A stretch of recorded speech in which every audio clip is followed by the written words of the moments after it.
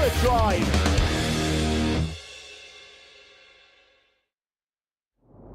Welcome back, ladies and gentlemen, to the 2025 edition of the IAME Winter Cup. Lunch break is over. We are back ready to go racing in just a few moments' time. Myself, Anthony Jordan, and Andrew Mather in the commentary box over the course of this season and, of course, this weekend as well.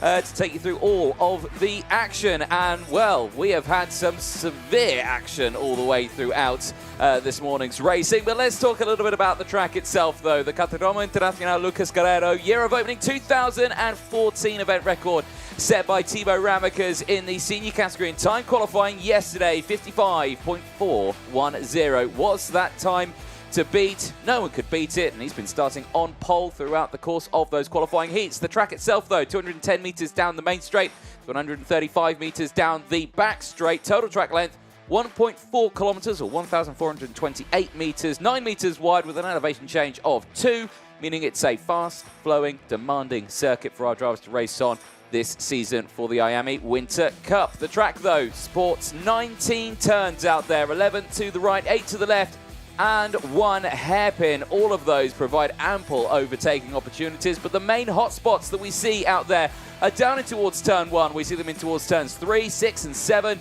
We see them into 11, 12 and 13, and of course that all-important final chicane, the lunge under the braking. But if you make the apex, you're all good. If you run wide, well, that's another story to tell. Top speed, drivers reaching those into the braking zone, into that final chicane, but also in towards turn 1, both of them reaching very, very high speeds around here, especially if you get that slipstream, 112 kilometers an hour in towards the braking zone of turn 1 and into that final chicane, averaging a speed of 86 kilometers an hour around the lap. It is a demanding circuit, but we do enjoy the Valencia kart track here in Spain. Next race, though, is coming up thick and fast. Junior X30 qualifying Heat B versus C. Andrew, we have been lit up with some really good races. I suspect we're going to see 1 or 2 more. More of the same. The season's underway. The sun is shining. It's a great place to be this weekend at the Cartódromo Internacional Lucas Guerrero. There is a look at our pole sitter for this next race. This is Groups B and C in X30 Junior heading out. Their pole sitter is Nilas Malik. We caught up with him yesterday. End of qualifying in X30 Junior here with our fastest driver in Group 2, Denmark's Nilas Malik. Difficult qualifying session there, Nilas. Not a lot of time to get the lap in, but you've got a smile on your face. P1 in Group guarantees you some very, very strong starts for the heats coming up. Yeah, it was all right. Just pushed as hard as I could. Had to overtake some people to get a clear lap, but last lap I did it, and yeah. Been a lot of changes in terms of drivers moving away from the category into seniors, and new crop of drivers coming in from Mini as well. Your experience, though, seems to be rewarding you at this moment. Yeah, I know. But to be fair, there's a lot of great drivers that went up to junior, a lot of great drivers that went up to senior, but yeah. And on board with Victory Lane this year, you know, they had such a strong 2024. Does that give you a lot of confidence that you've got the right team around you to have a strong year? Yeah, to be fair, they were just working their butts off, to be fair, and I think they're a really good team.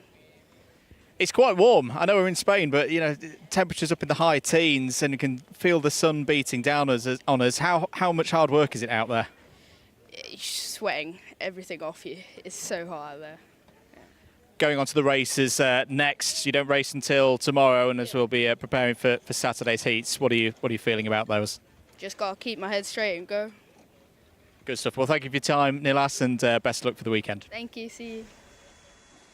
Great to catch up with him there. Nilas Malik sporting a 3rd place earlier on in that first race. So great to see how he's been getting on. There is Antoine Vinard ready to go out for his 2nd race of the weekend. And as well for Antoine, some pretty decent racing he's had this weekend. Good in warm-up and in qualifying as well. Came away with that P4. Engines starting up then.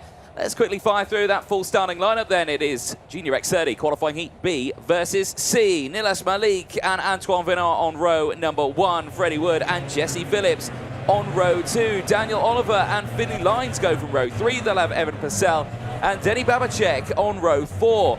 Oiva Vetemrata and Rock Pineda on row 5. They'll have Gilles Herman and Alfonso Lopez on row 6. Romeo Mello and Elias Ebersdobbler, I should say, on row 7. Ugrana and Max Yule go from row 8. Eda Pizzuto and Bautista Panetta round out row number 9. With work to do then from row 10, David Minchuna and Alexia Diaz Ruiz. Zoltan Koini and Vanessa Shilkinese start on row number 11. Raul Gonzalez and Cooper Snedden start on row 12. Bink Venskendel and Ivan Gonzalez, they go from row number 13. They're ahead of Patrick Christensen and Max Lacroix on row 14. Completing the top 30, we find Leonie Martinez and Raris Pascu on row 15. Rafael Zanask from Estonia starts on row 16 alongside Switzerland's Alejandro Campos. The 34-strong field is completed by row 17. Luxembourg's Massis Mouche and Portugal's Thomas Fernandes. And we look forward to see what is going to be happening in this race. Of course, very exciting races we saw earlier on.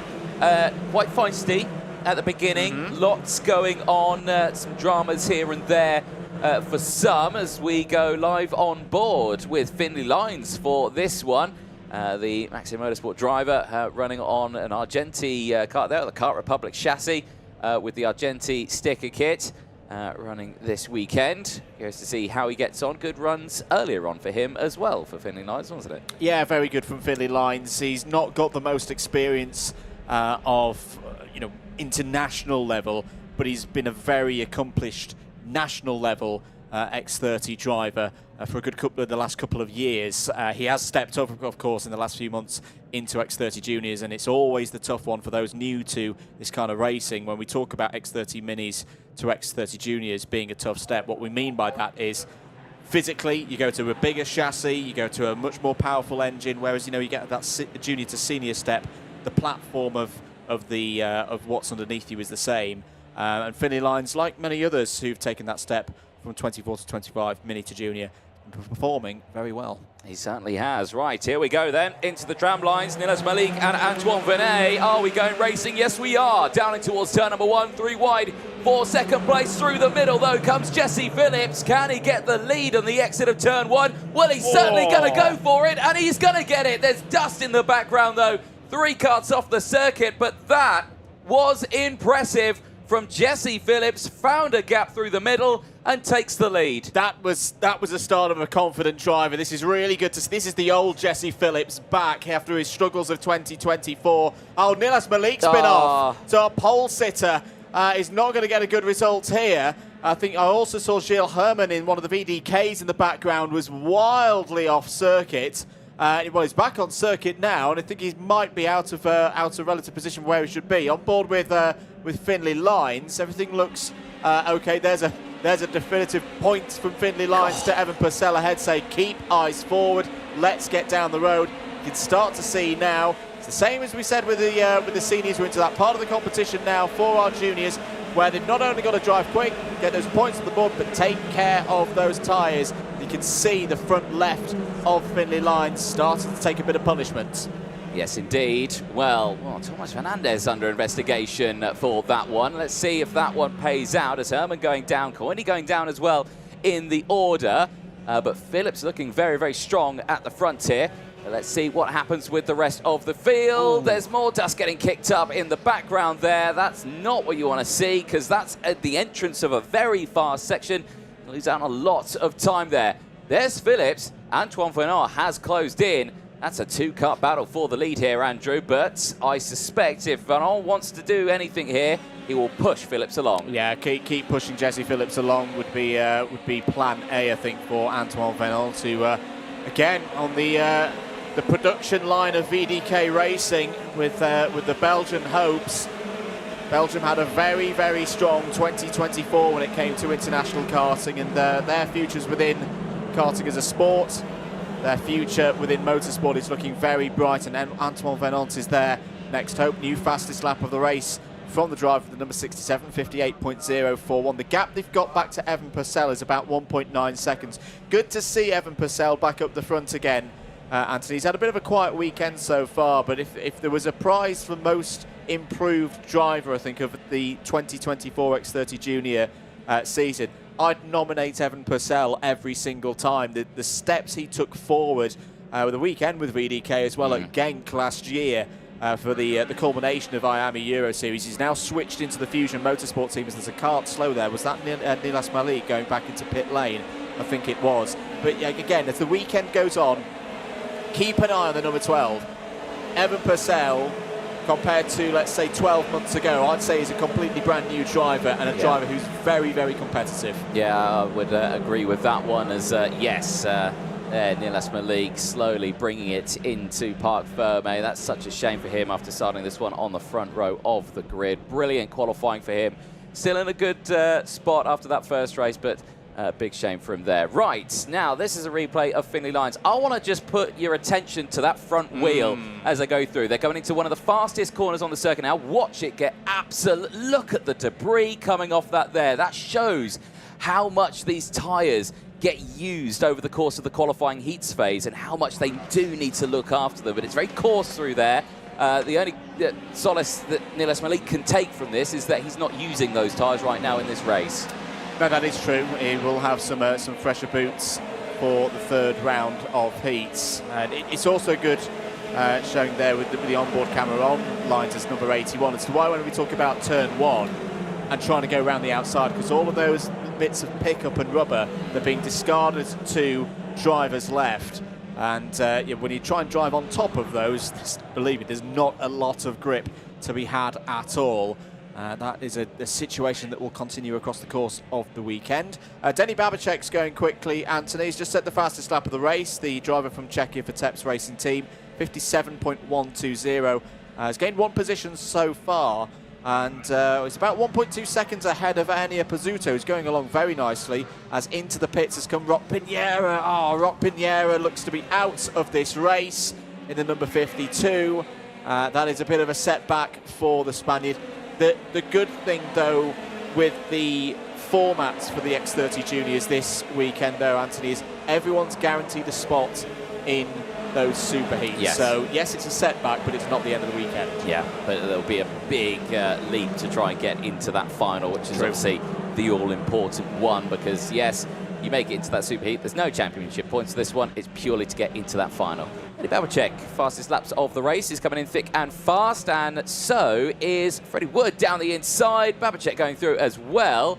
And I think that was Oliver Sanchez just losing out a little bit there, almost running off the track. So chopping and changing in that back section. All the meanwhile, though, they're not closing in on these two here. Now, Lines has moved up into third place. He is leading that train behind. The gap is 2.3 seconds, and I don't think that's going to close up anytime soon, especially with these two not fighting, not defending, just going for it. Yeah, absolutely. And there's the longer game to be thought of here. It's a good battle buffer for Phillips and Venant if they do want to have a bit of a squabble on the last lap. That's next time around. We're here on lap 7 of 8 for groups B and C. Their second qualifying heat today. There is the chasing pack. Lines in the bright yellow and green helmet. Purcell in the untouched, unpainted, I think it's an Arai white helmet out there. It's actually quite a good way of being able to be spotted with a field like that. Don't have a lid paint custom job, because you're the only one without one. Exactly that. You become way more visible. But there we go as they push through. This is good stuff for these drivers. Again, that gap, it's not coming down, Andrew. 2.3 seconds. This is not going to help you out. Now that could help them out. But we are getting on to the last lap of the race, so that does make sense that this is happening. So, final lap of this race. Here we go then. Phillips and Venant, two very different racing line entry points there in towards turn number 1. But Phillips strikes at turn 1 first. And he holds on to that lead. Remember, this has all been from the start of this. He started this one P4, the outside of row number 2. He found that gap right through the middle of the field, going through in towards turn 1.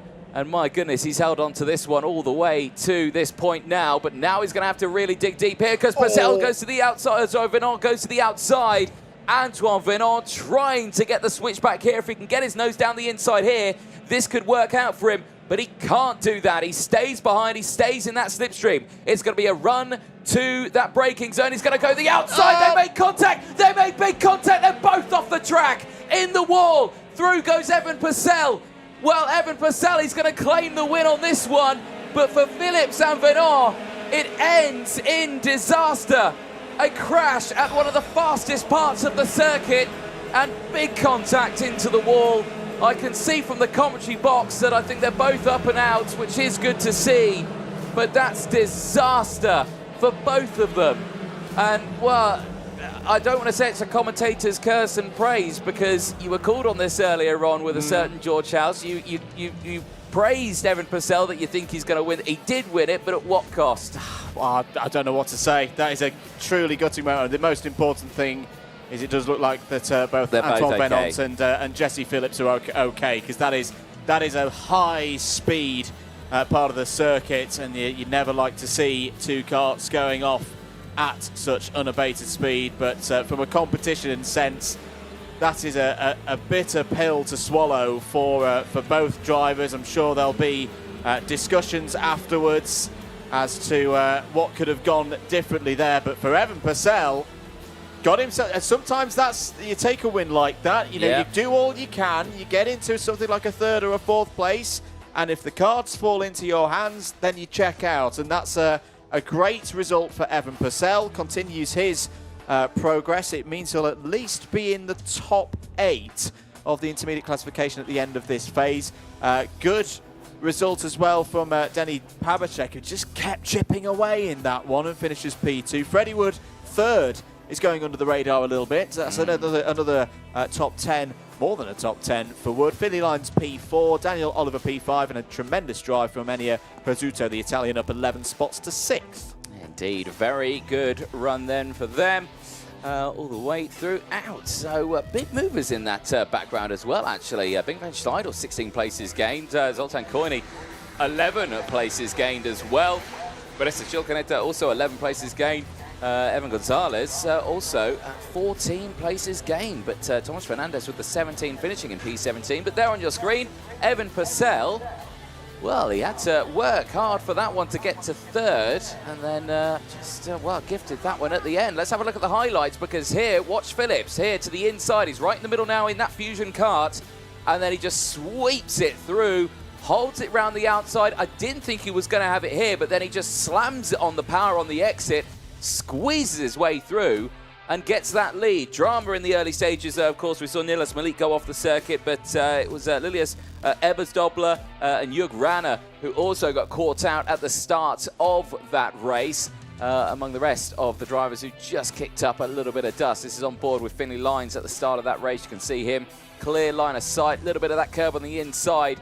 Had to be careful, though. There they are, taken to that one. I think, is that Gilles Herman as well? Yeah, it looked like Gilles Herman, who also took to the dusty part there on the exit of the corner.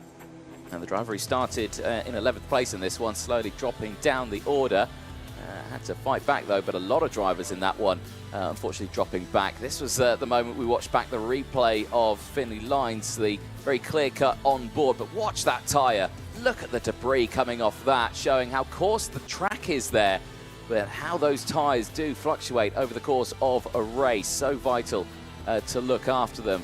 Here's another lap at the same corner, and you can see this time around a little bit smoother through the corner and how much less debris went off that tyre. Well, race continuing on. This was the final stages. That was the moment that we saw Denny Bavacek getting his way through past Freddie Wood, and then this was the moment, final lap, to the outside would go Antoine Venon, and just they made contact at the fastest part of the circuit. And you can imagine frustration for many. Another angle there, and just into the wall. That's a heavy hit there for Phillips and for Antoine Venon. But thankfully, both okay. You can imagine that is not what they wanted at all. Evan Purcell then gifted that one a little bit, but he certainly worked hard to get that kart to third place, and then claiming the win over the line. Evan Purcell claims that first qualifying heat win of the weekend. Let's head down to Parc Fermé. Andrew Mather, over to you. Thank you very much, Anthony, here with Evan Purcell. Evan, first of all, I think the question I've got to ask is about two other drivers' races. That incident through turn 15 between Jesse Phillips and Antoine Venance. What was your take on it from your position? In my opinion, it's only the second heat. I just think they should calm down and just keep the points well instead of taking each other out. It was quite silly, in my opinion. But for you, a great result and another race victory. It continues your crescendo in the last 6 to 9 months in X30 Junior. You and the team and everyone in the family must be very proud of this one. Yeah, they're all proud. I'd like to thank Fusion, Adventus Power, Paul and Cole for everything. What does this do for your tactics kind of going forward? You know, you've got another race to come. You've got a guaranteed spot in those super heats tomorrow. How do you play it? Yeah, well, for sure, a 6th and a 1st will definitely help my qualification points. And next heat, I just need to keep it calm and get another good position, and that should qualify me top 5 for the super heat tomorrow. We like to talk tyres. We like to talk them a lot. How are those feeling? We saw the onboard with Finlay Lyons, who was giving the big point forward to you ahead. His front left started to look a little bit worn. How are yours faring? Yeah, mine's are worn too. I definitely felt that during the race. I'm going to say to my mechanic now about it, but hopefully I just need to keep the tyres going and don't cook the tyres in the next race. Good stuff. Well, Evan, congratulations. Great result, great victory. Thank you for your time. We'll let you go back to your mechanic. Anthony, very, very interesting atmosphere here at the moment in X30 Junior. This IAME Winter Cup has properly got going now. It certainly has, indeed. Well, we look forward to seeing what the juniors can do later on. But we have got one more junior race to go in this afternoon section of the day.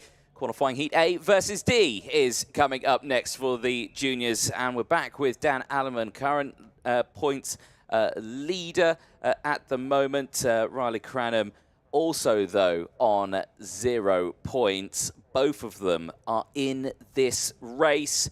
One of them is about to lose their first race of the weekend, maybe even both of them.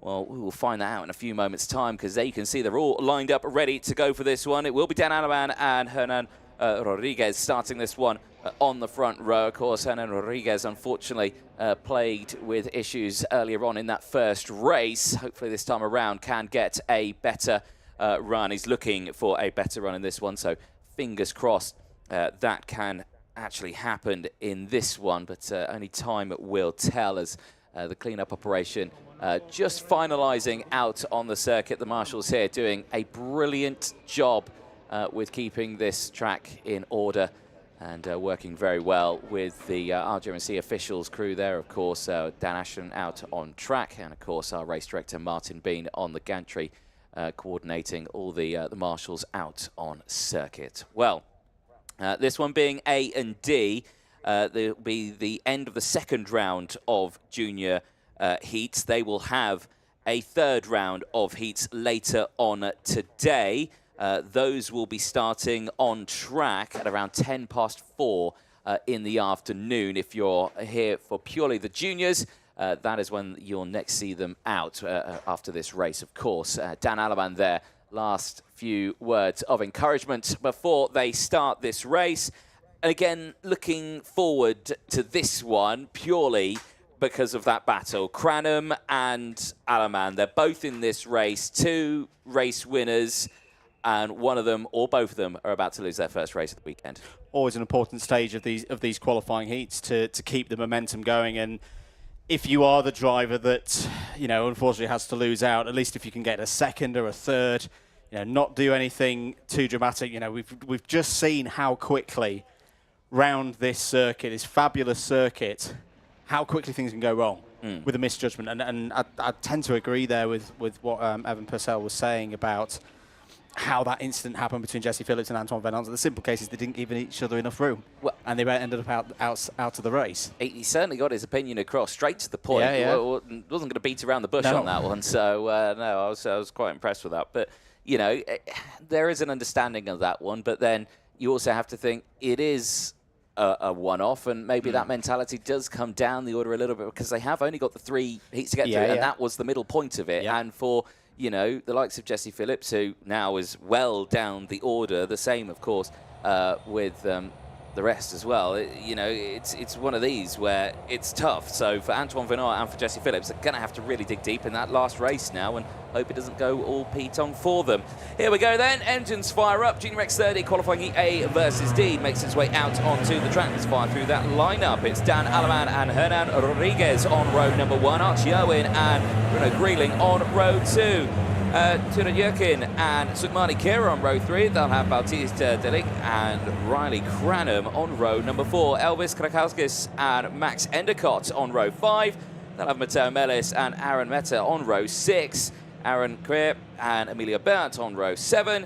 They'll have Maxime Prudhomme and Didier Krieft on row number 8. Second half of the field, Luxembourg's Alexandra Point on a step up to junior starts on row 9, is joined by Matteo Peruccio for 18th on the grid. Ludwig Gronquist, there's not talked too much about Ludwig Gronquist so far this week. He was on the podium in X30 Mini here last year. Starts this one on row 10 alongside Archie Lovett. Benji Westwood is next up on row number 11. He is joined on that 11th row by Maurice Verkreutzer. Jack McLaughlin is on row 12, joined by Yanis Kolovos. Andrea Galimberti and Leonor Rocca go from row 13. Row 14, Norway's Salas Ellefsen and Edward Goffroyd, who's had a bit of a testing weekend so far in the number 66. Completing the top 30, it's Germany's Moritz Moore and Peter Sarkeesian. Jan Rodriguez and Pin Muju are on row 16. Once again, it is a full complement. It's a full 34-car field completed by Stigler Rademacher and Nicola Frieg. See grid then in this one, 34 drivers out on track. A look there at race control. Head of race control, Joanna Falcao, joined by David Manchester in the foreground. Mikhail Redin in the background there, all three of them watching the multitude of cameras that they have out on the circuit, including the live broadcast cameras as well, which they use to their advantage, in constant communication with the officials team based out on the circuit as well. Means they do not miss a thing, and they would have had a perfect view of that incident, of course, that we saw in that previous race involving Phillips and Antoine Venot. So we'll wait and see what happens with this one. Tyre warming happening in the background. I am pretty sure they're told not to do that at the start of each weekend, but hey-ho, it is what it is. They all do it. You can't stop it. But that doesn't mean that you can get away with everything. Because I have seen in history a full kart grid get disqualified for something. So I have seen it in the past, but that's not the case here. No. Right, we're getting ready to go. Into the tram lines now, nice and steady. Dan Aleman controlling the pace here. Hernan Rodriguez joining him alongside after a brilliant qualifying. But where could Riley Cranham finish in this one? Lights are out, we are racing down in towards turn number 1. Brilliant start for the inside row. Owen, Jurkin, Delict all getting through on that inside. Where did the outside go? Because Riley Cranham would have been caught out in that one. His chances of taking another win here could be fading away even before it started. He's got a lot of work to do ahead of this one. Yeah, not a good start for Hernan Rodriguez at all. He's down into around 6th, maybe 7th place. And you're absolutely right. Bruno Grieling, Sukhmani Kira and Riley Cranham were all directly behind the number 34. They've lost out because of that also. So, Dan Aleman leads down the inside. That's a lovely move by Tudor Jurkin, but just not quite able to finish it off. That can happen sometimes as you go to the inside on 12. You're tight to the apex, you run out wide, and then your opponent gets back underneath you through 13. Heads up driving from Archie Owen to read that situation. He's lost the position now, though. Through goes Jurkin with a nice move. And one of the Cali carts, I think, was coming through as well in all of that. Big fight going on involving Hernan Rodriguez. This race going better than the first one, but he's got the close attentions of Elvis Krzauskas there in the number 20. Yeah, it's Archie Owen as well going backwards. He struggled big style through that final chicane. You saw him how much he had to turn. He had to do a full 90-degree turn on that steering wheel to get it through the chicane. Lost so much momentum and time. Just got swamped by that pack there, and as you can see, he's gone down from fighting the way in 2nd place. He's gone down to P10 now after that, so that is a big drop backwards in the order. He'll be hoping he can try and fight that one back here, though. However, it's all kicking off, pushing through. Matteo Mellis there, you can see on the TB kart, getting right in and amongst the action. You've got Krakowskis there as well. Cranham back up into P6, so he's able to recover back quickly here for Cranham, but he's miles away from this one. Aleman's broken away. He's clear by 1.2 seconds ahead of anyone else. This is exactly what he did earlier on, and this isn't going to help that situation. Bautista de Ligt down the inside, out of the race. That is Benjamin Westwood, unfortunately, going no further, and that is also at the back end of the circuit. That is where we saw Phillips go off in that previous race. So again, a very fast part of the track. It is indeed. That's a shame for Benji Westwood, who had a tough end to the 2024 international karting season. Fortunately, the 2025 season isn't starting as bright as he would have hoped. Bautista de Ligt's going nicely, up 5 places from where that number 62 kart started. The gap to Dan Aleman is about 1.5, 1.6 seconds. Dan Aleman's looking really good in the second sector, though, and I think that's got to be a worry for everybody else, that the pace that Aleman seems to have in clean air with no toe assistance, no bump draft assistance from behind. Dan Aleman is in the zone, and when he's in this kind of mood at this level, we've seen it for the last year and a half in the junior categories, he is very, very hard to beat. He certainly is. Well, all of this still kicking off, though. These drivers not digging in as deep as I think they would like here. Now, you are seeing the fastest lap of the race there for Bruno Grieling. Now, that is a little further down in the order at this moment, so he's not part of this lead group right now. We saw him drop back a little bit. In fact, he's back quite a lot, actually. Where's he gone? There, yeah. Yeah. Oh, is he P4? Yep. Oh, he is. So he's... yes, it's because it says Alexander on the timing screen there. That's where it's one of his middle names, which just covers up his first and last name on the grid. So still P4 for him. With that fastest lap, that's going to help him out there nicely. With that move, that brings in Bruno Grieling right there into the play, and he's already got past one as well. Well read there by Bruno Grieling as Tudor Jerkin went down the inside and opened the door. I fully understand why Tudor Jerkin went through, because we've talked about this with other races, that when you're in this situation of second and third, you're trying to close in on a leader, and it's not working, you have to make a change. Yeah. So Jerkin's gone through to see if he can start to close down Dan Aleman, and unfortunately for the driver flying the flag for Argentina, he's now going backwards in that Cali kart. He's having to deal with Rodriguez. Mateo Melis is up 5 places from where he started. Grieling's not done. Grieling down the inside of Jerkin to take second place away from the Romanian. This is good stuff from Bruno Grieling, who finished the first race very well with that spectacular move that we saw from the rear of Hugo Besson's kart in the earlier round. What's the pace going to be like? Dan Aleman's going to come across the line. He's already over the line. We'll wait for those times to come through. But this is a key lap now for Grieling and for Jerkin to see, can they... The gap is 2.8 seconds. They're going to need a lot of pace to pull that back. They really are. I mean, Aleman's been looking so strong this weekend so far. Of course, stepping up, really pushing, delivering in this junior category. Down the inside there, another big move there for Mateo Melis. He just keeps clawing away at this grid and moving himself up again. But you can see how spread out it is. It's, you know, it's at that point where they can't really work together right now. That they're all just waiting to see who's going to be next to make a mistake where they can get the move down the inside or anything like that. We're not seeing that close-knit grouping that we would usually see in the juniors, and right now that's, like you say, allowing one Aleman to break away, but then also these drivers just not able to really get the overtakes that they're wanting to get in right now. They've got that battle buffer each at the moment. Nowhere near close enough for a lunge down a corner or anything like that. Yeah, I tend to keep an eye on Mateo Melis, though, because we're talking, obviously, there's no form book for 2025. This is the first major event of the season for IAME X30 Racing.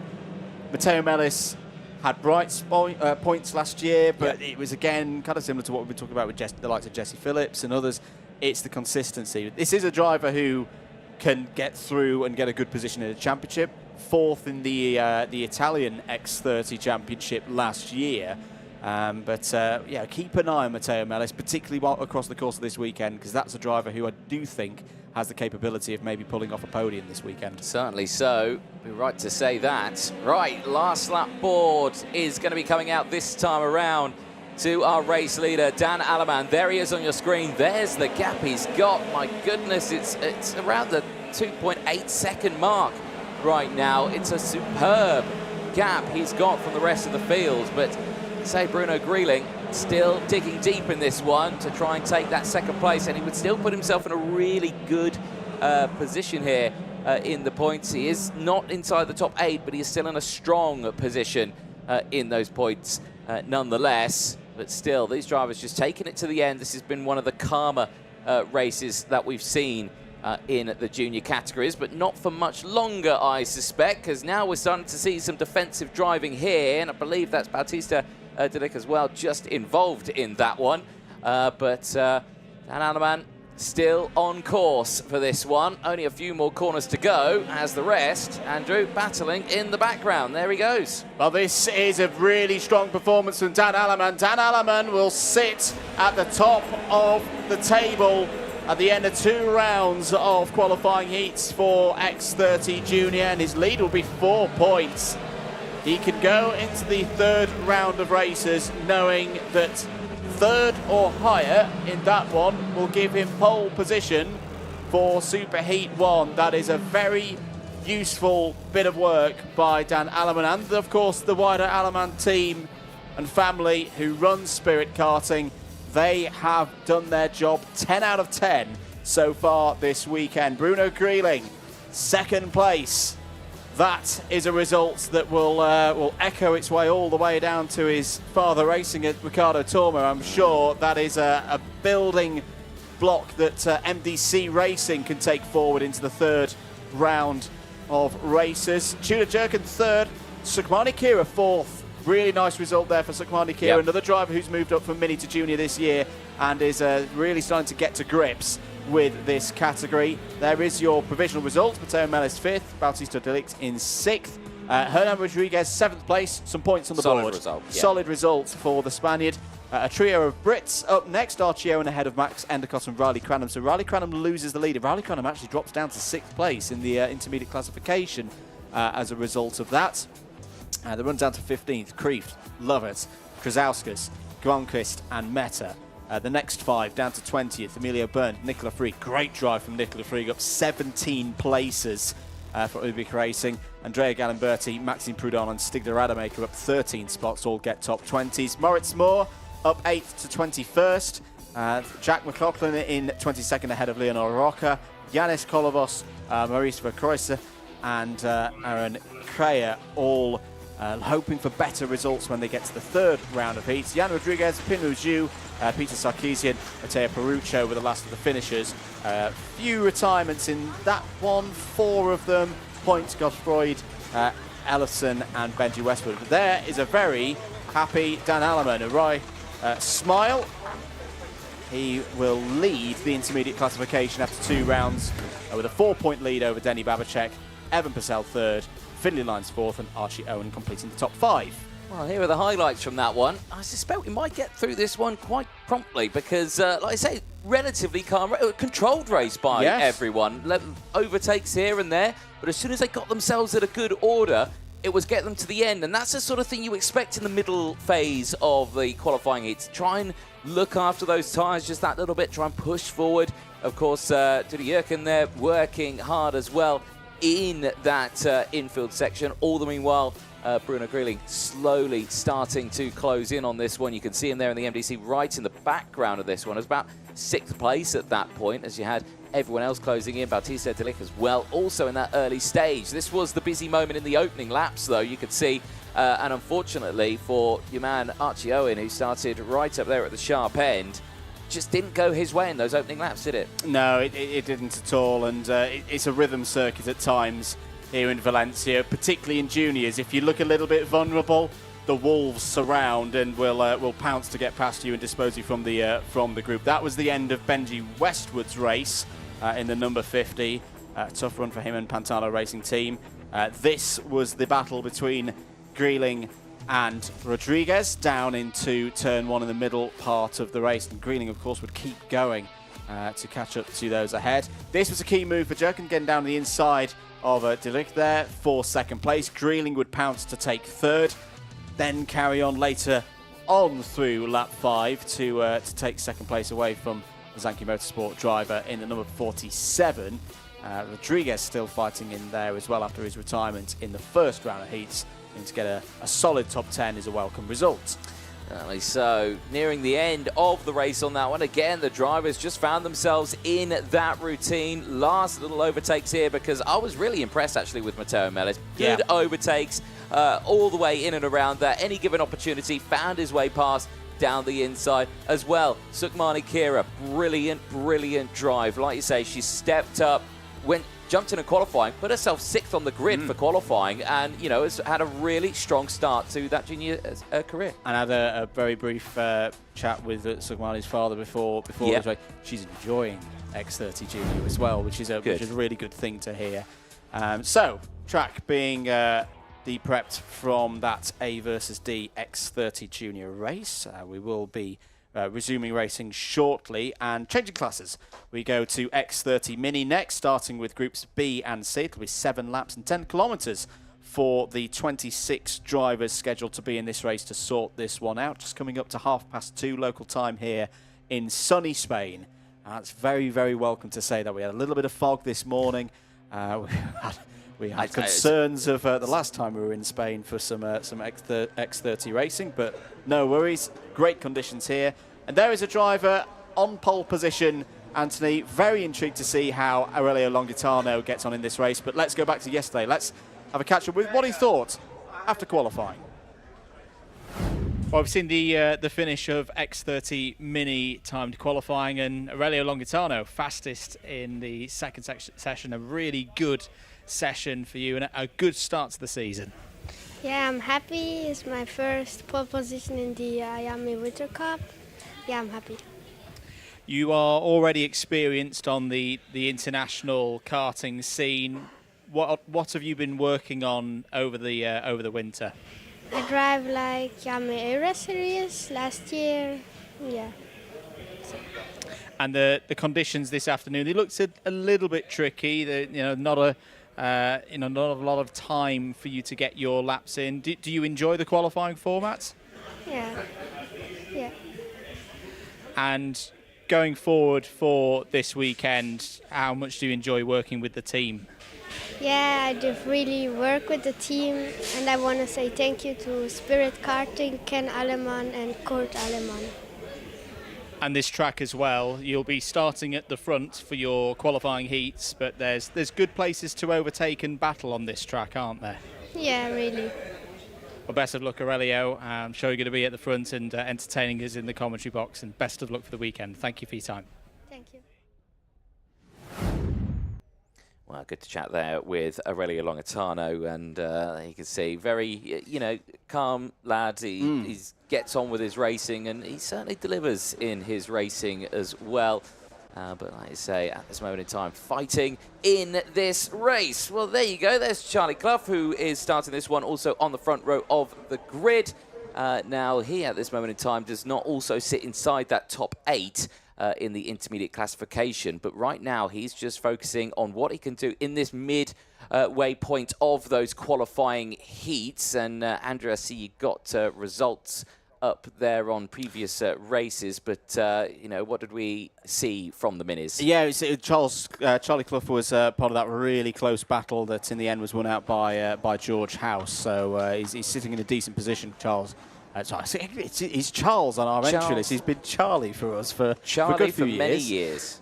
So we'll have to ask him about that, as whether that is the deliberate thing or not. But no, he's in a good position, as is Christian Kobe. We just had a look at there. Christian Kobe, who on the road at least had the win. I thought this might be the case, though. Front fairing penalty means he was actually in the end classified 12th. But I think the important thing for Christian at this stage, front fairing penalties happen. They're part of the sport. I'm sure we could discuss it for a very long time. But what was absolutely clear from Christian Kobe's performance in the first round of heats is the race pace is there and the racecraft is there. That is something that he can build upon to get a really good result here this weekend. Yeah, certainly so. I do agree with that one. There is, I believe, Ilya Sami, yes, who's watching from the sidelines on this one.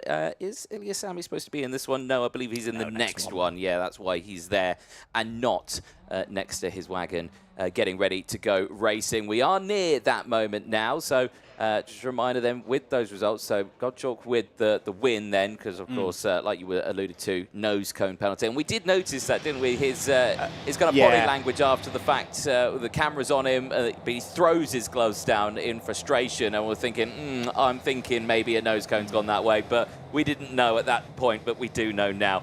Engines are fired up. Let's take you through that full starting lineup then. It's back with the Minis. Mini X30 qualifying heat B versus C, heading out to the circuit. Aurelio Longatano and Charlie Clough on row number 1. Christian Kirby and Santiago Barros on row number 2. Vincente Capella and Mason Brooks on row 3. They left Daniel Ferguson and George House on row 4. Pablo Segura and Abraham Shelvis on row 5. They last Austin Newstead and Alfie Davidson on row 6. Miguel and Milan Beku ran up row number 7. Mihal Padovani and George Clark start this race on the 8th row of the grid. Hugo Berner and Mason Hibbert go from row 9. Hibbert had a great performance in round 1. Andy Stewart, she starts on row 10 and that is alongside Teo Palfrine. Rosalind Heineke is on row 11. Looking for a good performance forward, is sharing that row with Miko Schervers. Stanislav Ziarko starts on row 12. He's joined by Oliver Reitens on that one. Philippe Massard and Juan Torres complete the grid on row 13. 26 karts, 26 drivers in total for the start of this second round of heats for X30 Mini. A quick update, reminder on how the intermediate classification looks after round 1. Everyone's raced once, so we've got a couple of, we've got a lot of shares of points. So equal first at the moment in terms of points, Gottschalk and House. Tiebreakers, remember, are set by timed qualifying performance. So if things were to end right now, they won't, but for the sake of arguments, Gottschalk would take positions for the superheats tomorrow. Longitano is third with the second place, as is Clough. So you've got both front runners in this one, both on 2 points at the moment. Kiko Correa and Austin Gibson are both on 3, and then you've got Fuentes and Hibbert on 4. So those are our front runners at the moment. But given a 3 qualifying heats format, that is going to change pretty quickly, and there's a fair amount riding on this next race. There is indeed, because like I say, it is that middle point, isn't it? So you expect it to be a little bit calmer and anything like that, but no, the more that you can really push it in this sector, the more that you can really make it up when it comes to that last race, then you can start to relax and just feel like, yes, okay, this is all good.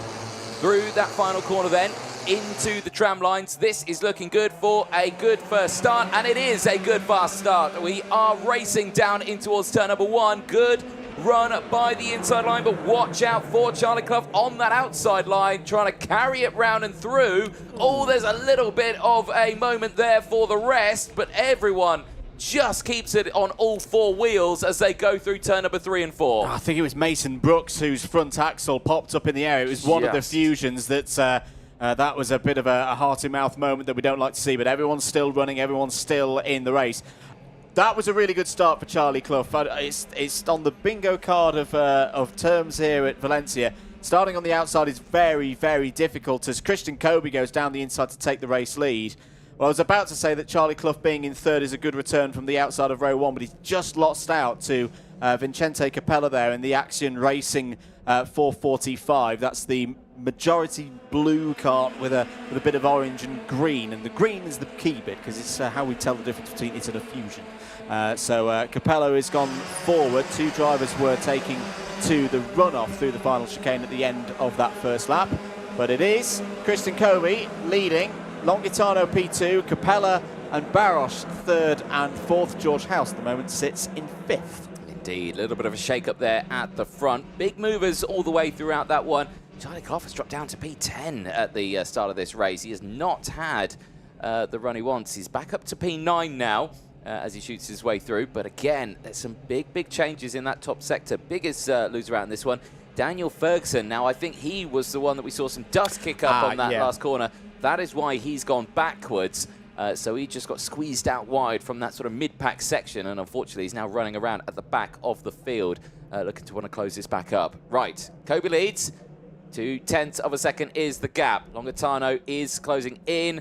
Capella and House again also closing in. Here we go. Look at that. That's the slipstream kicking in nicely there not going for the move, and that's a smart decision there. Push him along. Oh dear, Kart's running wide there all over the place. Yes, I think everyone's getting a bit keen now to get on with their work. George House is back up to third, and so far this has been a similar run to what we saw from George House in his first race, just being very calm, making nice progress, picking his opponents off one by one, and keeping the pace up whilst doing that. A new fastest lap of the race from the XL Motorsport pilot, a 1 minute 3.966. This lap he needs to keep going, try and close in to that rear axle of Aurelio Longitano. Make Aurelio Longitano have a question in his mind of like, well, do I sit in second place? Do I go for the move on Christian Kobe to get track position? George House is closing in. Let's see what the sector times are like in sector number 2. Christian Kobe, though, bouncing back really well from that disappointment of the front fairing penalty in round 1. He's looking quite calm and looks like he belongs at the front as well in this race. Definitely. I would completely agree with that one. Longitano as well, pushing him along. Both of them just thinking, right, this is just all we need to do right now. They're in control. There's no dramas happening. Little check over the shoulder there. That's always a concern if you're the driver behind. Yeah. Because now you're starting to think, okay, is he going to start going defensive now at this point? Is he going to start bringing it back and into everyone else? The only thing I could say is he's got George House closing in now, and George House is doing that, I think, under his own steam here at this moment. So he's really looking like he's got some strong pace this weekend. The setup on the XL Motorsport 477 looks really tidy. It looks in control. The kart's not ragged through the corners. George House, who has got a good number of years of experience. I remember calling races of George's back when he was 6 years old at places like Clay Pigeon and Fullbeck, and say he's a wise head on young shoulders is George House, and he keeps chipping away. He's just taken another 10.5 out of Longitano and Kobe through sector number 2. This is going to be the culmination of lap number 4. Keep an eye on Abraham Shelvis as well, the fourth in line in the grey, black and yellow Pantano Racing Team entries. Gained 6 places so far in this race as Abraham Shelvis. That's some good progress. Yeah, just looking at that battle there now, I'm actually starting to see that's actually quite a big group of karts that all seem to be closing in on these two here. Look at that right now. These guys, they're quick, they're right where they want to be, but their pace isn't where it should be. No, it's not lightning pace, and the drivers behind are closing in, and there you can see it. George House right on that rear bumper now, and if I was House, I'd just start going for those moves sooner rather than later, because of course, if he can get past Longitano, he can get towards Kobe very quickly, because you have to have the bump draft, the slipstream and everything like that, and if he's on his own, he'll catch up to him very quickly. And we know from race 1, George House has a pretty good way of getting around the circuit in the lead and defending on one lap and not going over defensive, so I'd fully agree. That set of tactics worked last time out earlier on this morning in the early part of the afternoon. Why not do it again? Down towards turn 1. House is having a look at Longitano for second place. Lovely stuff. Very controlled again from George House. Now the match of Christian Kobe, and what can Christian Kobe do? Because Christian Kobe, in terms of on track, was also able to hold off the opponents in the first race, but the House is down the inside and takes the race lead on lap number 6. Christian Kobe's going to have to respond now. Charlie Clough's coming back into this. He's back up to fourth place and has got some strong waft on the 451 right now. George House through turns 11 and 12 now. Clough down the inside of Longitano is up to 3rd. Well, this was unexpected. I was thinking it was going to be this one on this lap, that one on the next lap, but it was both in the same sector on a lap for George House, and delivering here. Now, Kobe's still right there behind. Now, this is a good opportunity for Christian Kobe here to see if he can try and latch with George House and that pace that House has got to break away now from the likes of Charlie Clough, who's right there in 3rd place. It's kicking off in the background though. Shelvis,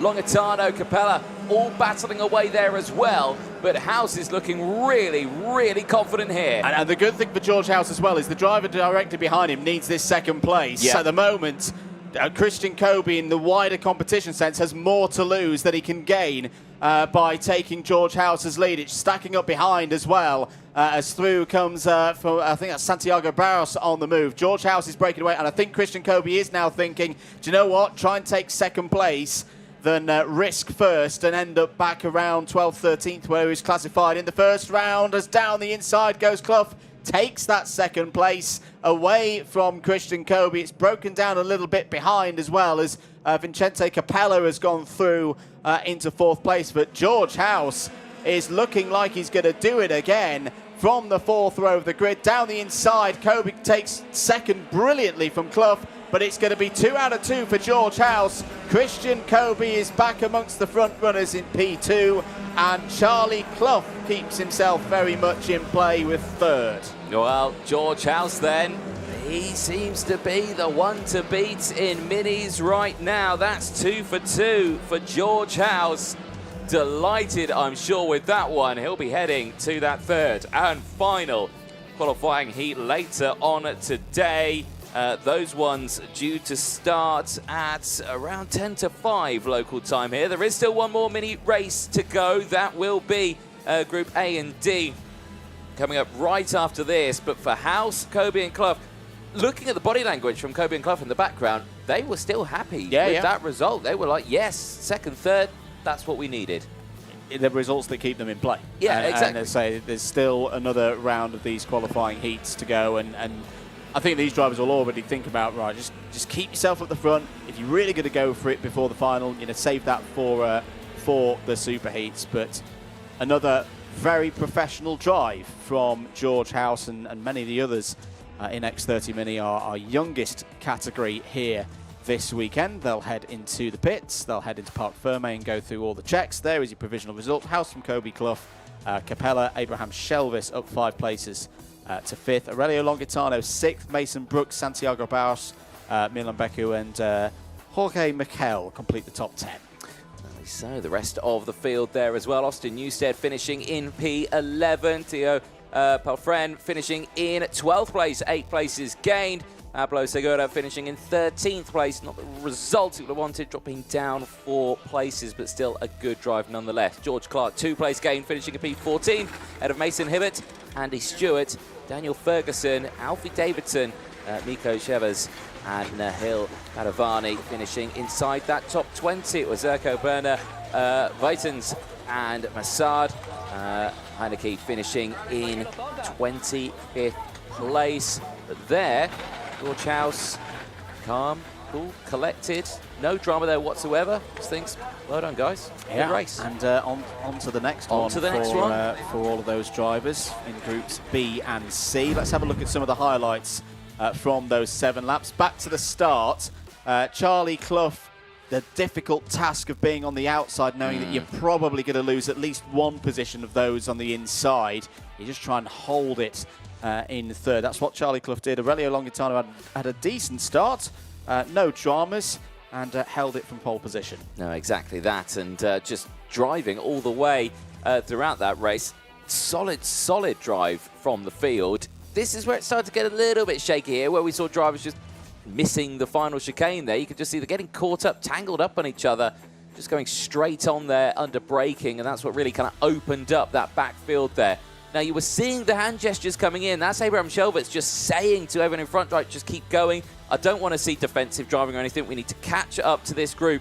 And there was a moment where it was at this point here where George House making those moves, they did all catch up. I thought it was going to get a real ruckus there with everyone, but House was able to get those overtakes in thick and fast, not wasting any time. Same here as Charlie Clough, fighting back in that race, because remember, he dropped down to P10 in the early stages. That was a great comeback in that race. I think the other positive thing for Charlie Clough is, as we go through the weekend, the races will get longer. So the fact that Charlie Clough has been able to prove that he can suffer a setback, come back within the space of 7 laps, if he can keep that frame of mind, if he does have any issues, as long as they're not race ending, when we get to those super heats, when we get to the finals, those are all reasons to not give up for Charlie Clough. He's definitely in the mix this weekend. But for George House, 2 from 2.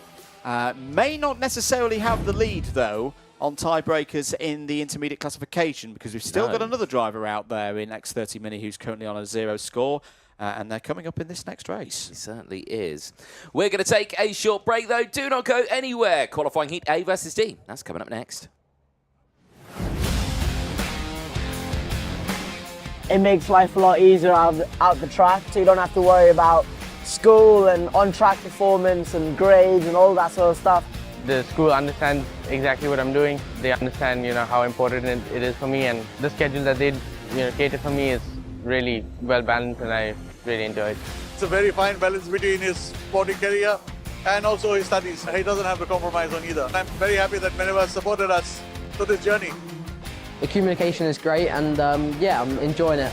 I think MVA would help a lot of other races. A lot of people come into the track and asking about it. What do you do for homeschool? Like, how does it work? And I always say, Minerva, you need to contact them and get going with them, because it's made my life so much easier.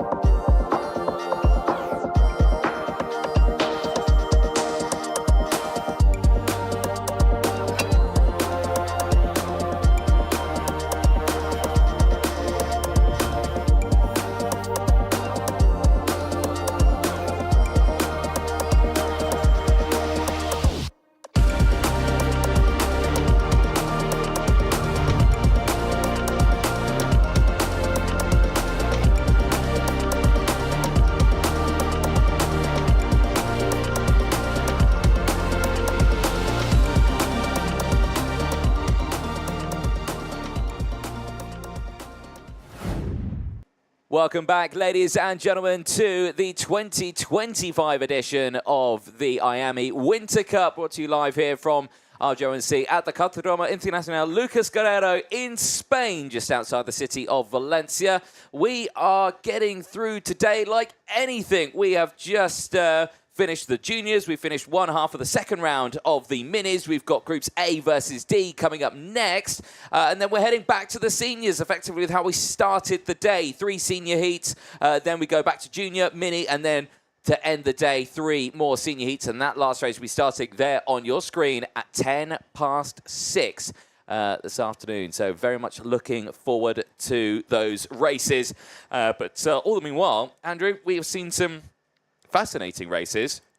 This next one, we talked about it very briefly before we went to that ad break, is an important one for one young driver, and that is Win Gottschalk, who put it on pole. Yep. He's obviously only won the one race so far on a technicality. Of course, Christian Kobe, who did take the win on track, but had got that nose cone, promoted him up to that win. But pole sitter in time qualifying, he knows he's got the pace. He knows he's quick around here. A win here is highly probable.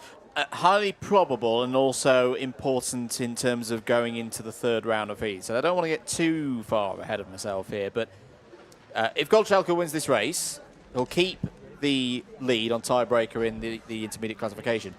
He will then race against George House in the final round. So if he can have IC position and track position, because he'll be on pole position for that race as well, that straight away, even before we've got wheels moving, could be a really important step in deciding who's going to be on pole position for the super heats tomorrow. Yes, exactly that. And that's what we love about these kind of super heats phase when it gets to it, because it is important. It's like rolling the dice in these qualifying heats to just think, right, what am I going to get? What's the number I'm going to get at the end of this one? And then, yeah, it all falls down to that one. Like it is for juniors, though, all these drivers will make it to the super heats. That's a given.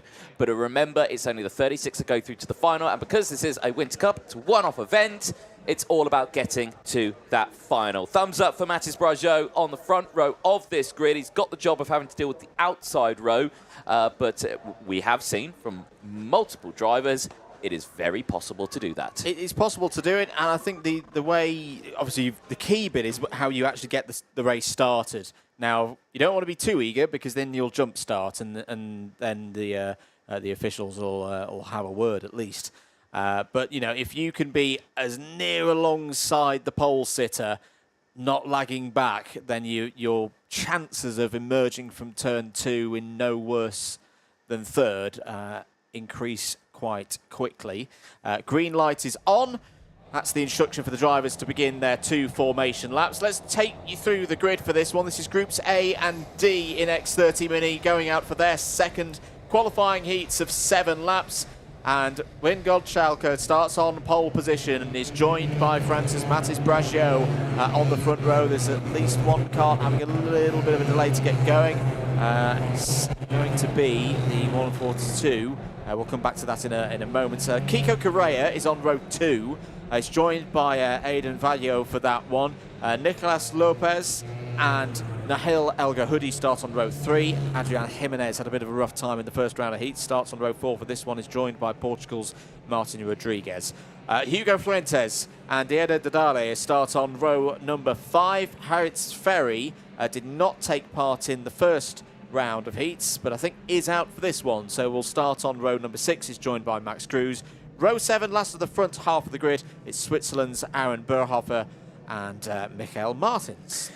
For the rest of the field, Luca Pavel on row 8, joined by Austin Gibson, Johnson Stewart and Joshua Lurison on row number 9. Ilya Sami and Minjae Kim on row 10. They ran out the top 20. Ollie Shirley and Stepan Mazepin on row 11. Arthur Konolavov and Ada O'Brien on row 12. They will have Jack Hanley and Zane Burgess on row 13. Max Lufa rounds out the 27 kart grid, and it looks like we do have all 27 drivers out there. Gotta say, Andrew, looking like a lovely day out there, isn't it? Sun continuing to shine. Temperatures going up a little bit more now. We're just below 20 degrees, I would say. And again, the hard-working marshals working hard right now. They've been having to do that all day, of course, clearing those safety barriers so the drivers can take that runoff area so they get a nice clean run into those tram lines. Now, I am seeing here, Andrew, a handful of karts that are lacking a little bit in pace at the back of this field. You can see you've got at least 3 karts that are not at the back of the grid just yet, while the rest of the field is lining themselves up ready to go for this one. And hopefully they can get to the back of that grid in time. However, I don't think they're going to. So this looks like we're going to be losing a couple of karts before we've even started this race.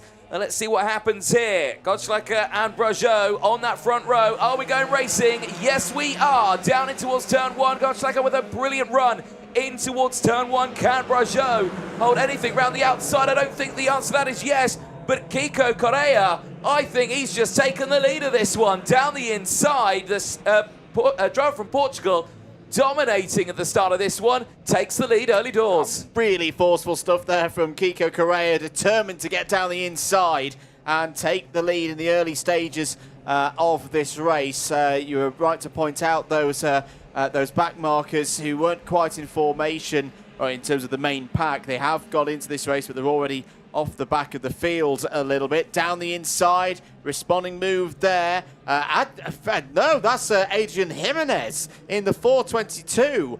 From the 4th row of the grid, is already in the lead of the race. Now, he had a bright start in the first race, and then it all just went a bit wrong in the second phase. But this is a great recovery from Adrian Jimenez. Love to see this from an X30 Mini driver when you have a not so good result. When the racing life kicks you down, get straight back in the kart and fight back in the next opportunity. 6 places in 1 lap, and the opening lap to be precise. That's an incredible start for Jimenez, and he's continuing to push away at the front of this one. Now it is Correa there in 2nd place. Now he did get the lead in the early stages of that opening lap. However, he has now dropped down to P2. Lopez there in 3rd place. From Gottschalk, who's down to P4 now. So this puts it into George House's court now. With those 2 wins, he's looking like he's the one definitely to beat here, unless Win Gottschalk can fight back in this race.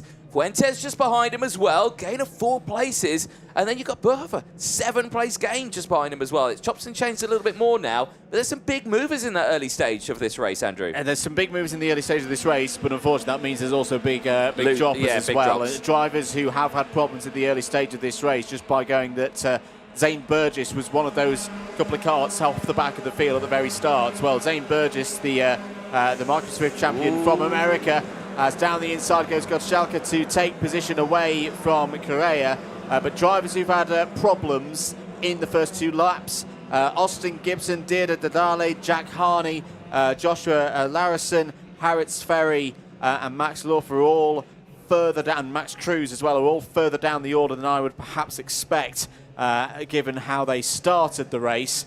But look at this. Big pack at the front. Gottschalker working his way through to the front of the field, but the chasing pack are not far away.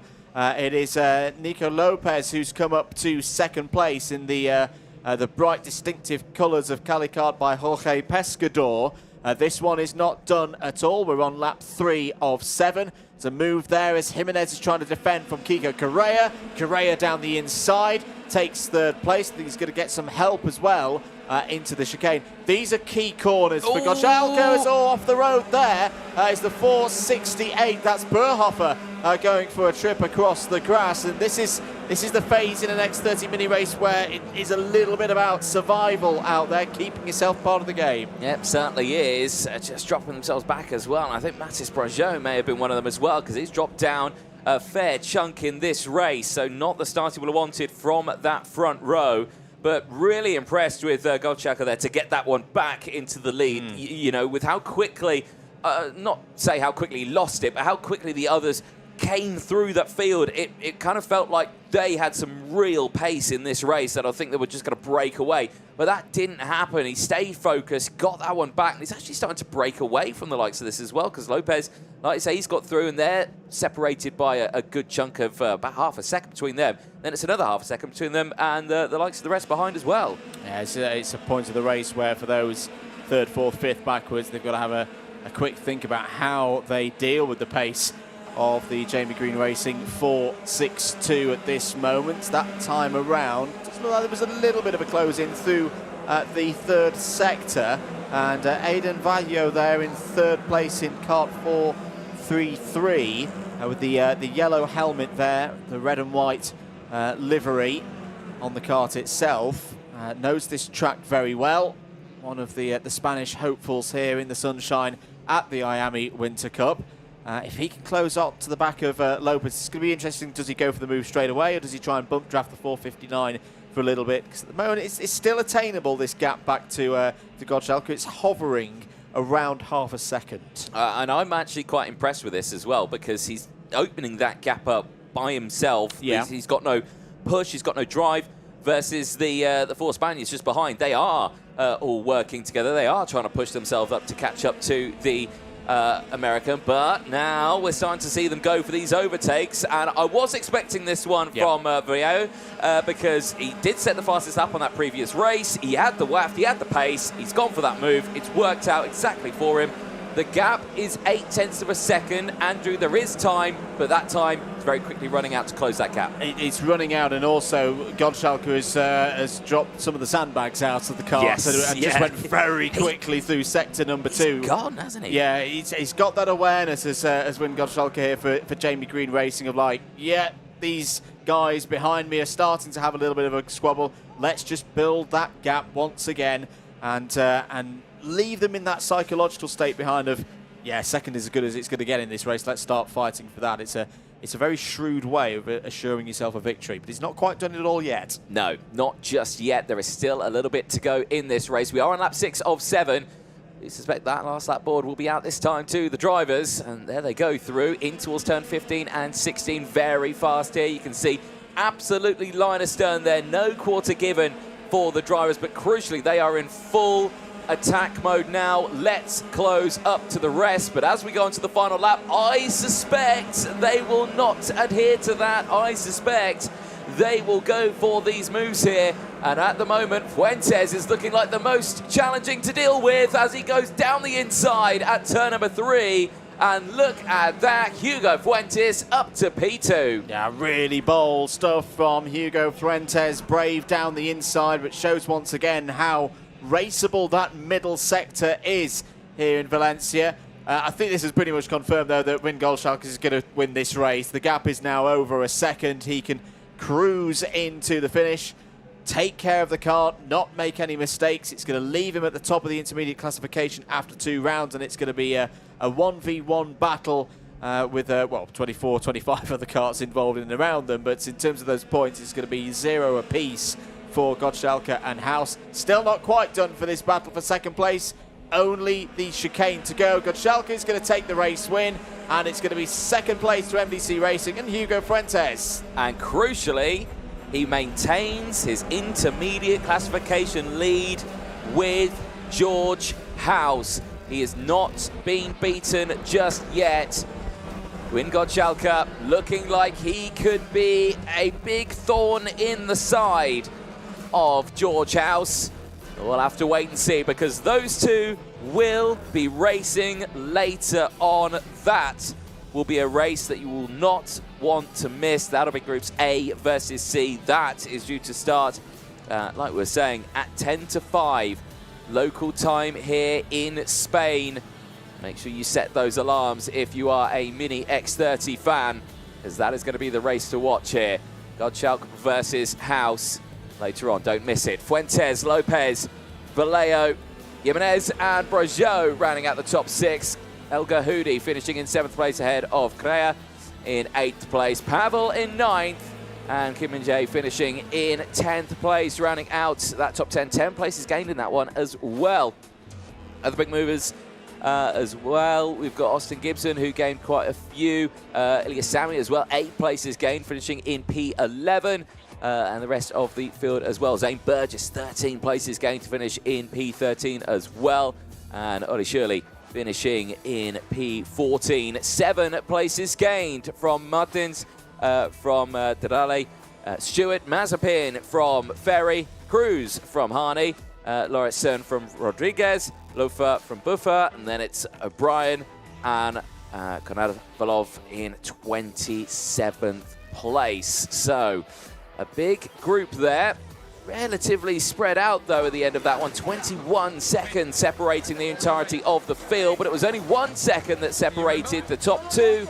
Wim Gottschalk claiming another win, but this time on track, not on paper afterwards. A well-deserved win there for the pole sitter. He gets congratulated by his mechanic, and of course, it's his first appearance in the IAME Euro Series. We've seen him race elsewhere. His first time here at the Winter Cup, certainly proving why he is here, why he's chosen to enter. Let's have a look at those highlights then. Start of the race, and they're immediately to the inside. Kiko Correa to the inside there, gaining that lead away. Gottschalk just leaving the door open. The biggest question, though, was Adrian Jimenez, because at the end of that race, first lap, I should say, he got into the lead. You can already see him there, into second place before turn number 3. So it was an electric start for Adrian Jimenez, and there was that change for the lead. The Spaniard getting to the lead in the early stages of that race. Wouldn't hold on to it, though.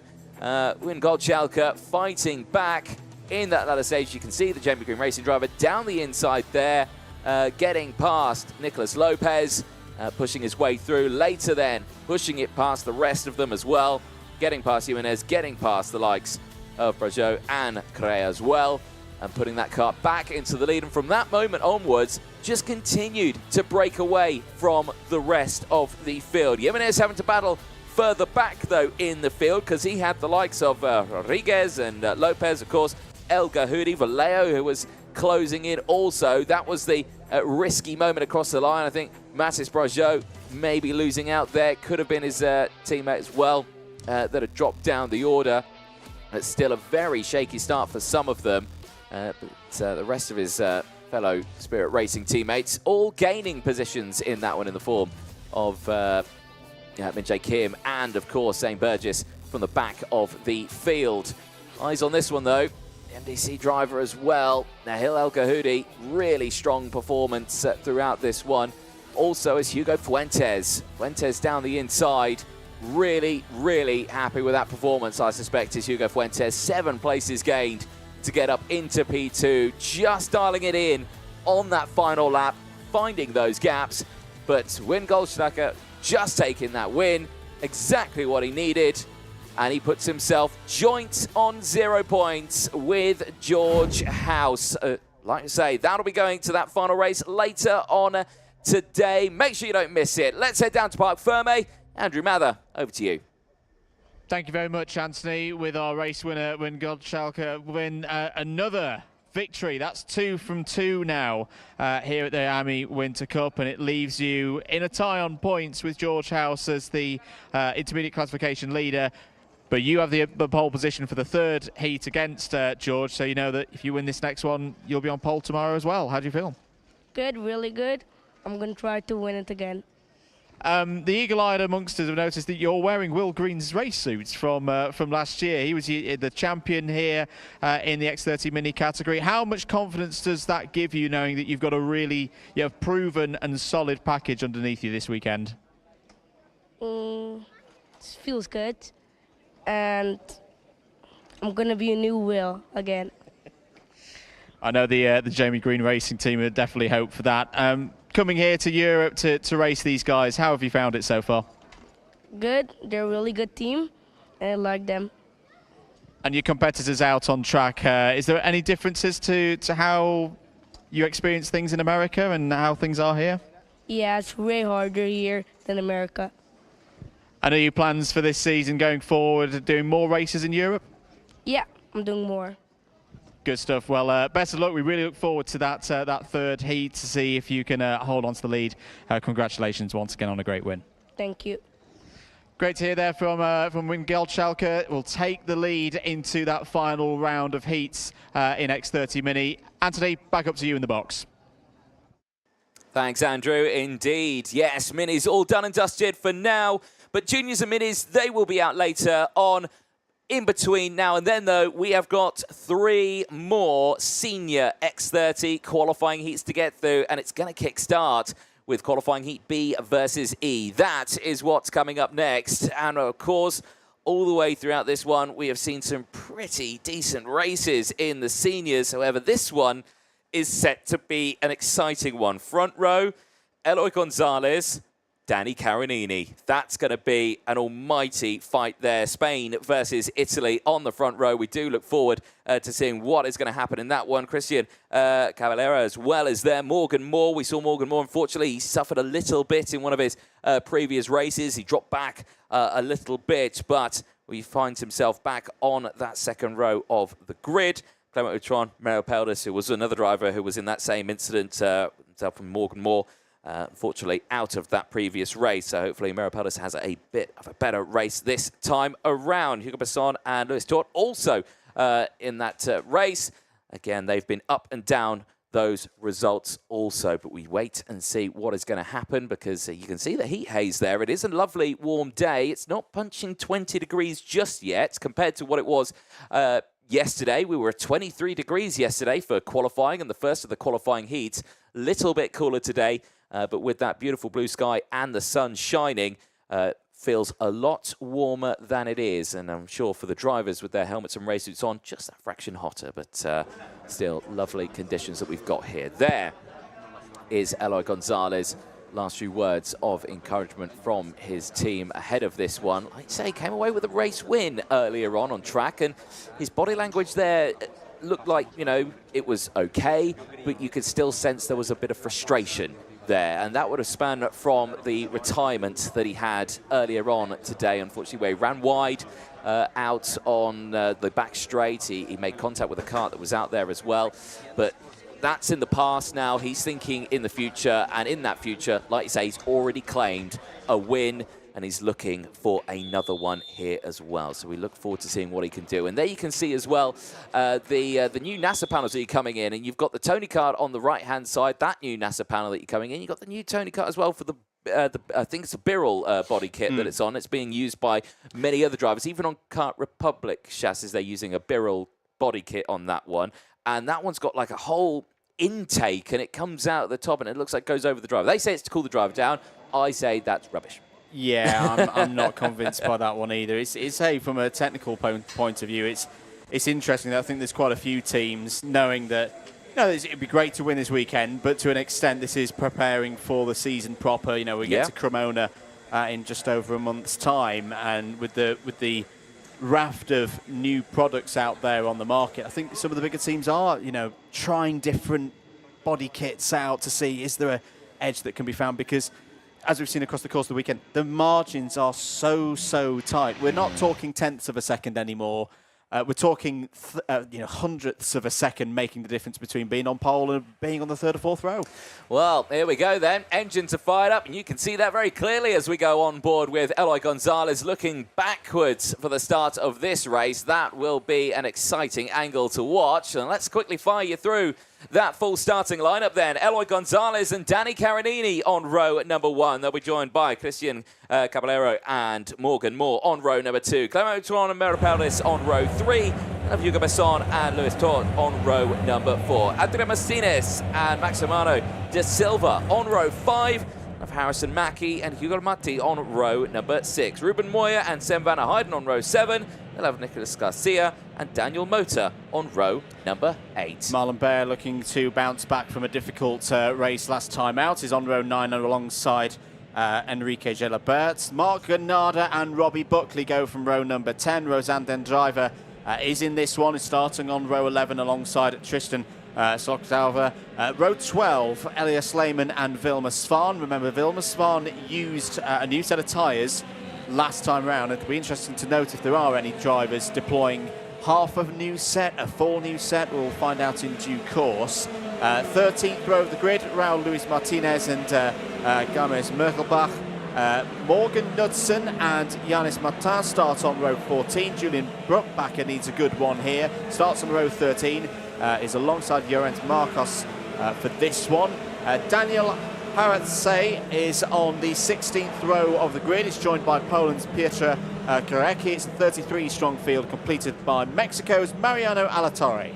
Packed grid in this one, 33 of them, and all drivers out on track. And yeah, like we were saying, there's a smattering of drivers out there who are probably looking to try and gain positions on this one. First of all, would be Nicolas Garcia from Spain in the 302, starting this one P15. Brand new set of boots on the right-hand side of the kart. And then as well, when you head to Roseanne Den Driver, full brand new set, and that's understandable. The one breakdown that she had it earlier on, the incident at turn number 1, thinking, right, full brand new set now, let's just go for it. It's the penultimate round of qualifying heats. There is a cut-off for this category. 99 drivers started the race meeting. Only 72 of those 99 can have a spot on a grid for either of the superheats tomorrow morning. And then, as we've mentioned many times, and we'll mention it again, it's the top 36 that ultimately go through to the final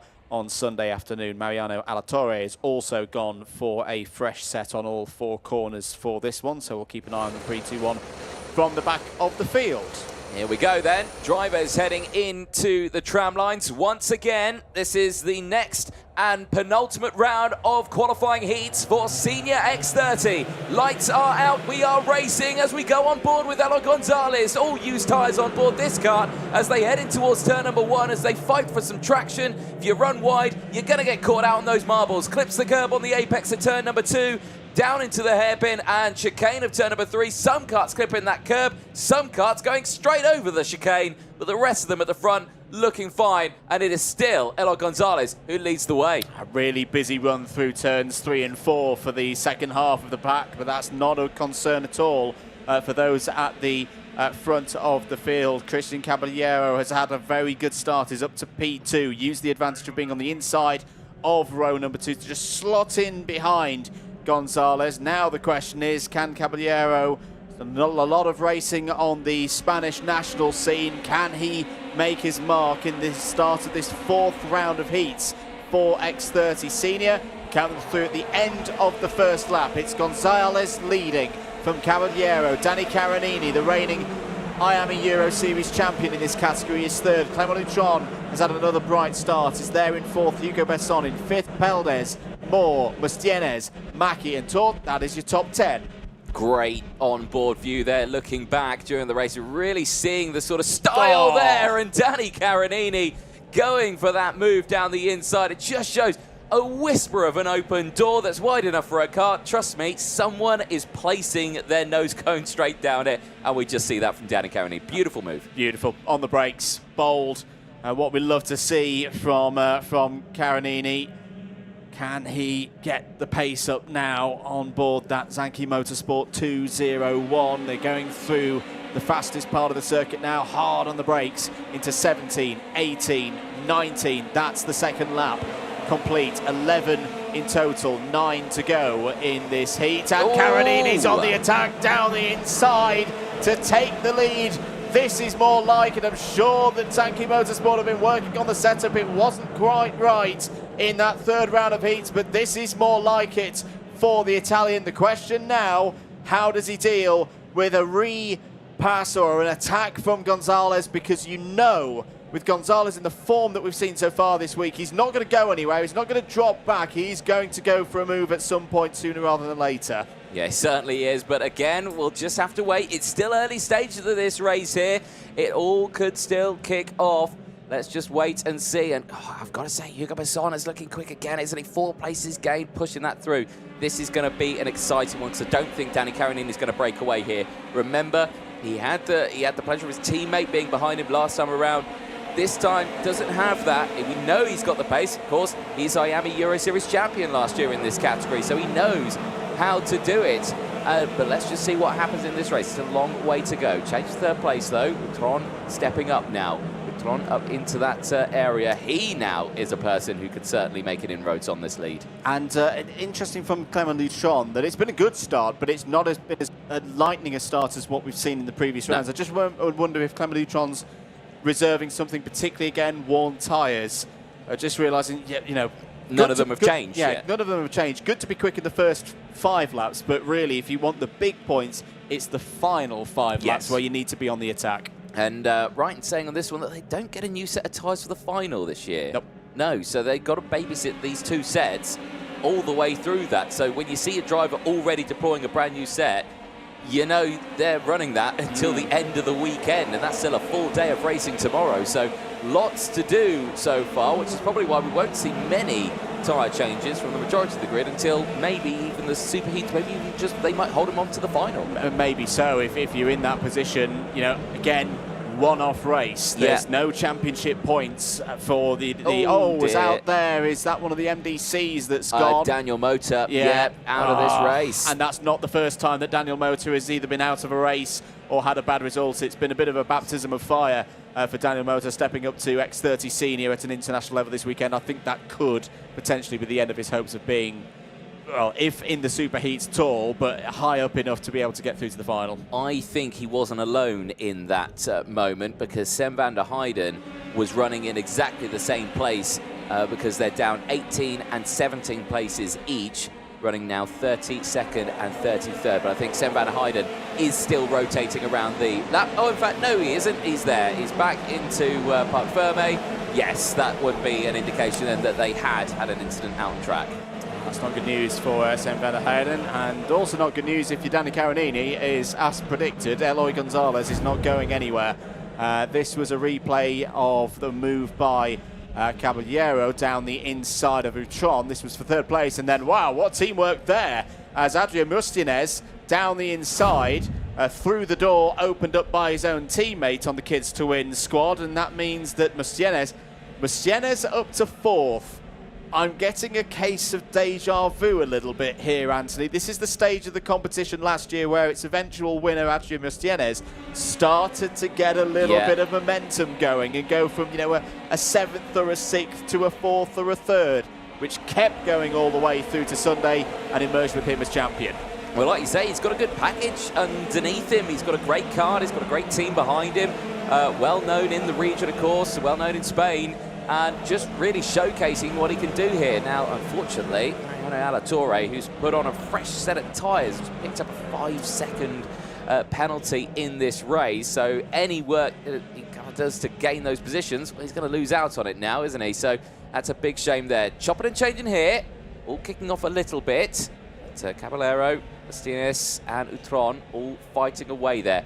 We'll keep an eye on this battle here, though, because Gonzalez has not started attacking Carinini, but he is right there with him. This is on board Elo Gonzalez. That move earlier on from Danny Carinini, an assertive move that was, wasn't it? Straight down the inside. Confident move, knew that he would have the grip on the inside and controlled it very well. Utron's back up to 4th place. He made a move on Martinez the end of sector number 2, and Merrill Pelders has got ahead of actually Martinez. So just as soon as we were saying that Martinez was getting a bit of momentum going, he's gone backwards again.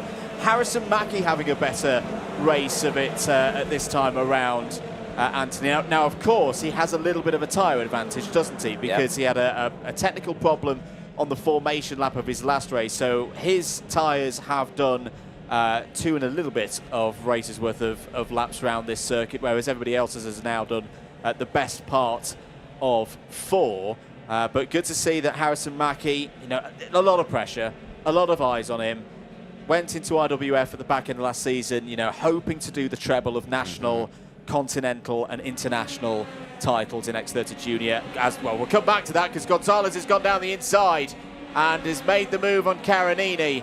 Carinini is pointing forward. I think he's quite happy for that to be the arrangement, because remember, Gonzalez had a retirement earlier on today. So in terms of the scoreboard, yes, later on in the weekend, I think Gonzalez is going to be a threat to Danny Carinini, but not at this precise moment when we look at the intermediate classification. No, exactly that. And again, back looking behind, you can see the difference between the two drivers. But like you say, with that retirement, he needs these wins. He needs to make sure he doesn't gain any more points. Even a 2nd place can be detrimental when it comes to, oh no, now I'm 37th and not 36th. So he needs to just make sure it's just the wins after win after win. He's doing just that. Elo Gonzalez certainly showing why he deserves to be at the front of this field. Really, really strong performance. Eyes on this one though.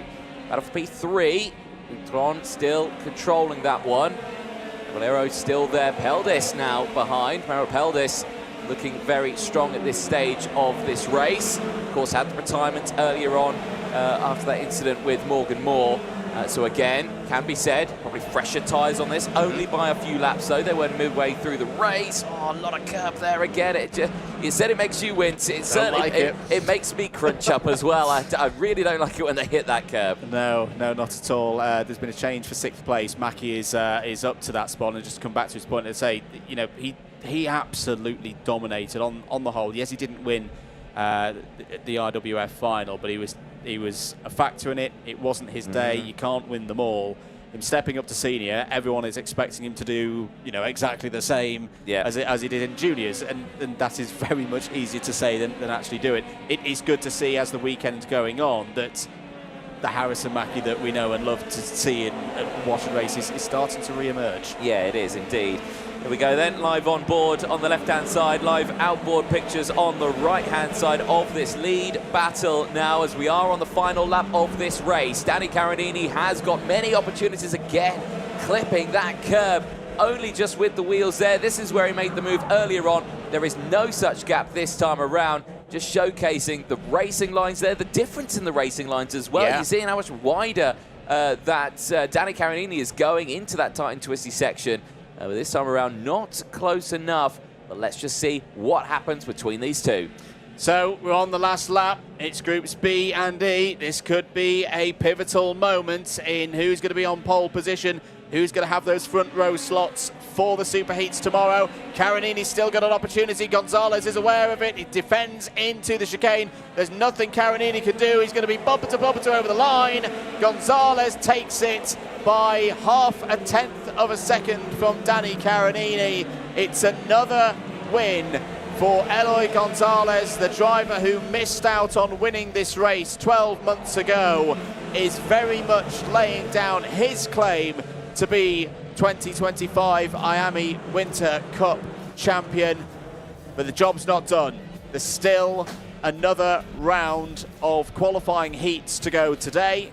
Still those super heats tomorrow, and then the big one, the final, on Sunday afternoon. But this man here, Eloy Gonzalez, will have very short odds of being at the sharp end of that final. Carinini P2 does add a couple of points to his intermediate classification tally, but that result means he will be no worse than third at the end of this round of heats. Good result for Clement Lutron once again. His first racing weekend for Dream Racing and on the Cosmic chassis. Third place, gain of 2, and elevates himself up into the top 8 of the intermediate classification. There is your provisional result. Gonzalez from Carinini, Uchon Caballero, good result again for the Spaniard. Merrill Pelders bounces back with 5th place. Harrison Mackie, strong run there to 6th. Adrian Martinez there, still there or thereabouts. Last year's winner in 7th, ahead of Hugo Besson, Morgan Moore and Lewis Tort. Ruben Moy, a bit quiet there in that race by Ruben Moyer's standards, but still 11th place. He went forward by 2. Hugo Marti stayed 12th. Good drive from Julian Brudbacher with those new tyres, up 16 places to 13th, ahead of Maxi de Silva and Vilma Svan. That was the top 15. Rest of the order, Bayer, Lehman, Merkelbach, then Driver and Garcia. Nico Garcia take us down to 20th place. Raul Luis Martinez 21st. Robbie Buckley 22nd. Good drive from Czechia's Daniel Harastane, 23rd place, a gain of 8 spots there. Morgan Knudsen and Yanis Martin take us down to 25th. Jorens Marcos, Marc Granada having a really tough weekend, had some great displays in 2024, but so far at this 2025 IAME Winter Cup, it's not going his way. Let's have a look at some of the highlights from that race. This was the view from the rear axle of Eloy Gonzalez at the start. You can see Caballero there in the 3-1-0. Nothing Danny Carinini can really do. That's a good display of how, when you're on the outside of row 1 in dry conditions here in Valencia, it is very, very difficult to hold on to that position. Sometimes in the long run, it's just better to resign it and slot back into third, and that's what Danny Carinini did. He then went on the attack down the inside of Caballero on lap 2, coming out of the infield. Super move by the Italian, and the reigning IAME Euro Series champion and X30 senior then went on the attack down the inside of Gonzalez at the start of lap 3 to take the lead of the race. There was an attack coming in from Hugo Besson as well. Clement Utron had another bright race on the Cosmic on his way to 3rd place. This was the move for 3rd place past Hugo Besson. There'll also be moments for the kids to win drivers, Christian Caballero and Adrian Mistienes coming through the field. Eloy Gonzalez and Danny Carinini continue to work well at the front of the field.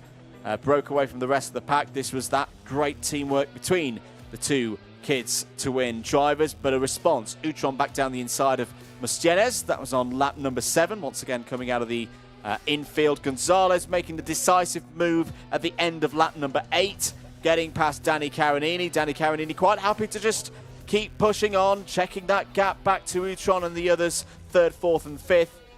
Bit of defence from Gonzalez necessary. Very close on the line to take the checkered flag. Gonzalez takes another heat victory. Danny Carinini, another top 3, another solid result. The points as they stand at this moment. We have got some drivers who've done 3 races, some who've done 4. It's Bird from Ramica's Carinini. But for now, let's head down to Parc Ferme. Anthony Jordan, over to you. Thank you very much, Andrew. Down here in Parc Ferme with Eloy Gonzalez on that one. Eloy, another lovely win for you there. It's what you need after what happened this morning. Obviously, bit of disaster. But how are you feeling now? A little bit more confident that everything's going your way? Yeah, right now we have a lot of speed with these tires of a lot of laps. But yeah, we can improve a little bit more in the final of the heats, and we continue. We always say when we're commentating that one bad result, especially in the seniors, can be like a bad result. But you're getting these wins in right now. You're doing what you need to do. What happened earlier on in that race? Because it just, all of a sudden, we see you on the edge of the circuit. But what actually happened? In the heat that we crashed, we have a contact on the lap number 9, I think, and yeah, but it's okay. Yeah. but the car wasn't too badly damaged because you obviously hit something quite hard there, but everything was okay?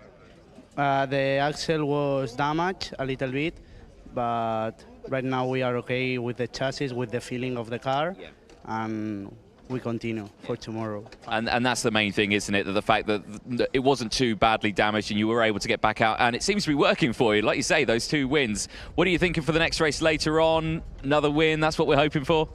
Yeah, we hope this win for the last heat, and we are for it.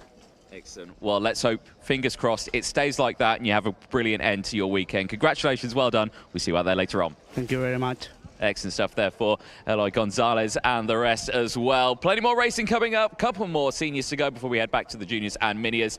Let's head back over to you, Andrew. Thank you very much, Anthony. Indeed, yes, X30 senior qualifying heat for groups D and F is up next on our schedule here at the IAME Winter Cup. First complete full day of racing. We had our timed qualifying yesterday, a couple of the heats to finish off the day with this long programme of qualifying heats. Continues with another field of 32 drivers in X30 Senior, and Zach Green starts on pole position and is alongside his compatriot, the reigning IWF X30 Junior champion, Kenzo Craigie. Patrick Ogrodovchik needs to bounce back in this race. He's got Kian Geraghty for company on row 2.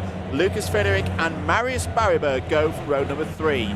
The French champion, Clovis Nougeret, starts on row 4, is joined by Marcus Gloom, as another French driver on row 5 in the shape of Romain Soleil, and Samuel Woolley, another driver moving up from the X30 Junior category last year to the Senior this year. Alex Pinheiro is also in that group and starts on row 6. He's got Max Camelander alongside him. Camelander has gone for a new full set of fresh tyres. Matt Corby and Thomas Hansen are on row 7, Mary Barryberg and Luke Taylor on row 8. Taylor has got a new set of MG tyres on the right-hand side of his Croc Promotions kart. Noel Sundberg and Otto Pikkinen go from row number 9. Kian Gauchi and Tristan Powell complete the top 20 on row 10. Thomas Gomez and Joao Barros start on row number 11. Behind them, new tyres for both. Alfonso Ferreira on his right side of the kart. For Luda Claret, the other side of row 12, it is a full set for her. Benjamin Borge and Aaron Cavillo start on row 13. Charlie Gloom and Marcus Lacunas go from row 14.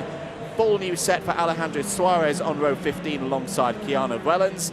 And row 16, full set of new tyres for Victor Stunberg as well, as joined on that 16th row of the grid by Ulysses Crespo Morata. So, front of this grid, 2 very impressive drivers who have very quickly got up to speed with X30 Senior as a category. Zach Green was second last year in the IAME Euro Series Championship, held over 4 rounds across the continent. And whilst he couldn't get on the same terms as Harrison Mackie in that championship season, he built and grew across the course of the year. Kenzo Craigie is well known in international karting. That brilliant finish to his 2024 season, becoming a double world winner, World Championships at PF International in the junior category in September, and then he followed it up in November with the IWF win at Zweira. This is going to be a tasty battle. Kian Geraghty is there as well, and Patrick Ogrodovchik needs a good result here, having had difficulties in the previous round. We are ready to go. 11 laps for X30 Senior are underway, and it's a good start from Green. It's a good start from Craigie as well, who's been able to get down on the inside and hold second place. The thing we've been saying that is very difficult to do from the outside of row 1. Well, Kenzo Craigie has achieved it. Kian Geraghty's had a good start as well. Is up to third. It's tight at the rear of the field, but everybody has made it through the first sector. Anthony, great start from Zach Green, but great start as well from Kenzo Craigie. Yeah, love the start of that in towards turn number 1. You saw how sideways he was under braking. I thought he was going to lose the back end, was Kenzo Craigie, to try and hold it to the inside there, but he managed to get it dialed in. Still hit that apex as well, and like you say, is pushing through. Now, there has been dust kicked up. One driver's gone backwards in the order there. I think that may be... It was an FA kart. Yeah, it's, I think it's Ulysses Crespo who's gone backwards. It's the 278. Yes, it is indeed Ulysses Crespo who's gone to the back of the field, so that's a big shame there. But eyes on this one here. Already you saw Kenzo Craigie straight away was saying on that opening lap to Zach Green, go. don't defend, don't fight, don't battle, go. And that's well, so far, that's what he's doing. And if he can keep up with that pace with Craigie, then there will be no drama. But if Craigie feels like he's not going enough, then yes, that might change things. Ogrodovcik now up to 3rd place. He's just sent it past Geraghty, so this will be better for Ogrodovcik after that result earlier on. He needs that solid result here. It does indeed. Well, the two drivers at the front of this field know each other very well. Both have stepped up to the senior category this year. Both have raced against each other at both a national, continental and full world level for a good many years as they've come up through the ranks. How are they going to deal with this situation? The end of lap number 2. Pace is good, the pace is steady, the gaps are steady as well. Who else is coming up through the field? Marius Barryberg is there in 5th place. Keep an eye on the Norwegian in the 2:35 car, because it's very quick in the middle sector. Luke Taylor's had a decent start. That's one of your drivers who's got half a new set of tyres on. So KCR Racing Team with the Croc Promotions chassis. The 246 is up 5 places to 11th. Likewise for Noel Sundberg, up to 12th place. Biggest mover is the other Sundberg. Victor Sundberg is up to 23rd place. That's a gain of 8. Remember, he does have a full new set of MG tyres on his wagon. Fastest lap of the race on that last lap went to Patrick Ogrodovcik, and look at this here. Now he's closed in, but look at this. Luna Claret. Oh, that is such a shame, because that's not the first time we've seen dramas. Apologies, no, it's Thomas Hansen. It's the other. Yes. One of that same livery. Yeah, indeed. Thomas Hansen out of this race end. So, Luna Claret fans, false relax. Alarm. False alarm. Still in the race. Don't worry. Eyes on this one. Green, Craigie and Ogrodovcik. As I was saying, yeah, Ogrodovcik has closed in on the pace now. This will worry Craigie, because now he's thinking, right, even though he's not attacking or he's not defending or anything like that, is Zach Green, I might have to go for a move here to prevent me from going behind Ogrodovcik. So this is one of those fine lines now. Do we attack or do we defend? Yeah, it is a very fine line. There may be the different side of it is that Ogrodovcik's in a similar position to what we've just been talking about with Eloy Gonzalez. Yes. In terms of intermediate classification, right now at 3:30 local time on Saturday, Ogrodovcik is not an immediate threat to both Kenzo Craigie and Zach Green. At the same time, it is so wide open and it's so close in these intermediate classifications. The likes of Lewis Bird, Carinini we've already seen, Ramika's in there. Peter Stiller's been getting on quite nicely. 1 or 2 points could make the difference. Right now, though, Ogrodovcik's gone down the inside, has a bit of a tyre advantage over Kenzo Craigie.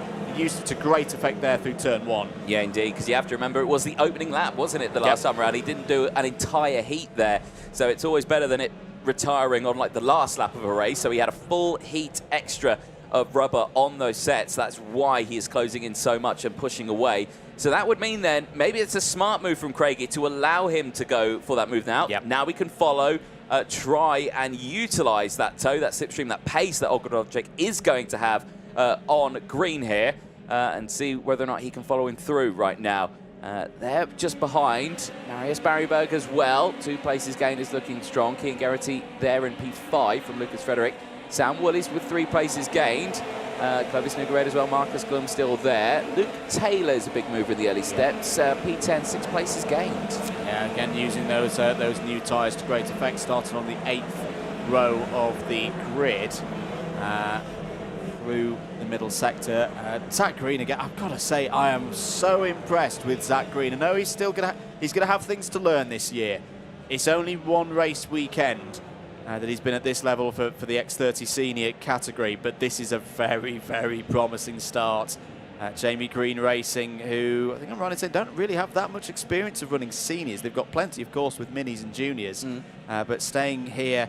Running Zach at the top level within IAME Racing, and it's just his body language. You would think that he's been doing this for a good few years. He's not looking tight. He's not looking, nervous or panicked. He's just chalking these laps off ahead of a very experienced field. Well, you have to remember that the leap from junior to senior is not as severe as what it is from mini to junior. Yes, it's only a second and a bit slower than what that is. So you still do learn quite a lot from that junior category to get you ready for seniors. The only difference is what you've got in seniors is that there are some drivers who've been doing seniors for maybe 10 years. Yeah. And have got 10 years of experience of running in a senior versus someone who's just stepped up to it. So there is that element to deal with, but the main concept of it is not far off from what a junior can do. I'd say the step from junior to senior is more in the mind than in the muscles. Yeah. So they're dealing with it very well. We're on lap number 7. Sam Woolley's having a decent race here. He's had an up and down weekend so far.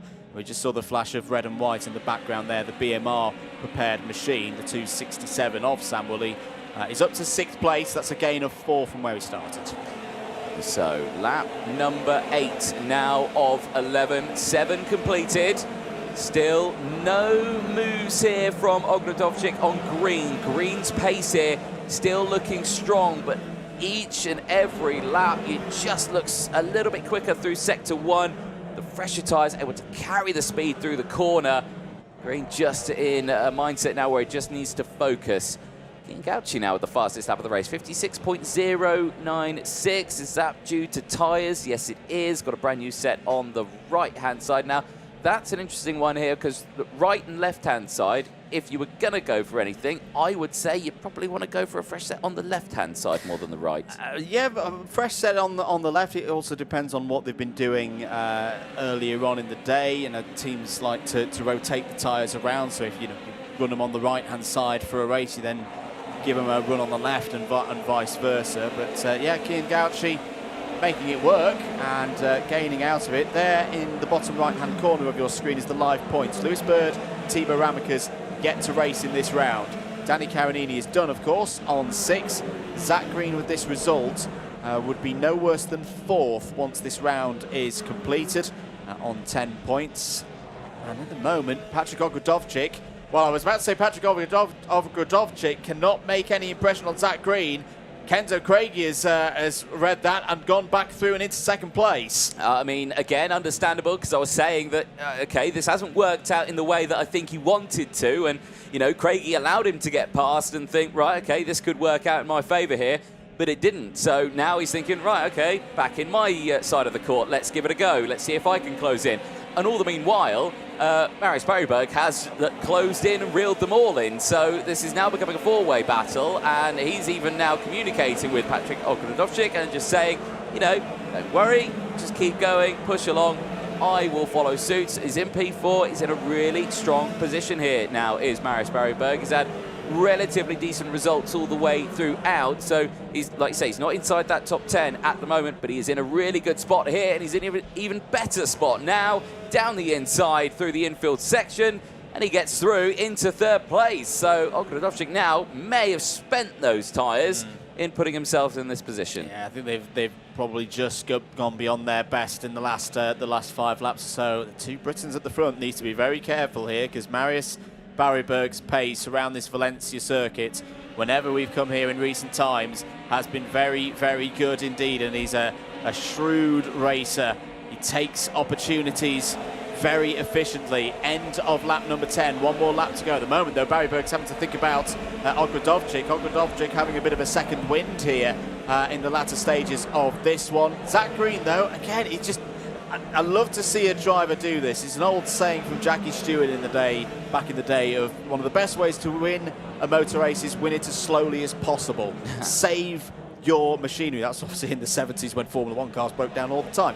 But the point being, he's just doing that thing of what we've said Danny Caronini's very good at for a good few years. Yep. Just hold everybody at 1 to 2 kart lengths out of the lunge zone, but keep it all within yourself. You don't need to win a qualifying heat by 5 seconds. Well, you said it earlier on, it is a mental game at this sort of stage of your racing career. It is all thinking about, right, don't overdo it. Don't overdo the tyres, don't overdo this. It is what it is, and it will be a checkered flag once again for Zach Green. He crosses the line, claims it. Zach Green ahead of Kenzo Craigie, clear by 0.3 of a second between each other. Marius Berryberg claims that 3rd place. That's exactly what he needed on this one. Ogrodovchik finishing that one in P4 ahead of Sam Woolley, Frederick and Garrity. Nugarade and Taylor Sundberg finishing inside that top 10. A very close race at the end there, but you've got to give it to Zach Green. Cool, calm, and collected. No drama there whatsoever, and that does help him out quite nicely in that intermediate classification. Exactly what he will need throughout this one. But we'll keep an eye on what will happen in that full scale of things, because right now he still sits 4th behind Karanini, Ramakas and Bird, but he is still in a strong position there in the points. Hopefully we'll have Andrew Mather down there to chat to Zach Green, just to see how he's feeling at the end of this phase of the weekend, because still a lot to do. Here's a look then at the provisional classifications at the end of that one. Green from Craigie, Barryberg from Ogrodovchik, Woolley from Frederick, Gerety from Nougaret, Taylor, Sundberg from Pineda, Gauchi from Marie Barryberg, Gloom and Corby, the top 15. 16th place downwards sees Kamalanda, Powell, Gomez, Victor Sundberg, Otto Pukkanen and Cavillo, Claret from Marcus Shilkunas, Charlie Gloom from Benjamin Borg, Alfonso Ferreira and Keanu Wellens. The rest of the field just behind as well. Joan Barros and Alejandro Suarez. Ulysses Crespo, who unfortunately had that moment earlier on in the race, and retirements as well. Roman Salis and Thomas Hansen all out of that race. But that young man there, Zach Green, certainly very, very happy with that result and is pushing his way up nicely through the order. Like you say, sits P4, but is in a strong position now because Bird, Ramakas and Karanini, they all need to race. Obviously, Karanini, we saw him out earlier on, but this next race, we've got the likes of Thibaut Ramakas out there, Rattel out there as well, so lots going to be happening. There is a look at the highlights then, and Green, no jump for him. Great start for him, holding that inside line, not worrying about anything. Craigie, brilliant start for him. We were talking about him right at the beginning here. Great kart control just to keep that kart there in second place. No drama all the way throughout that one to the end. Ogrodovchik did fall back a little bit in that race, but there, the first of the retirements, Thomas Hansen, unfortunately, in the 2-1-3, out of the race. And unfortunately as well for Salas as well, out of the race in the latter stages of that one. Checker flag, though, for the drivers at the front, and just going the way for the two Brits, Zach Green from Kenzo Craigie, but Marius Barryberg again impressing the field here. Those 3 places gained, pushing him up in that intermediate classification, certainly keeping him as one of the contenders that could make it to that all-important final later on this weekend. Well, like we were saying, more races to come. One more senior race before we head back to the juniors and seniors there, the minis, I should say. There you can see the what's coming up in a few moments' time, of course. Qualifying heat A versus C for them. Then we head to juniors, minis, and then we end the day with those 3 senior races, D&E, A&F, and B and C. That'll be kickstarting that last race at 6:10. Well, let's head down to Parc Ferme. Andrew Mather, down to you. Thank you very much, Anthony, here with Zach Green. Zach, the great run continues. Is the form that you've got, you know, these race wins, is it a surprise this early in your time in X30 Senior? Yeah, I'm very happy, that's for sure. I've been quite fast in junior, so I knew I'd have the speed, but I had my first race earlier on, and that showed that my racecraft wasn't perfect. So, yeah, I'm happy, but just need to work on a few areas that I think will be there. Is the racecraft the biggest lesson that you've had so far? No, it's only a handful of qualifying heats. What is that biggest thing that you've learned so far? Yeah, definitely. Racing people like Moya, who are quite experienced, it's quite hard. They've been racing for a long time, so that's what you're up against.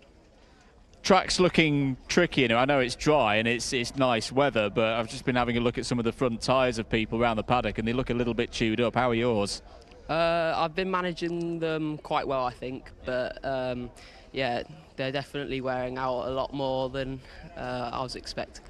1 round of heats to go. You're in a decent position in the intermediate classification. You're in a position where you could capitalise on any problems and errors for other people. How do you think you'll be physically and mentally tackling that last race?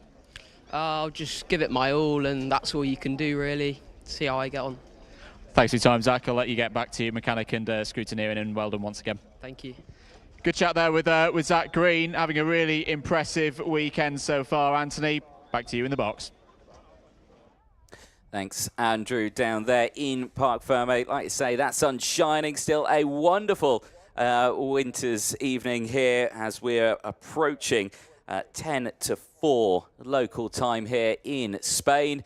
And again, welcome to everyone who is joining us from around the world. If you watch on YouTube, Facebook, or on motorsport.tv, welcome one and all. Senior X30 qualifying heat A versus C. That is coming up next to their 11-lap race, and we are moments away from seeing that one happening because, again, talk on tyres. We'll talk about that later on when the race starts. But, again, many drivers choosing to deploy them relatively early on. There, though, Andy Rattel starting this one on the front row of the grid. You can clearly see there not deploying them. And those tyres, well, they look a lot worse than probably what they actually are, because you've got to remember that a lot of these drivers, they pick up marbles at the end of their races to try and get a little bit more weight on the kart ready for that one, because they look in a lot worse shape than they really are. And trust me when I say that one. Engines firing up then. Drivers making their way out onto the circuit. Let's fire you through that full starting lineup then, as this is a busy one. 33 karts in total, one driver missing from the grid. Timo Ramikas and Andy Rattel starting this one on row number 1. Tenuiner and Peter Stiller on row 2. Nikita Nikashov and Lewis Bird, they'll be rounding out the top 6. They go from row number 3. Thibaut Kempf and Kevin Lantinga on row 4. Riccardo Ferrari and Arthur Huang on row 5. Crucial to see how they get on. Rounding out the top 10, Faraz Jalil and Alberto Hurtado from row 6. They'll have Oscar Gutschow and Johan Aluja on row number 7. Kevin Backer will be all on his own on row number 8. Freddie Lloyd has, I believe, gone home at the end of this one, so that is a big shame. We will not see the driver from the UK out again this weekend. Martin Alameda and Samuel Ifrid go from row number 9. They will have Sebastian Verga and Roxanne Lantinga on row 10. They round out the top 20. Nicholas Simic and Guido Bedoldi on row 11. They'll have Luco Listra and Isaac Say on row number 12. Stilianos Kolovos and Marcel Matievich on row 13. Luca Mann and Sebastian Chezov on row number 14. Sean Hogan and Bru Frexer on row 15. Dylan Patel and Michael Gorecki. And then it will be row 17, Victor Ageter and Raphael Poulier, who hopefully all is well with that setup, has been struggling so far this weekend. And if I'm going to talk about one driver who's put on a fresh set, it was Poulier right at the back of the field. He has pulled the pin and has said, right, I need to get a good result. Let's push through this field, and fingers crossed for him, it certainly goes that way. But I think already at this point of the weekend, it's too little too late. Yeah, it's a bit of a long shot, unfortunately, for Raphael Boulard. But if you know, in terms of the competition, everyone will race tomorrow, but anyone who doesn't make the top 72 cutoff will go into the consolation race, and it's a straight consolation race. There's no repechage element to it. So hey, you may as well use that second set of tyres and try and have a more enjoyable race. Have a lovely evening today. There is Dan Ashton, our Deputy Race Director, out on circuit, and I didn't even think he was expecting to wear a T-shirt, short sleeve T-shirt this early on in the season. Usually he's wrapped up nice and warm on a cold, wet British circuit, but not this time around. Welcome to Spain. Here we go then. Well, this looks a bit open and a bit spread out. I don't think we're going this time. I could be wrong, and I'm not wrong. We are going round again. So there you go. Sometimes I am right. You mentioned about the weather conditions. You talk about Dan being at cold British circuits in the warm in the inside. I was hoping there was going to be a roles reversed from last week when I was stood outside in the cold at PF, and Dan was in the warm, and it's not happened, has it? It's not happened. No. Good to have a good number of people watching around the circuit. Good amount of motorsport on this weekend in the Valencia region of Spain. For this next group, I think keeping control of the fronts is the key one when we're talking about the tyre wear. I was just having a little look at the field. The rears are looking good generally, but there's so many high speed on entry. You think of corners like turn 1, and you're carrying that load through 13 and 14 and then again, you're leaning on them in those braking zones. If you can keep control of your fronts for as long as possible, you're going to do well. But then you've also got when you're racing someone in that aspect, because you may be turning the wheel more than what you would need to. You don't want to be scrubbing the speed. No, this is where braking is a real big factor in karting. You know, braking can really save your tyres. If you're going in too fast and you a little bit of understeer here and there on a track that's got such a coarse tarmac, such as the Lucas Carrera said, because when you come through here, you can see it. You can see how coarse the tarmac is there. It can chew up a tyre really quickly. Like, if you really wanted to, you could probably get through one of these sets in probably 20 laps, and that's it, they're done. Like, I mean, like, to the core, done, sort of thing. So these drivers are bringing it back just a little bit, but we've seen it in past replays, how much those tyres get chewed up. This looks a lot better. Down to earth, more speed, but one driver's not going any further in it. But the rest of the field are racing. We are green and racing. It looked like a very slow getaway from the field there, but Ramicas has the lead. I'm not sure what happened there. I think one half of the grid thought they were going around again. One half thought they were going. Either way, Ramicas has got a good start, and Andy Rattel, well, we've got to... You wait all day for a driver in second place on the grid to retain their spot, and then two come along at once, and Andy Rattel's done exactly that. Can he get his best result of the weekend so far? I think we're missing Senna Mounier, are we not? I think he was the driver that we saw being pulled off the circuit there, because he has not come through. And yes, I can confirm, Senna Mounier is out of this race. The driver is starting on the second row of the grid in P3. There he is in post 9. That is a disaster for him. So we've got 32 runners in this one as well. Freddie Lloyd has withdrawn from the event, is the news that's come to us in the box. End of lap number 1. Big amount of curve from Andy Rattel as he's going to try and go on the attack perhaps here into turn 1. Checks over his shoulder. He thinks about it. Decides to not go for the move on Thibaut Ramicas at this stage, particularly with Peter Stiller. I think that's a wise move from Andy Rattel, because if they get two of those VDK drivers line astern, we've seen over the past 15 months of international karting just how good they are as a team of controlling a race like this. Hold second place, wait for the opportunity on Ramicas later in the race. Don't go too deep in too early and potentially end up out of the corner in third place with that VDK 1-2 in place. No, exactly. And this positioning that Ramicas has put himself in, he's recovered back from that breakdown mishap earlier on, because now he would find himself joint with Danny Carinini, both on 6 points. But because Ramicas out-qualified Carinini, he's ahead. So it's in Ramicas' best interest here right now to defend from Rattel and the rest of the field, and that is what we're going to see.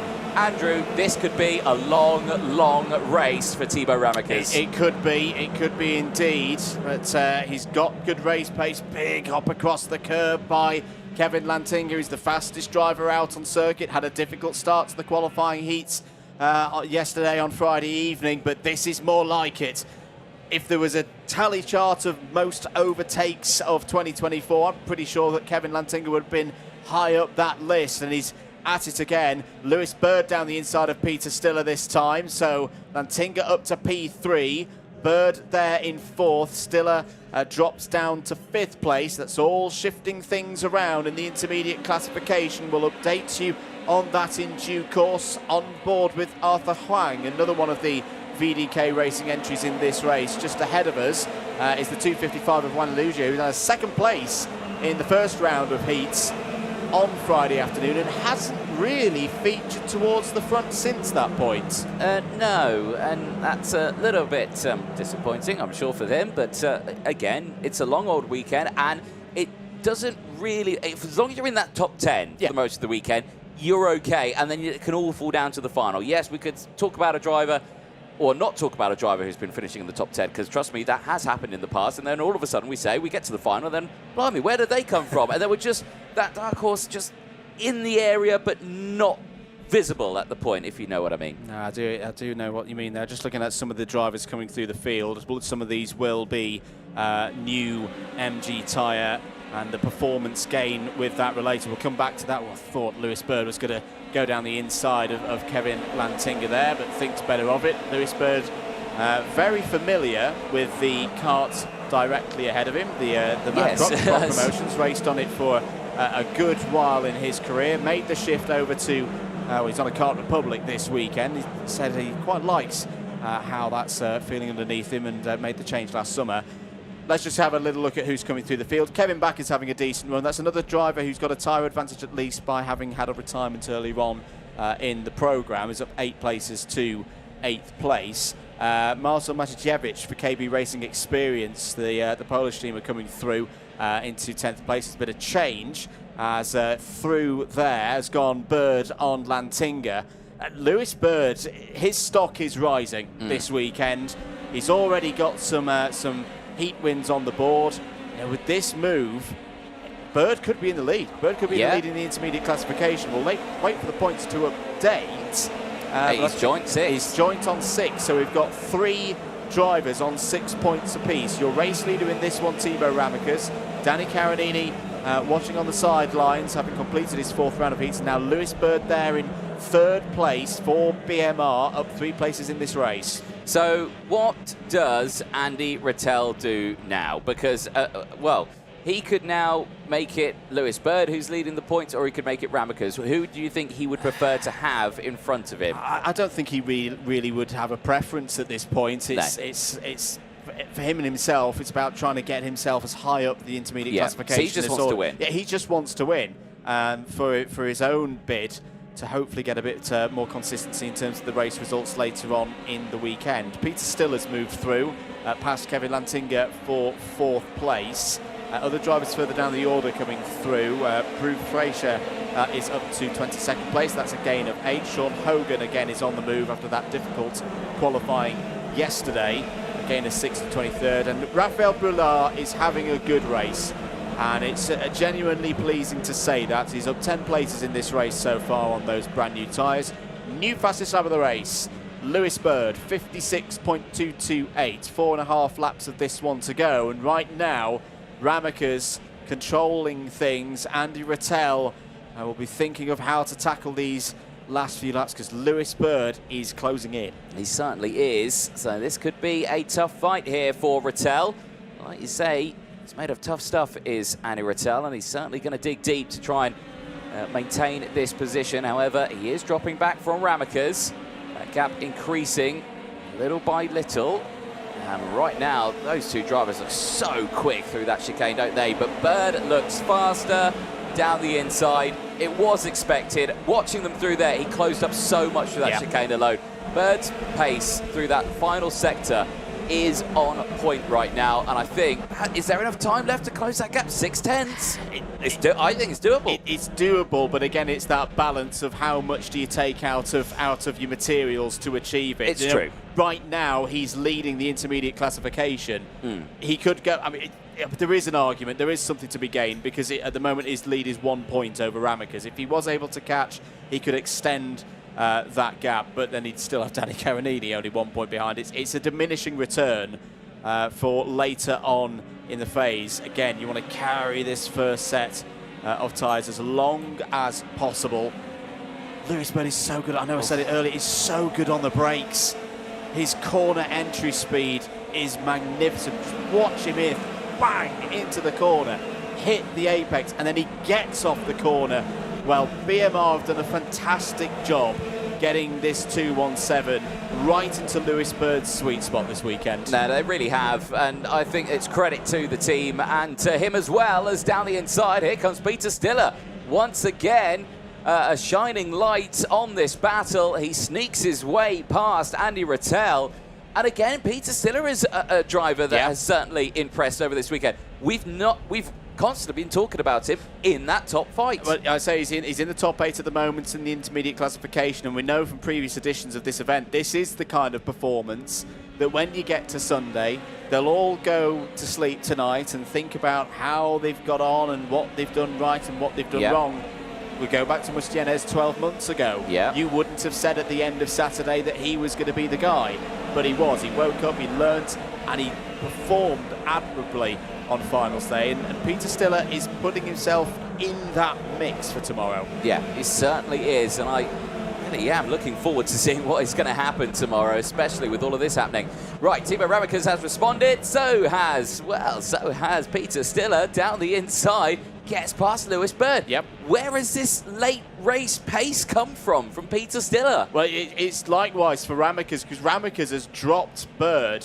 Well, he's gone fastest lap. Yeah, he's gone fastest lap, 56.111. That will put Ramekers back into the lead of the intermediate classification. So that's all good news if you're supporting VDK right now, with Stiller going up to second place. Other moves out there.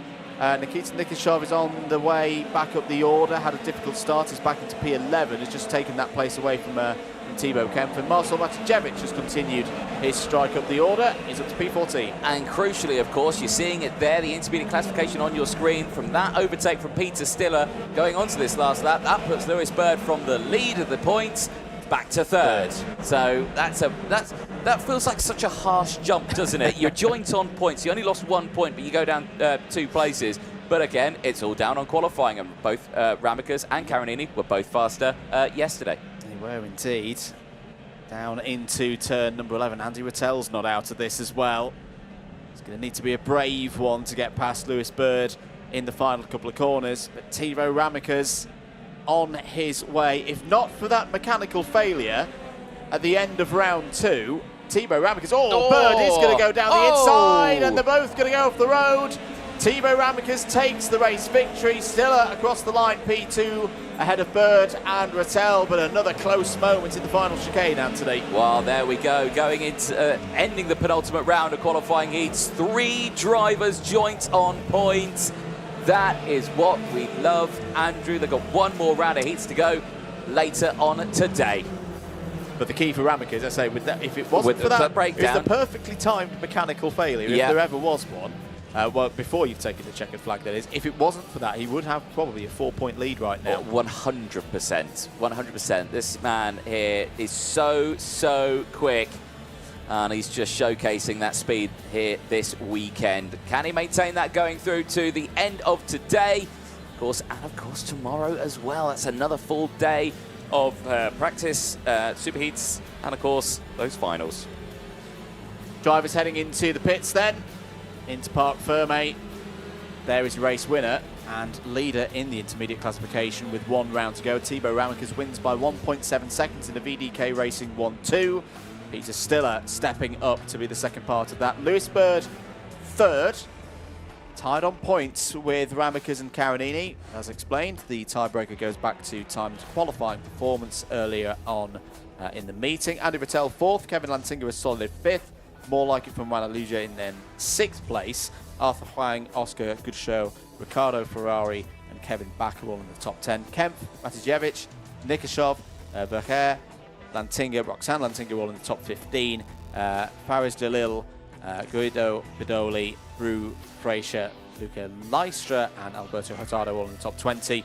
Just a very quick rundown of those qualifying heats points at the moment. So yeah, Ramekers, Carinini, Bird all on 6. Zach Green is next in 4th place on 10. Clement Outron sits in 5th on 13. Peter Stiller and Cian Garrity share 6th on 14, and Kento Craigie wraps out the top 8 on 16. Indeed, very close then in the points. These are the highlights. There was Senemineer right at the start, and that is just devastating, isn't it? Right at the beginning of the race as well. So the gap for Rattel is as a result of Meunier not being there. Yeah. So that's a very good read by Andy Rattel to take, not a big opportunity. You don't see that very often. P3 on the grid, breakdown on the formation lap, but that was why that start looked a little bit strange. Yeah, indeed. Well, race going on, moves coming in thick and fast. Arthur Huang having a good start to his race, moving up the order, gaining 3 places at the end of that one. He did finish that one in P7. However, the eyes were focusing on that lead fight. Ramekers breaking away, Bird battling with Rattel, then Peter Stiller getting involved as well. There was the first overtake down the inside. This is where, well, it was at this point here that Lewis Bird was actually leading the points. That overtake there took that away. That put him back down to 3rd in the points. That, attempt by Bird, that could have put him back, but it didn't. And there, Ramekers taking back control of the intermediate classifications after that breakdown earlier on. He's in a good place right now, is Ramakas. But like we're saying, he could have been in a better place if it just wasn't for that breakdown. Well, we're going to take a short break. Do not go anywhere. Juniors, they're coming up next.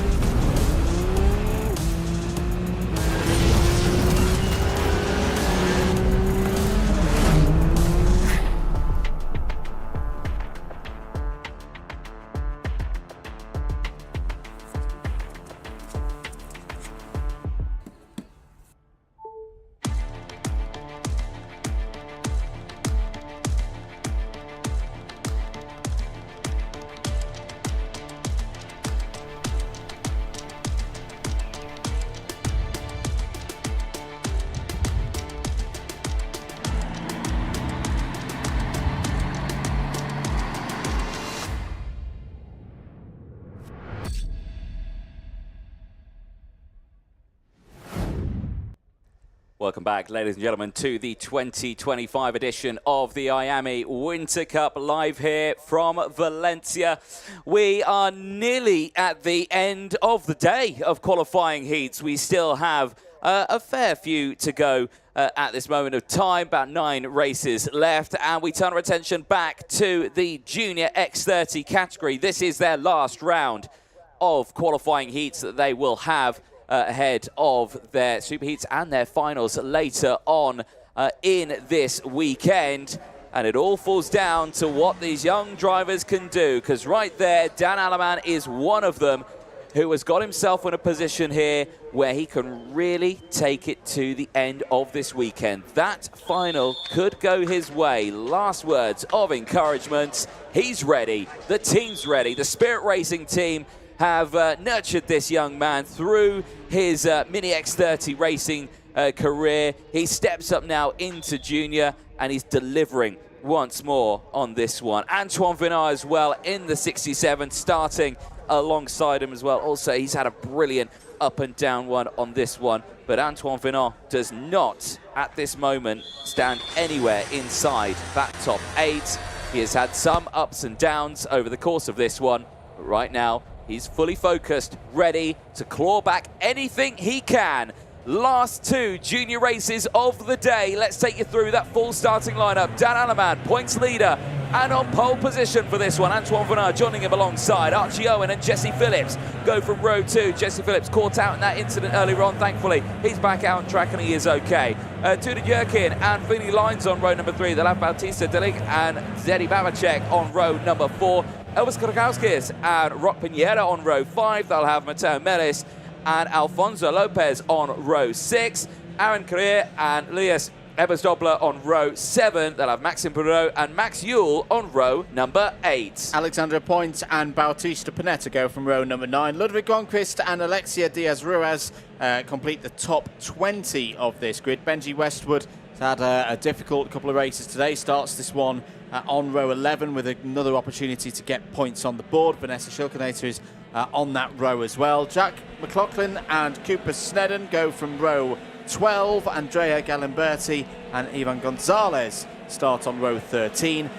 Silas Ellefson and Max Lacroix go from the 14th row of the grid, and then completing the top 30 starters in this one. It's Moritz Moore and Herrera's Pascu on row 15. Row 16, Jan Rodriguez and Alejandro Campos. It's a 34-strong field completed by row 17, Stigler Alamaker and Thomas Fernandez. Again, packed old grid in this one. All 34 drivers out on circuit. There is the grandstand there looking at the final chicane. It's filled up with some family and friends. So some mechanics there as well.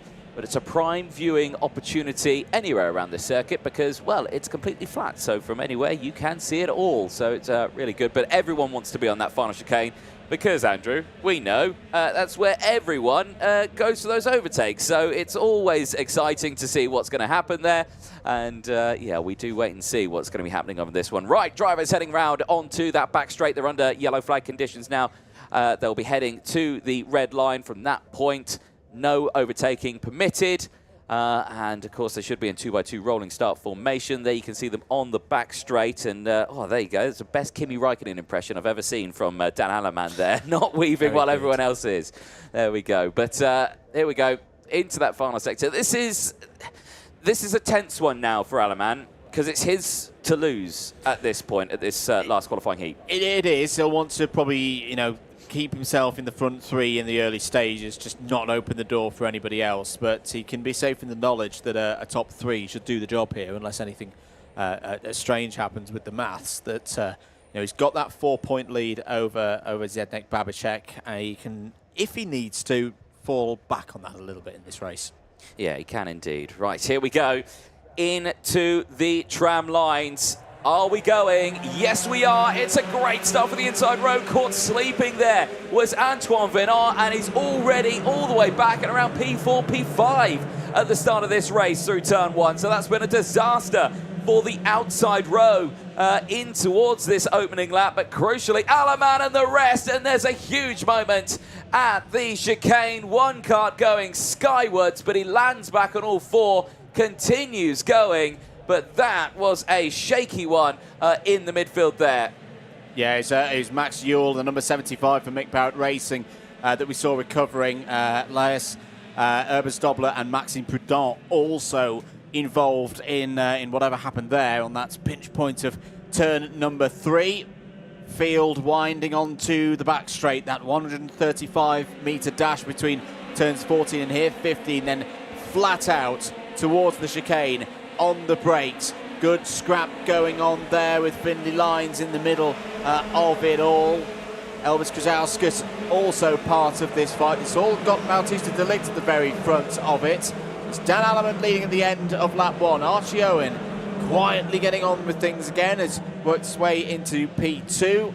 Judah Jerken, and then this battle for 4th place. De Ligt, Phillips, Venant in 6th place now. Krzauskas, Lines, Matteo Mellis, and Babicek down to P10, but still good amount of time for him to pull himself back through. Yeah, he had that good race earlier on, didn't he? And then he was a little bit slower to get back into the rhythm in the second one.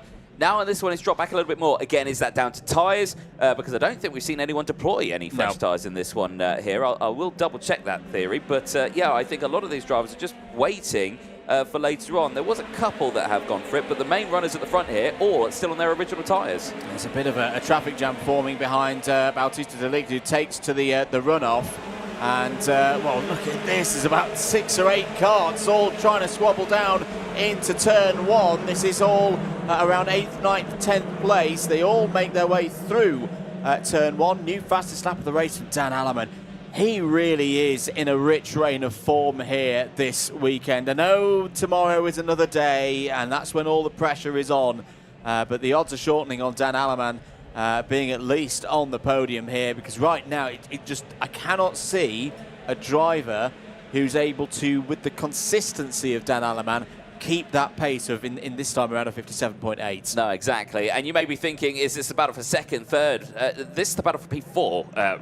Right now, first, second and third have broken away. This is de Ligt holding off the rest of the pack. Phillips right there behind. Phillips wants to repeat what he did earlier on around the outside, but that was a close moment for him there. It shows that he has not lost any confidence through that fast corner at all. Yeah, investigation flag for the number 62 of Bautista de Ligt. I think those behind are maybe going to get a little bit frustrated with what's going on here. It's getting a bit fractious in the middle there. That was Aaron Cryer in the number 17, nearly ending up in the gravel on driver's left of turn number 1. Phillips is through. I'd be interested if we can have a little look at that again. See if there was a touch on the rear axle of Bautista de Ligt. But de Ligt was running a very tight line to drivers right through and the approach to turn 15. Antoine Venant is fighting back there in the VDK in the blue, white and orange. The number 67 gets through past Delic and is now up to 5th place.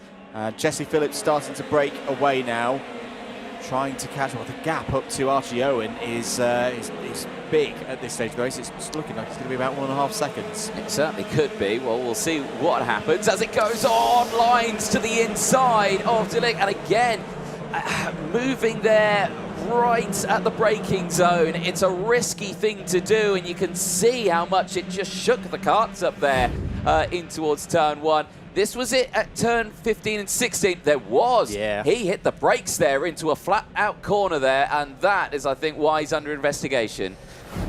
Yes, that's an interesting moment for Philly Lines protesting as well, not looking too happy at the wheel of the number 81, Matteo Mellis. Oh, that's a lovely read by Matteo Mellis. Whilst Lines was maybe a little bit distracted, Matteo Mellis just popped his kart on the inside through turn 13 into 14, and that again is showing, you know, another year or so of experience at the X30 junior level. That's what it can give you at this stage of the season. Bautista braking and defending hard again. I'm a little bit confused as to why the defence is so hard at this stage of the race. I say it feels a little over-defensive at this point, and I think that's why we're seeing a little bit of frustrating moves come in here by other drivers, because you can see it there straight to the inside, just holding that inside line. And again, he's at a moment here where he's in a good spot in the points. He's not in the top 8. Yes, he's not, I don't think, inside the top 10. But he's definitely inside that top 36, and that's the important thing that he has to take away from this one, is that he might be in a position where he's getting to the final, and that's why he's holding off the field like that. Yeah, no, it's a good point to be made. Meanwhile, if you're wondering where the leader's gone, Dan Alleman has disappeared down the road. He's a clear second. He's just gone purple through sector number 2. He's looking really good indeed. Venant's going to have a go at Phillips here down the inside. Lovely move by the Belgian.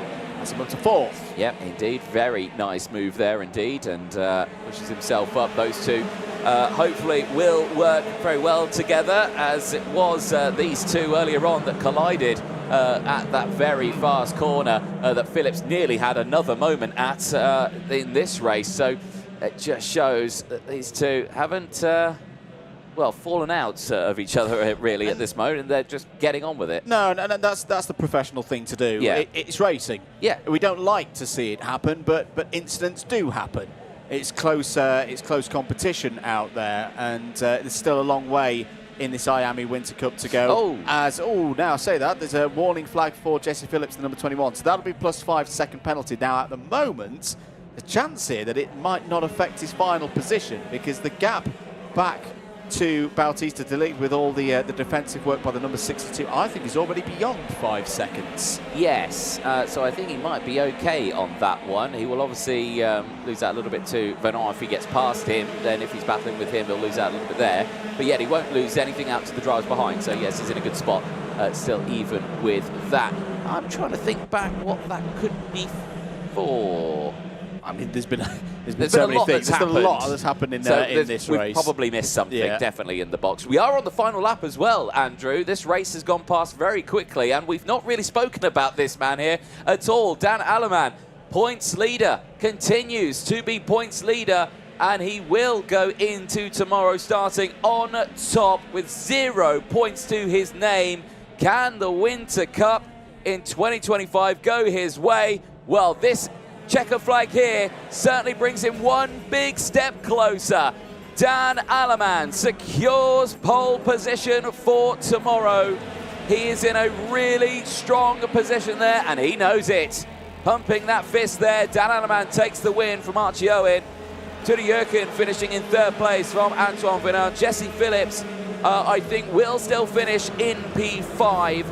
He does have a 5-second time penalty. But he sits 6.7 seconds further up the road from P6 of Bautista Panetta. Bautista Delic did go down to 7th place. Panetta gaining 12 places to finish in P6. Any more laps, Phillips might have been losing another position there. Denny Babacek finishing in P8 ahead of Finley Lines. Mateo Melis and Ludwig Granqvist finishing inside that top 11. Elvis Krakowskis. Then we come to two drivers who seriously made some moves in that race. Dick the Rademacher, 20 places gained, finishing in P13. And Cooper Snedden as well, 10 places gained to finish in P14. Benjamin Westwood rounds out the top 15, 6 places gained. A very strong performance there after that disaster earlier on in the day. Max Ewell from Alexandre Point, Aaron Carrere and Rock Pinera. Jack McLaughlin from Alexia Diaz. And then it's Moritz Moore from Maxime Prudhomme. Thomas Fernandez and Luis Ebersdobler finishing in the top 25. Ebersdobler, unfortunately, dropping 11 places in that race. Jan Rodriguez and Celius Elton finishing in 27th place. Ganaberti from Gonzalez, Lacroix from Campos, Pascu from Lopez. The one retirement in that race. Unfortunately, Vanessa Chilcaneta finishing in 34th place after retiring from the race in that one, the last race of the day. For qualifying heats and groups A and C in the junior category. But there, Dan Aleman delivered over the course of today. 0 points to his name, perfect score, smiles and thumbs up all around. I'm sure Andrew will be down there to chat to him. But before that, let's have a look at some of the highlights from this one. And again, great run from the inside line. Aleman not waiting around whatsoever, pushing himself forward, getting that kart to the inside line straight away and not waiting around. The outside line, Antoine Venard just caught sleeping there, had to work back a little bit later on. And there was the moment later on in that race as well. I think Harry Yule going backwards in the order, and that one going up on 2 wheels there. A very shaky start to that race. However, Max Yule did recover back to P16 in that one. So, nevertheless, despite that shaky start, a good getaway. Antoine Venard with those moves, thick and fast throughout the field. This is where we started to see these defensive lunges there. There was another one just kind of under-braking a little bit there. Lines not able to get past and then losing out to the likes of Bautista Panetta, who certainly gained those positions and would end up gaining the 12 of them, finishing just behind Jesse Phillips. Checker flag, though, came out. Dan Aleman securing the win, securing the 0 points, and securing that pole position start for tomorrow's Superheats, and is in the best possible position to be starting on pole for that final. Let's head down to Parc Ferme. Andrew Mather, down to you. Thank you very much, Anthony, here with race winner 3 out of 3, Dan Aleman. That is a super day at the office. You must be very pleased. Yeah, we are very happy. All is working like we're flying, and keep it for tomorrow.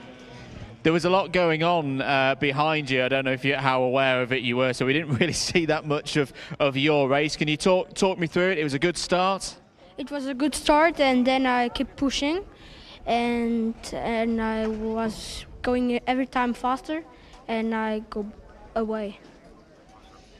The performance that you've put in, 3 wins out of 3, a timed qualifying pole position, you'll be on pole again for Superheat 1 tomorrow. Where do you think the pace has come from? You were there or thereabouts last year, but this is a real step up, isn't it? Yeah, the pace is the most on the start, because it has so much, it's so much sliding, the tires are so cold, and because of that we more pushing on the start and then more relaxing. It's cooled down a bit here as the sun starts to draw on today. How will you cool down and relax this evening? Looking the races. Watching back on the broadcast? Yeah. Good stuff. Well, Dan, congratulations. A brilliant performance here today, and we look forward to seeing what you can do tomorrow. Thank you. That's Dan Aleman, your top driver in X30 Junior. Still more X30 Junior races to go. Back up to you in the box, Anthony. Thank you very much, Andrew. Indeed, one more junior race to go, where we will see the rest of the drivers who are right there at the sharp end in the points go to work. Evan Purcell in this race. He is second in the points. Riley Cranham, who is third in the points, also in this next race. It is Junior X30 qualifying Heat B versus D. 8 laps, that is what is coming up next. And like we're saying, a couple of these drivers right up there in the sharp end of the points. So again, this is going to be a very tense one, I think, for some of them. Of course, Babacek, he's just been out. So we've got the likes of Sukmani Kira as well. Sukmani Kira, P6 in the points at the moment, having a great running today. And she's also in this race. Freddie Wood, also, he's 7th in the points. He starts this one P3. So again, there is some the big ones, and as well, P8 in the points, joint with Freddie Wood, is Bruno Grieling from Germany, who is starting this one P4. You can see him there in the top right-hand corner of your screen in the number 35, sitting right behind Hanan Rodriguez in that number 34.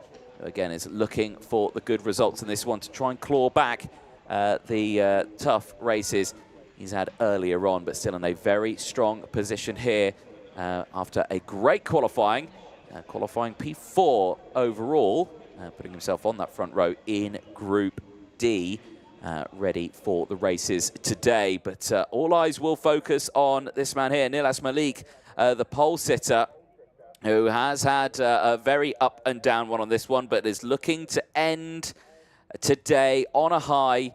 He's at the front, he's on pole. Can he get that kart to the end? We are about to find out. Engines fire up. Drivers will weave their way out of the pre-grid area. I am a fan of that camera there, all the karts going out. It is good to see. It is quite tight in there, so if anyone stalls or anything, it takes a bit of time to... Well, that is exactly what I was talking about. If anyone stalls, that happens. The number 22 grinding to a halt there. That's a little further down in the order, I believe. And I'm just trying to see where that is, the number 22. I can't actually see a 22 on my list.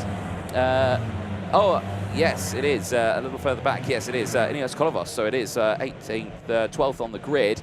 And this one is, I believe, Maurice Vercruz in the number 18, who's not started. And they've pulled that off the pre-grid now. He's out of the kart. They've pulled it into the pit lane.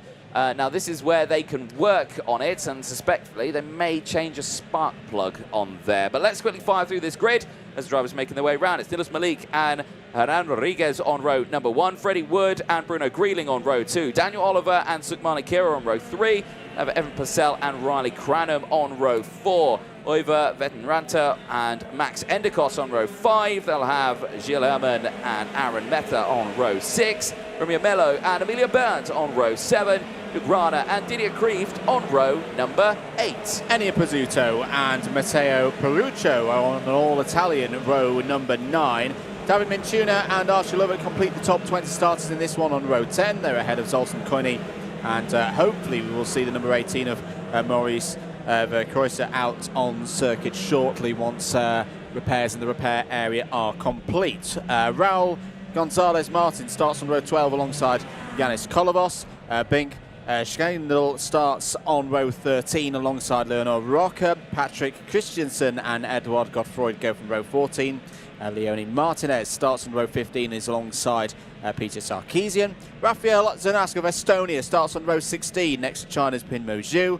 34 kart field is completed by row 17, Matis Mush and Nicola Freak. Well, the drivers now making their way down. There you can see a look at some of the tyres that have been deployed. One of them nearly not making it to the track there, but Ineos Kolovos with that full set of tyres. Edward Gottfried as well. Brand new set of tyres. They are a little further down in the order, of course. They're at the stage now where they're thinking, right, we need to close up in this race. Into the tram lines. Lights go out. We are racing. It's a side-by-side run here to the line. It's a great start from Rodriguez. Can he hold it round the outside? He can, but only stays in second place. Can't take that lead, but that's a solid start for the Spaniard from P2. That's a really good start from Hernan Rodriguez. Always, there's quite a few karts. It's become a bit like a Wild West derby at the back with all the dust being kicked up there. I think Gilles Herman and Aaron Meta are involved. David Minchuna, Zoltan Koini, these are all drivers who have not been registered through the end of sector number 1. Or someone was getting themselves very crossed up on the exit of is that a chain guard possibly, or some other piece of bodywork. There's one of the fusions I think is involved, and Max Endicott is there as well.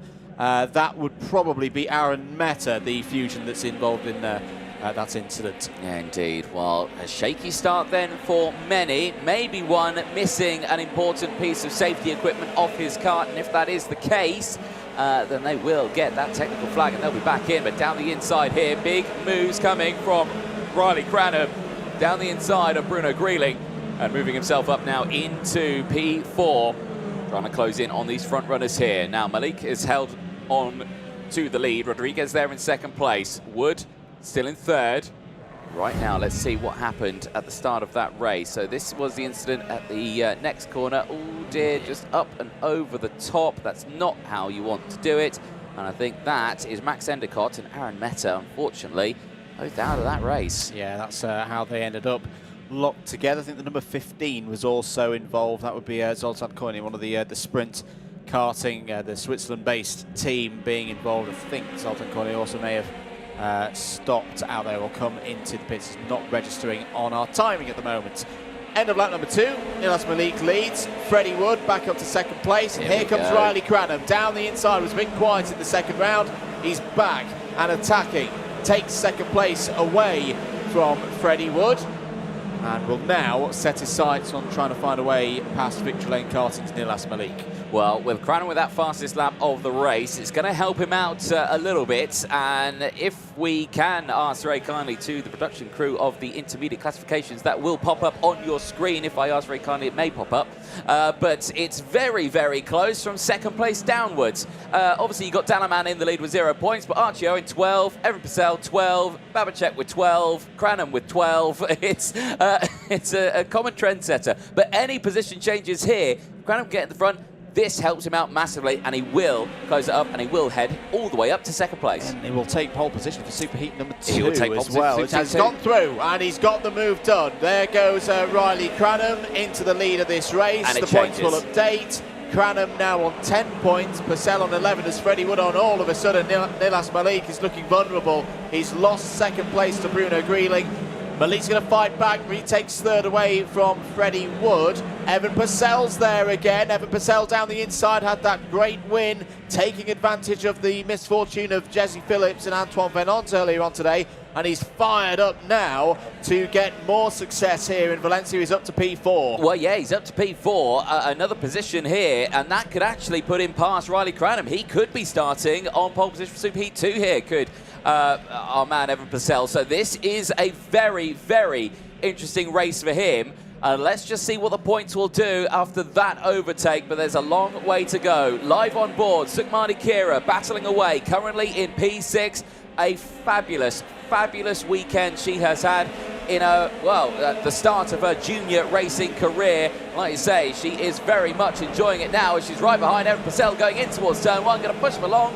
And that's another move done. That is good driving there from Sukhmani Kira. Great reading of the road ahead there by Sukhmani Kira. Could see that there was going to be an opportunity on the second half of turn 1 to get down the inside on Nilas Malik. That's also allowed Evan Purcell to break away a little bit. Yes, and crucially, with those intermediate classification points and that overtake, Evan Purcell does go up to second. And now, if it were to stay like this, would start on pole for Superheat 2 tomorrow. Cranham, being out-qualified by Purcell, is also on 10 points, but would not have the momentum to do it. So Cranham can't do anything more. It's all down to what Purcell does. So this is going to be a tight one here. But Cranham is not out of the woods yet here, Andrew. He's got Freddie Wood right on that rear bumper. I know Freddie Wood's got a chance here of a race victory. It's been a quiet start to the event for Freddie Wood, but it's not going to notice that he's been consistently in the top 5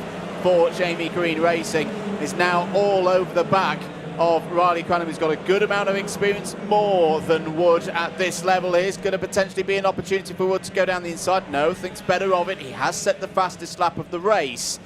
Tough season for Freddie Wood last year. I remember he had quite a big crash at Franciacorta, didn't he, in next 30 Mini? But since then, he's really developed nicely as a driver. This is the best I've seen Freddie Wood drive in the last 12 months, and the fact that it's on his step up into X30 Junior is very impressive indeed. It certainly is, and it's all going very well from here. And oh, there we go. That's the first sign. Cranham going defensive into that final chicane. instantly brings Bruno Grieling into play, and that's, I think, exactly what he wanted to do. Grieling's now attacking Wood as they go through in towards turn 1, but it's not close enough, and look who's closed up. Evan Purcell looking to even better his points chance of starting on pole for Superheat 2 here. Yeah, wants to give himself a little bit of a buffer over, ironically, the driver who is defending and closing this pack up. But that's how intermediate classifications can work at times. Looking a little bit further down the order, who's raced well through the field? Matteo Peruccio has the Italians up 10 spots to 8th as the leaders go into turn 11, and through goes Purcell up into 3rd. So there is the buffer. He'll now separate that tiebreaker. He'll drop from 10 to 9 points and have a 1-point lead over Cranham. Nicola Frigg, another great drive from Nicola. 19 positions gained from the back of the field. It's still going to be tough to see the Ubik Racing entry through into the final, but Nicola Frigg is giving it everything. Here's a chance potentially for Evan Purcell to get down the inside. Cranham shuts the door. Through will step Purcell. It's a Fusion 1-2 on the road, and unfortunately for Freddie Wood, he had to back out of that one. He had to keep himself safe as Grieling goes down the inside, puts Purcell off the racing line. Grieling's going to try and get it done through turns 4, 5, 6, and does so. What a sequence of corners. Cranham's gone. Cranham's got this race won. Grieling fights through to second place, but here goes Purcell down the inside. Brilliant block pass there. You do not see a lot of moves through turn number 10, but this is the Evan Purcell of 2025. I'm really excited to see what he's going to do this year. He is transformed from 12 months ago. It's exciting, but I'm pulling my hair out. Evan Purcell, you're putting yourselves in dangerous situations where you don't need to. You are, at this moment, going to be starting on pole position for Superheat 2 if you stay where you are, and he's done just that. Cranham takes the win. He's happy. He secures a front row for Superheat 1.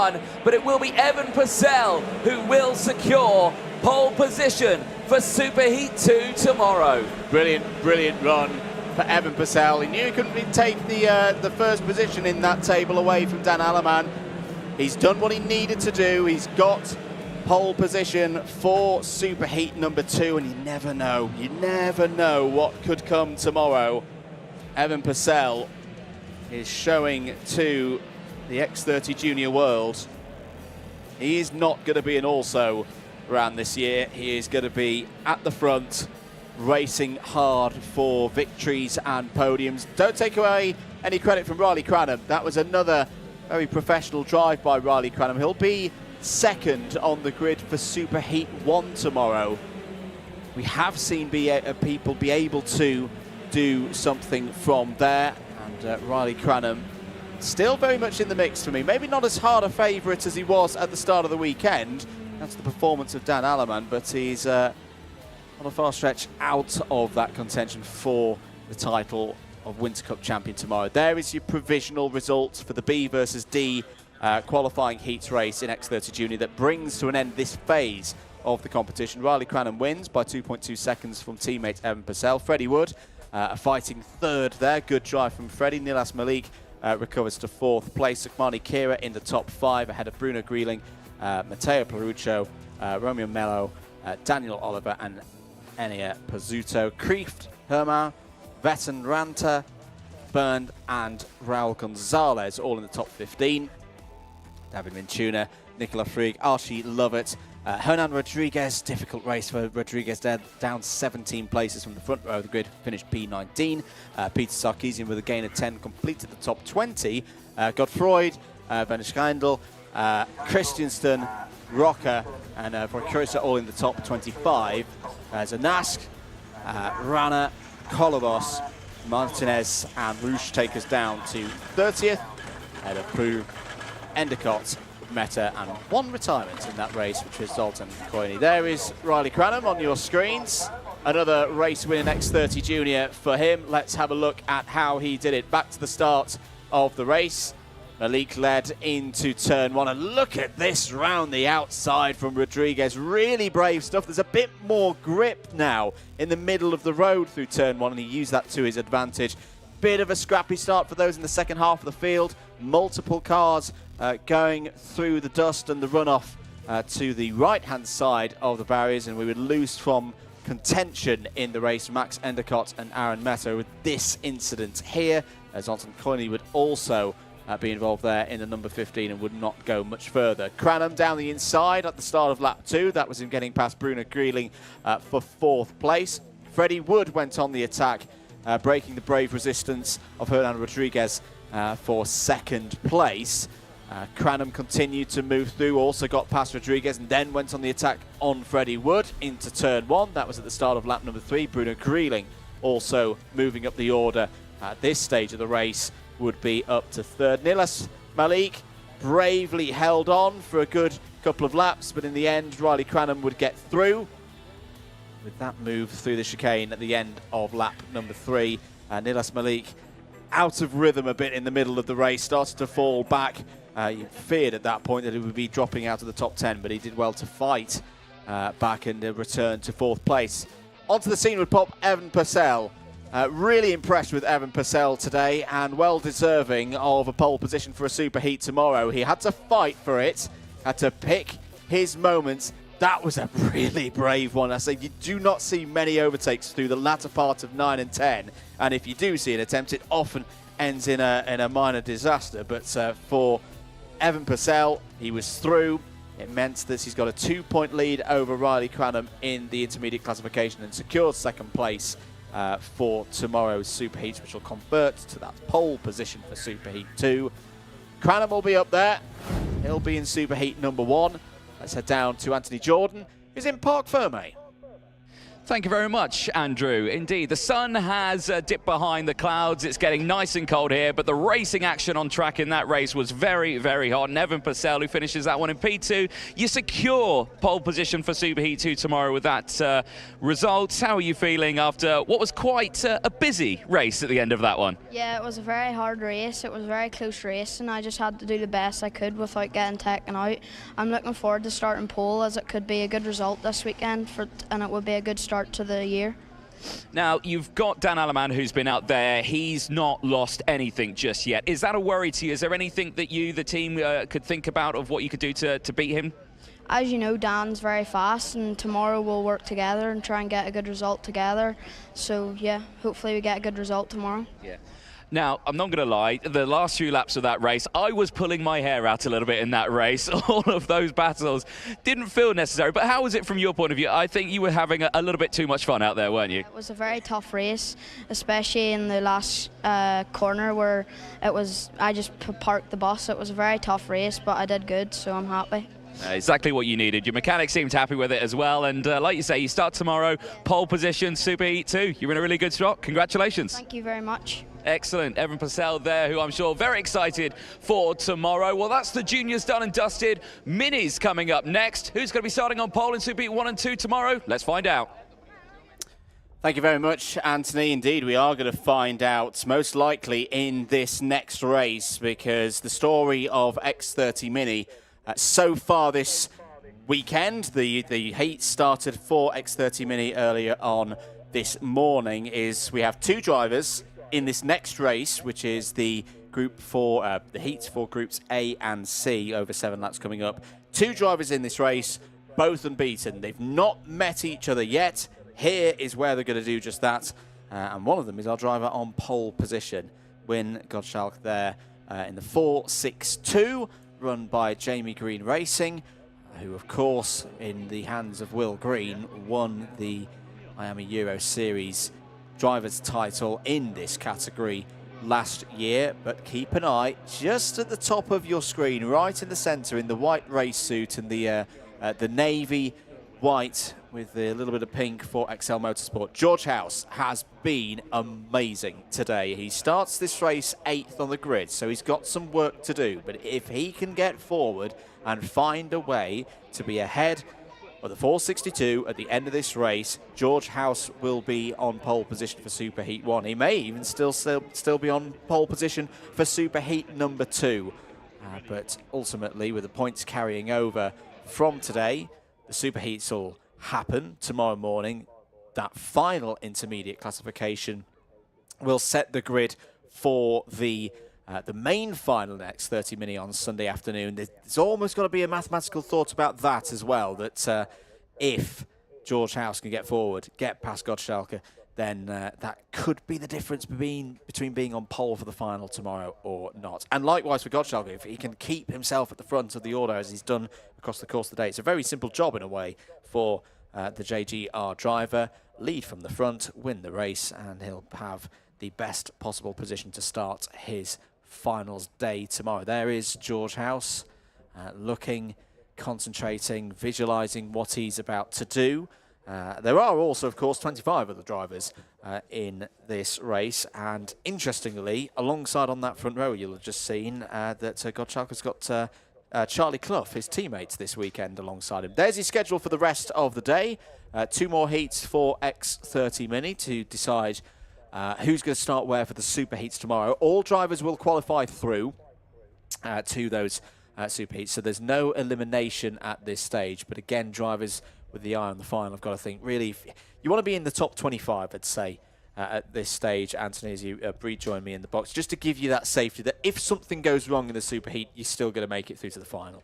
Completely agree. Yeah, it's one of those risky ones because, yes, it is just the 36 that go through. You want to be on that, as we like to call it, the bubble. Yeah, effectively, where you want to be, well, you don't want to be there, you want to be above that, of course, but if you've had bad results, that's where you want to aim to be. 37th, 38th, so when it comes to the superheat, if you can push it through, good race, you're through. Indeed, so I think we're going to have the green light any second. There it is. Let's take you through the grid then for this one.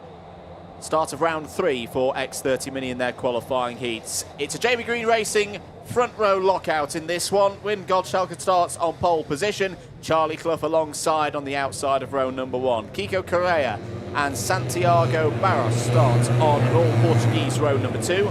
Nicolas Lopez and Mason Brooks go from row 3. They're ahead of Adrian Jimenez. It's had a very roller coaster day, who starts on row 4 alongside one of the drivers who's still on 0 points. George House has been magnificent. Can he make it 3 in a row? Can he take one of those pole positions for the superheats tomorrow? Hugo Fuentes and Abraham Shelby start on row 5. Harriet Ferry and Alfie Davidson go from row 6, the last of the rows. In the first half of the grid, row 7, it's Aaron Burhofer and Milan Beku. Row number 8 sees Luca Pavel and George Clark. Then you head to row 9. It's Johnson Stewart and Mason Hibbert rounding out an all-British row number 9. Ilya Sami and Theo Pelfran round out row number 10 and the top 20. They'll have Ollie Shawley and Mika Shivers on row number 11. Arthur Konovalov and Oliver Vitens go from row 12. Then it's Jack Hunley and Juan Torres on row 13. Max Laufer rounds out the 27 kart field, although I do believe, Andrew, it may only be 26. You are absolutely spot on, Anthony. Yeah, Juan Torres has not taken to the start. Second formation lap is underway. Drivers prepping themselves, prepping their machines. In terms of what the minis are running in terms of tyres, they're all on the same Comet-provided tyre. It's done timed qualifying Friday afternoon, and then the 2 heats so far today, and it's very likely that the drivers will carry these in the in through the super heat tomorrow as well. Keep that second set nice and fresh for the final. Yeah, exactly that. Well, we'll keep a close eye on this race. Of course, 2 more of these to go, this one and the next one. It's all down really to well, Gottschalk and George House in this one. It's both of them with those 0 points, both of them racing together in this one. Someone or both are about to lose their first race. Indeed. We should mark as well that Charlie Clough on the outside of row number 1 is the next best placed driver. He's on 5 points. Fuentes also in this race is on 6. Longitano in the next race is on 7. Indeed, so it still could all fall down to them if they can get in front here. This is going to be a tough one here. Pace is quick, but let's see how well it goes. We are away and racing down in towards turn number 1. And look at this, 3 wide already there for second place. That's going to end up risky on the curb there for Nicolas Lopez, who tried to go down the inside there on that Cali kart, but just got squeezed out wide. And now through the pinch point of turn number 3, very slow there. One driver going no further. That is Mason Hibbert out of this race, the 4:39 going no further. That's a real shame for Mason. Well, he'll get back still going further, but yes. He'll get back into the race, but in terms of hopes of repeating what he did earlier, breaking up into the top 10, that's going to be a long shot on this occasion. But for the drivers, winding their way through into sector number 3 now. So far, so good for Wim Gonçalves. We'll keep an eye on where George House is. I think it's George House there in around 7th place. Well, George was talking about how good his start was. Maybe in a way, he's looking at the situation and gone, right, I've got a rival here on 0 points who's starting pole position, and I'm in 8th. Let's just play the long game in this one. Let's see what opportunities arise. Because at the end of the day, if it's not to be pole in superheat number 1, he's still in a fantastic position to potentially secure the pole position in the other one, which I think if you'd offered him that at the start of the day, he'd have snatched your hand off. No, exactly that. And with this, you know, it then all falls down to Aurelio Longatano now, who steps up to 2nd in the intermediate classifications. He's not in this race. He will be in the next one. So if he wins that one and the results stay how they are right now, then he would start on pole for Super Heat 2. Well, this is still a fine line here, because there's a long way to go. And these drivers right now still gaining that time, pushing each other ahead. Right, so it is Gonçalves who is leading the way here. Little kick in the back there from Carrera in 2nd place, just pushing him along nicely there as they lead the way, trying to break away from Charlie Clough. Now Clough back up into 3rd place. He crosses the line. That does improve his chances here. He stays 3rd, but George House is still down in P4 now in the points. George House still there in P8, so not having the race start that what he had earlier on. A brilliant 3-wide scrap there between Brooks, Berhofer, Lopez and Jimenez was all involved in that. So unfortunately for Jimenez, he lost 3 places in that run through Sector 3. And, well, actually, no, it wasn't even Sector 3. It was from the start line to the end of Sector number 1. But I've really got to say, I know, again, it's another one of those things I often say. I've been really impressed with the minis today, especially with it being start of the season. For a lot of these drivers, this is new territory for them. But the racing's been really good, really clean. More of this tomorrow, please. Yeah, exactly. There is Jimenez making those moves once more, pushing up behind, I think, ahead of Berhofer there. So moving up into P4 now, I believe. But we'll keep a close eye on that one. No, still behind, and actually has lost out a couple more now in that stage. So there has been chopping and changing. We see the overtakes and then blink, and then they've lost them all, and then some even more on that one. So he's actually dropped down the order. This is starting to get a little interesting here now, because Carrera's trying to look a little bit more racy here, of trying to find a way past. Gonçalves just trying to figure out what he wants to do. There, confirmation of what I was thinking. Carrera with the fastest lap of the race as well.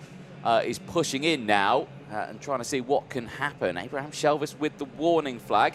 He's up in P8 at the moment, so that could bring, well, at the end of the race, that could bring some drivers into play here. It definitely could do. Right now with George House, he's back in a position that would secure him pole for Superheat number 2. That's because Charlie Clough is in 3rd, so add another 3 points to Clough's total, takes him down to 8.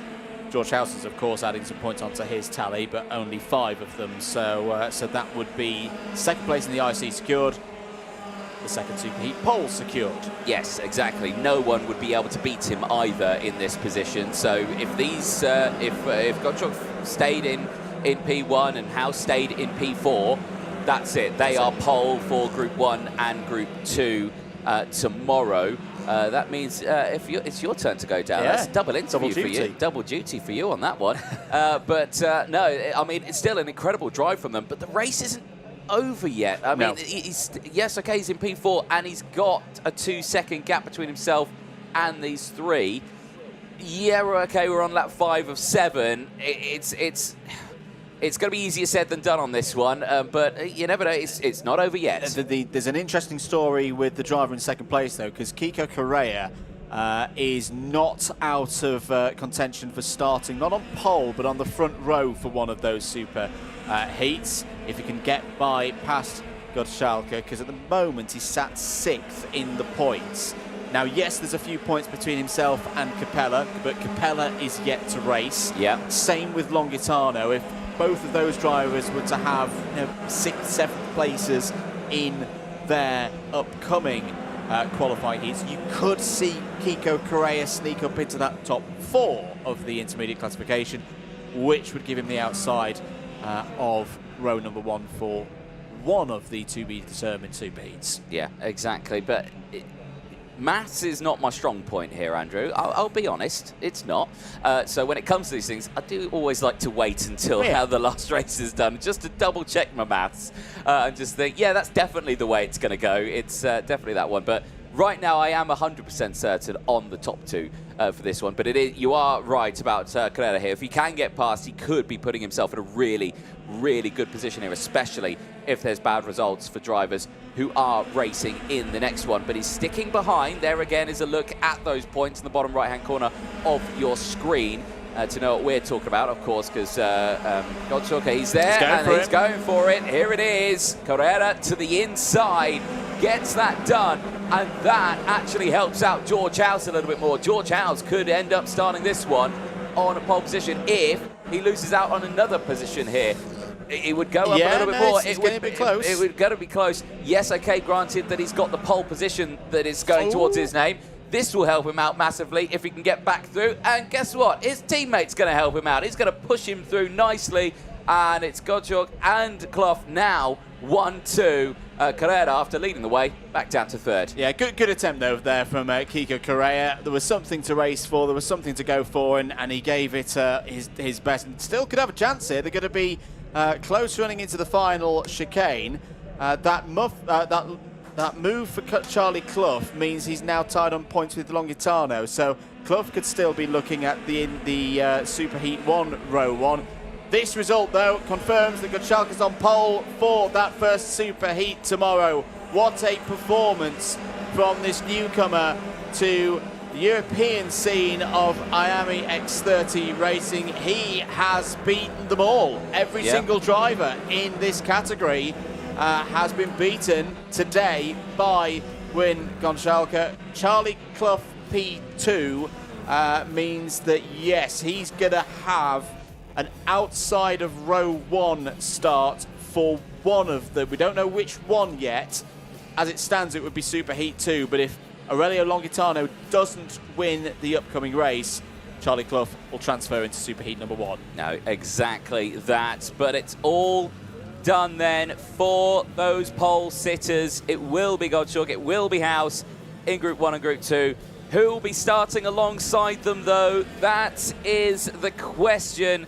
Charlie Clough at this moment is there, but of course, he's still got Longitano there as well. He could be starting on pole or the front row for Superheat 1 or Superheat 2. We just don't know yet as they make their way back into Parc Ferme. Andrew Mather is on his way down to have a chat with a couple of them, but there is a look at the provisional classifications at the end of qualifying heat A versus C. The last time we'll see the minis out today. Gottschalk from Clough, Carrera from Brooks, House from Shelvis, Jimenez from Lopez, Clark from Davidson, Pavel from Konovalov, Barros finishing in 13th place from Buhofer, Beku from Ilisami finishing in 16th place, Fuentes from Waitons, then it's Chuvas from Shawley, Stewart from Ferry, Harney from Palfren, Hibbert and Lufa running out the 26 finishers.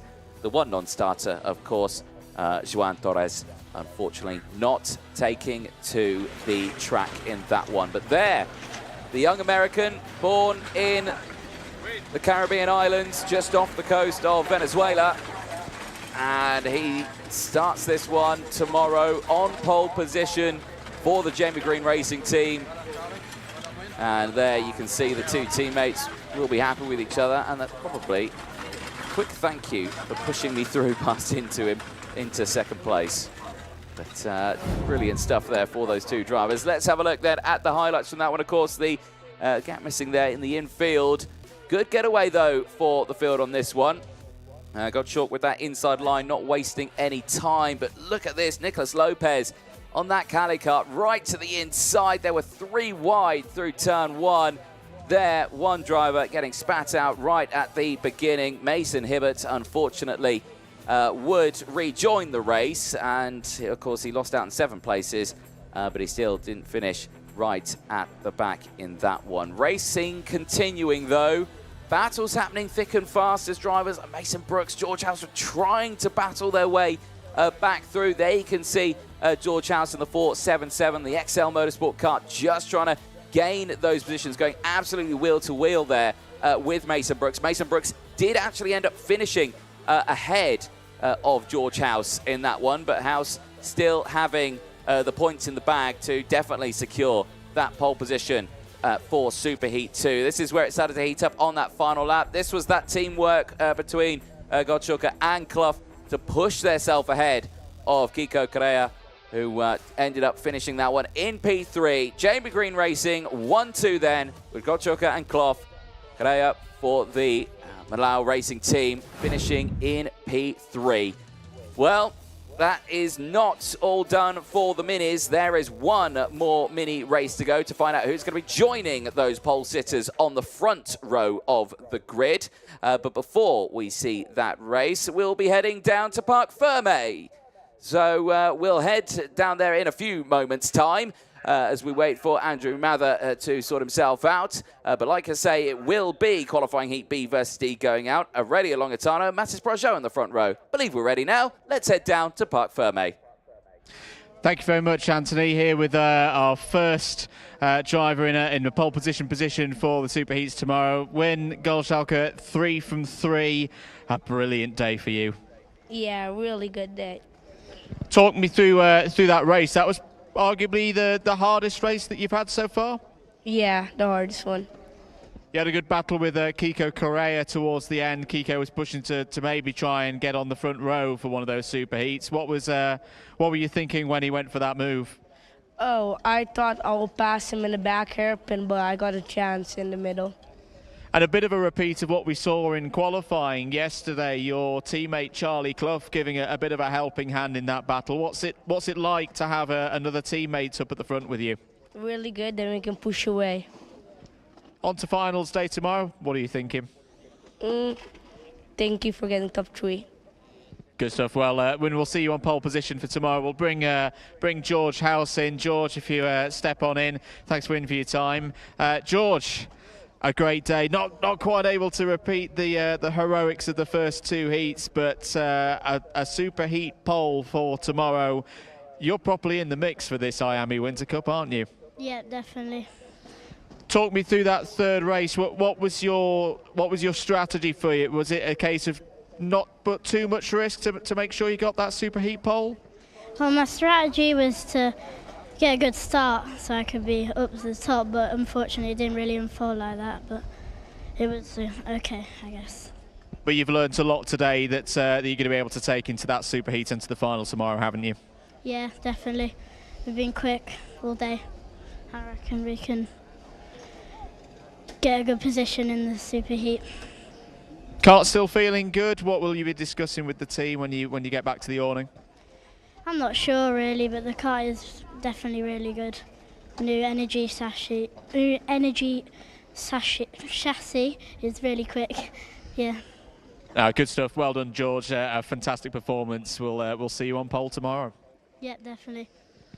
2 really strong performances from our pole sitters tomorrow. That will all kick off for those super heats to see who'll be on pole position for the finals, who'll be in that top 36 to see who's going to take the title of X30 Mini Champion for the IAME Winter Cup in 2025. But more racing, Anthony. Back to you in the box. Thank you very much, Andrew. Indeed, more racing coming up very, very soon. There you can see, though, the clouds are looming over the circuit now. It's dropped in temperature out there. We'll say the wind has picked up also, but certainly it's going to be a very, very interesting last 3 races we're going to have here. And of course, I've not really checked the weather. I don't know what it's like tomorrow either, but I'm sure it'll be absolutely lovely because I did check it while I was at home to make sure I packed my shorts just in case. But 1 mini X30 race down, 1 more to go. Like we were saying, qualifying heat B versus D. That is coming up next in a few moments' time, and it's all down to who's starting on that front row alongside our pole sitters, Gottschalk and House. Could it be Longatano? Could it be Clough? Of course, we've had Clough earlier on. But we will take a short ad break. Don't go anywhere. We'll be back with that last Mini X30 race in a few moments' time.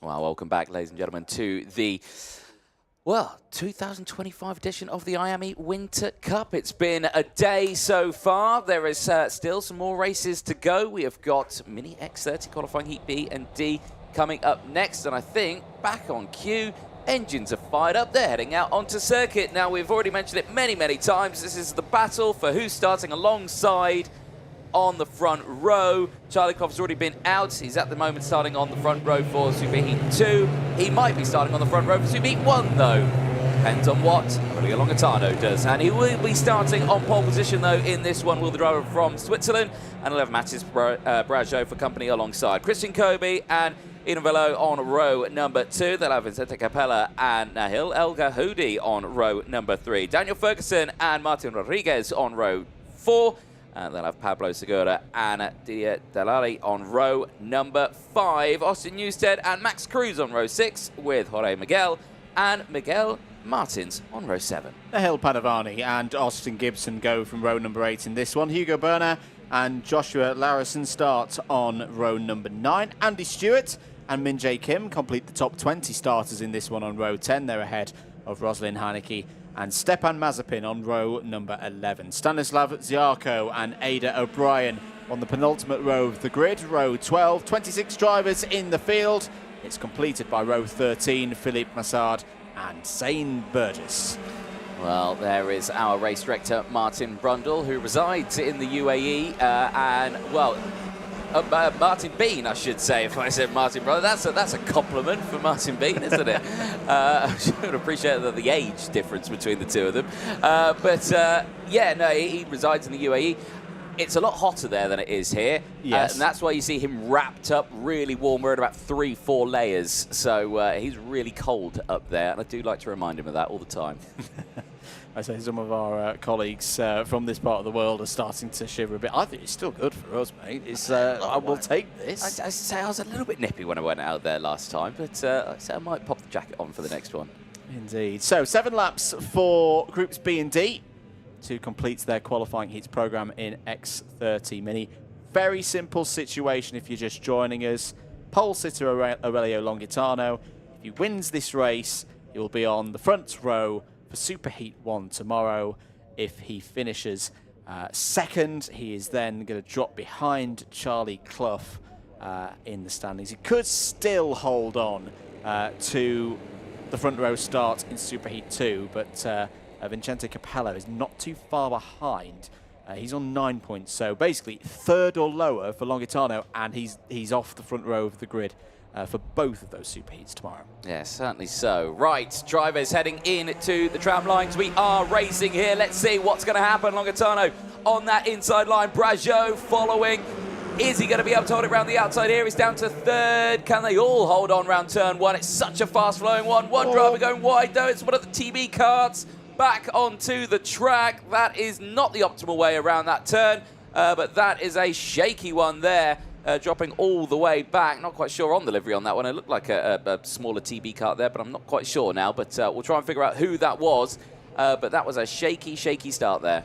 It was. I'd say there's a lot more grip around the outside of turn number 1 now. It means that there's even more karts meeting on the exit of turn 1 into turn 2, and you just get that little kink, that pinch point where they like to go 3, 4, or maybe even more wide. At the front of the field, Aurelio Longitano doing what he needs to do right now, keeping the lead. There's a battle going on involving the Action Racing 445 of Vincenzo Capella. Vincenzo Capella has a chance as well, mathematically, of being on the front row of the grid. He can't beat Charlie Clough. He can't beat Gottschalker or George House, who we've just spoken to. As down the inside, Christian Kobe's going for a move and takes the lead. The Irish driver for Fusion Motorsport has been very, very quick today. He's in around 7th, 8th place in the intermediate classification, and that move is going to drop his points tally by another 2 points. But I think more importantly at this stage, Anthony, it's going to give him even more confidence. That's not the first time we've seen Christian Kobe go for a lead today. He's looking in really, really good trim this weekend. He certainly is. And like I say, he's not far down in that intermediate classification. So he is a definite contender into this race. Yes, okay, he did win a race earlier on track. That got taken away from a drop nose cone. But still, it just showed that he had the pace, he had the positioning, and he knows how to win these races. And he's doing exactly the same right here. So he is certainly a contender on my books for a potential final win this weekend. It's just a case of getting it to the end. So Longitano now puts him down into 2nd place. That drops him to P4 in the intermediate classifications. That puts Charlie Clough on the front row for Superheat 1. Longitano, at this moment in time, is starting alongside George House for Superheat 2. He's indeed. There's a 5-point gap for Longitano as things stand from losing that spot on the front row for Superheat number 2. Kiko Correa is going to be the next driver. Well, down the inside goes Daniel Ferguson. Where has Daniel Ferguson come from? This is really good to see from Ferguson stepping up to this level. Had a good national championship season in 2024. But that was a mega move for P2. I can tell you exactly where Daniel Ferguson's come from. He's come from P7. P7. There you go. P7, there we go. It's up the order then. Another one of the drivers with Fusion Motorsport had a privateer run in terms of, well, it was a very, very good privateer efforts last year in his national championship. He has backing. His dad does British GT racing through Ram Racing, and his driver coach was a certain Danny Curl last year. So the former world champion's advice clearly working. Clearly working indeed, as Matis Brajot now sends it down the inside of his fellow Spirit Karting teammate and bumps him up into 3rd place. This bumps Longitano down just that little bit more. Now Jorge Miguel just setting in that fastest lap of the race. Now, he's currently running in 9th place right now. It's having a good race. 4 places gained. Austin Gibson is just ahead. 8 places gained for Gibson. So there are some big movers coming through the field now, Andrew. And this could make things just that little bit interesting, because now we're starting to see those drivers who are looking to definitely make sure they're in like a 20-place position in those points as we go side by side here. Is this Ferguson for the lead? I think it is, and he gets it done. Onto the back straight, says to Kobe, let's go. Yeah, good work between the teammates there. They didn't lose any time with that one. Christian Kobe just left enough room there for Daniel Ferguson to get through. Not any opportunity for Matis Brajot to hop through as well. Further down the order, Austin Gibson mentioned, now 9 places to P7. Min-Jae Kim is also charging through the field, so came up to 12th place. That's a gain of 8. A slightly strange situation yesterday for the driver from Korea, who initially was P1, but 2.5 seconds quicker than everybody else. And it turned out that hadn't quite completed the full circuit, so lost that lap time, lost that opportunity to get another time on the boards. That's why Min-Jae Kim is a little bit further down the order, but has got some good race pace at the moment. Change for 2nd place. Brajot through past Kobe. Longitano still okay right now, Anthony. Has got a 3-point delta to the nearest rival in the intermediate classification, and that's Kiko Correa, who's done, not in this race. So Longitano for the job of securing front row for Superheat 2. Just stay there. P4, this is fine. Yeah, exactly. But Matis Brajo still doing the work here, and he's helping himself out. He's back up to P6 in that intermediate classification as well. Every little position like this does help him out when it comes to fighting in those superheats tomorrow morning, I think they are. So, yeah, he's got a bit of work to do there. There are the points on your screen. Of course, Uchoka and House, all fine. Clough, who's right now well, not in this race either. He's obviously been put up. It's Longitano who's in the position, but in P4, he's absolutely fine, and he just can stay there now. Just take it to the end. It's got even better for him. He's got past Christian Kobe and is now up into 3rd place. So it's a move in the opening sector. We're going into sector 2 of this lap. Daniel Ferguson leads then, and this is a bit of new territory for Daniel Ferguson. Very competitive driver, raced in the entry-level series of the British Championships last year for IAME Water Swift powered drivers. He's defending now as we go on to the final lap, ahead of Matis Brajo and Aurelio Longitano.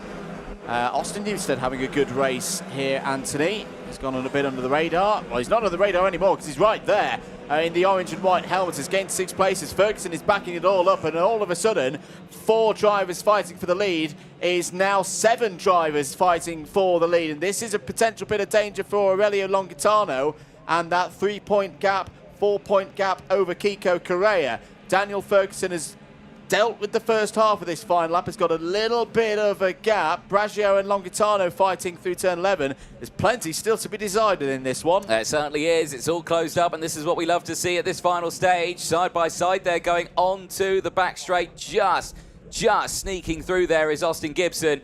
He manages to get through. Aussie on his helmet, as he likes to be called, but down into that final chicane. Here we go, 3 wide. Is everyone going to get through? Yes, they are. But at the front, Daniel Ferguson, he's going to take it. It's close to the line. Longitano takes 2nd place.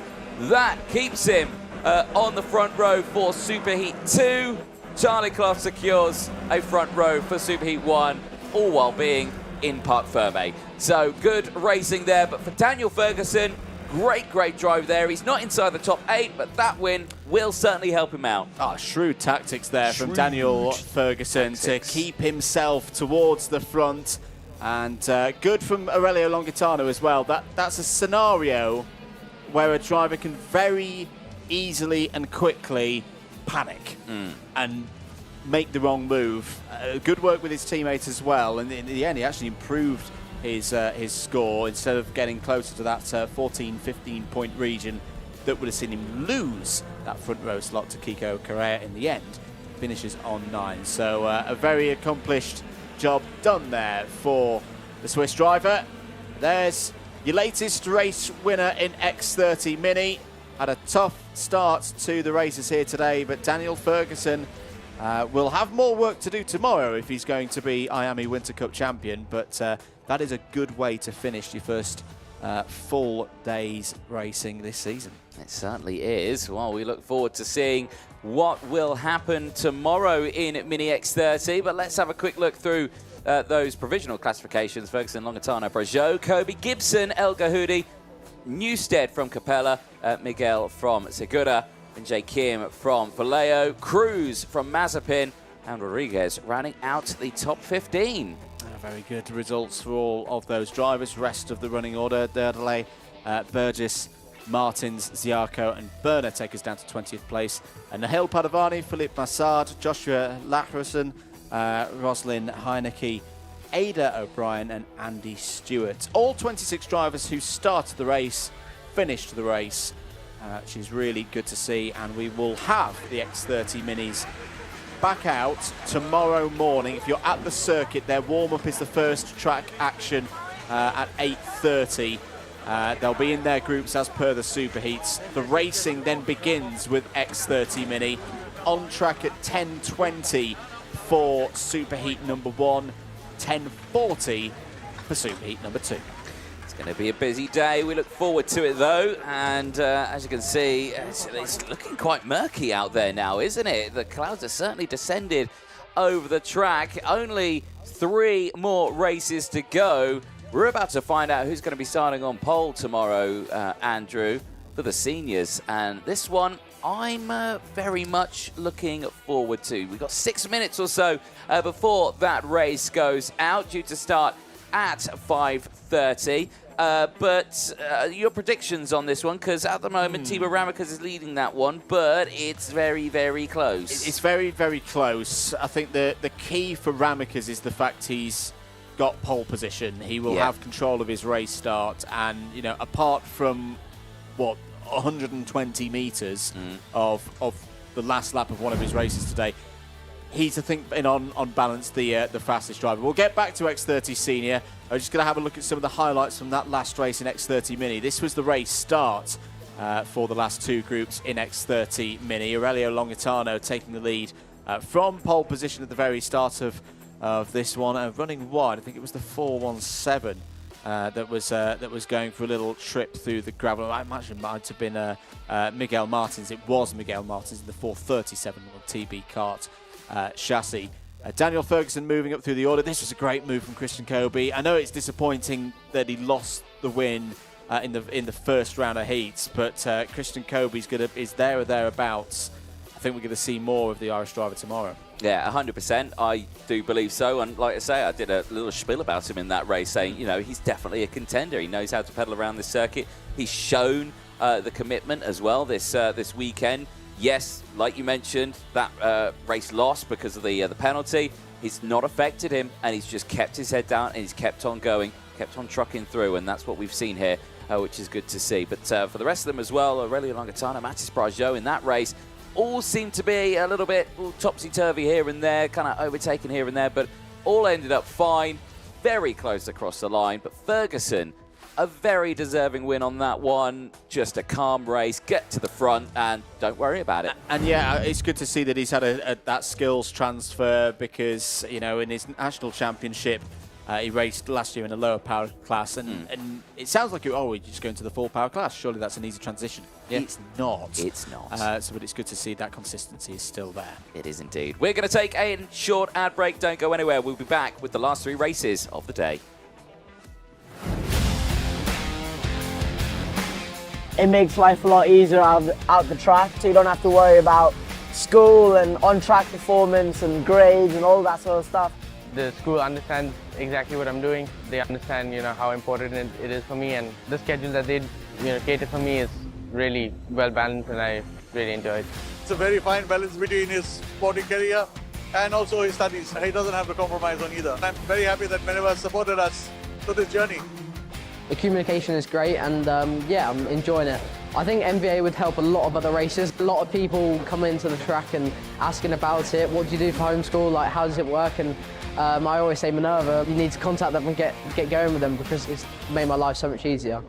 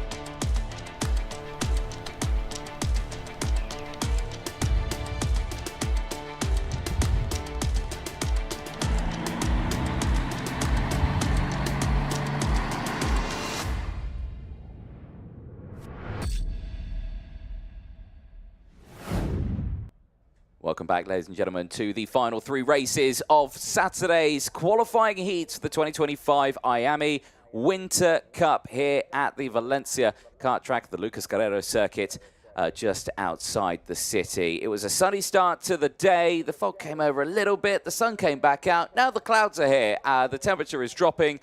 But 3 races to go here, Andrew, and they're all senior X30 races. And we've been doing some little... investigative journalism. Exactly that.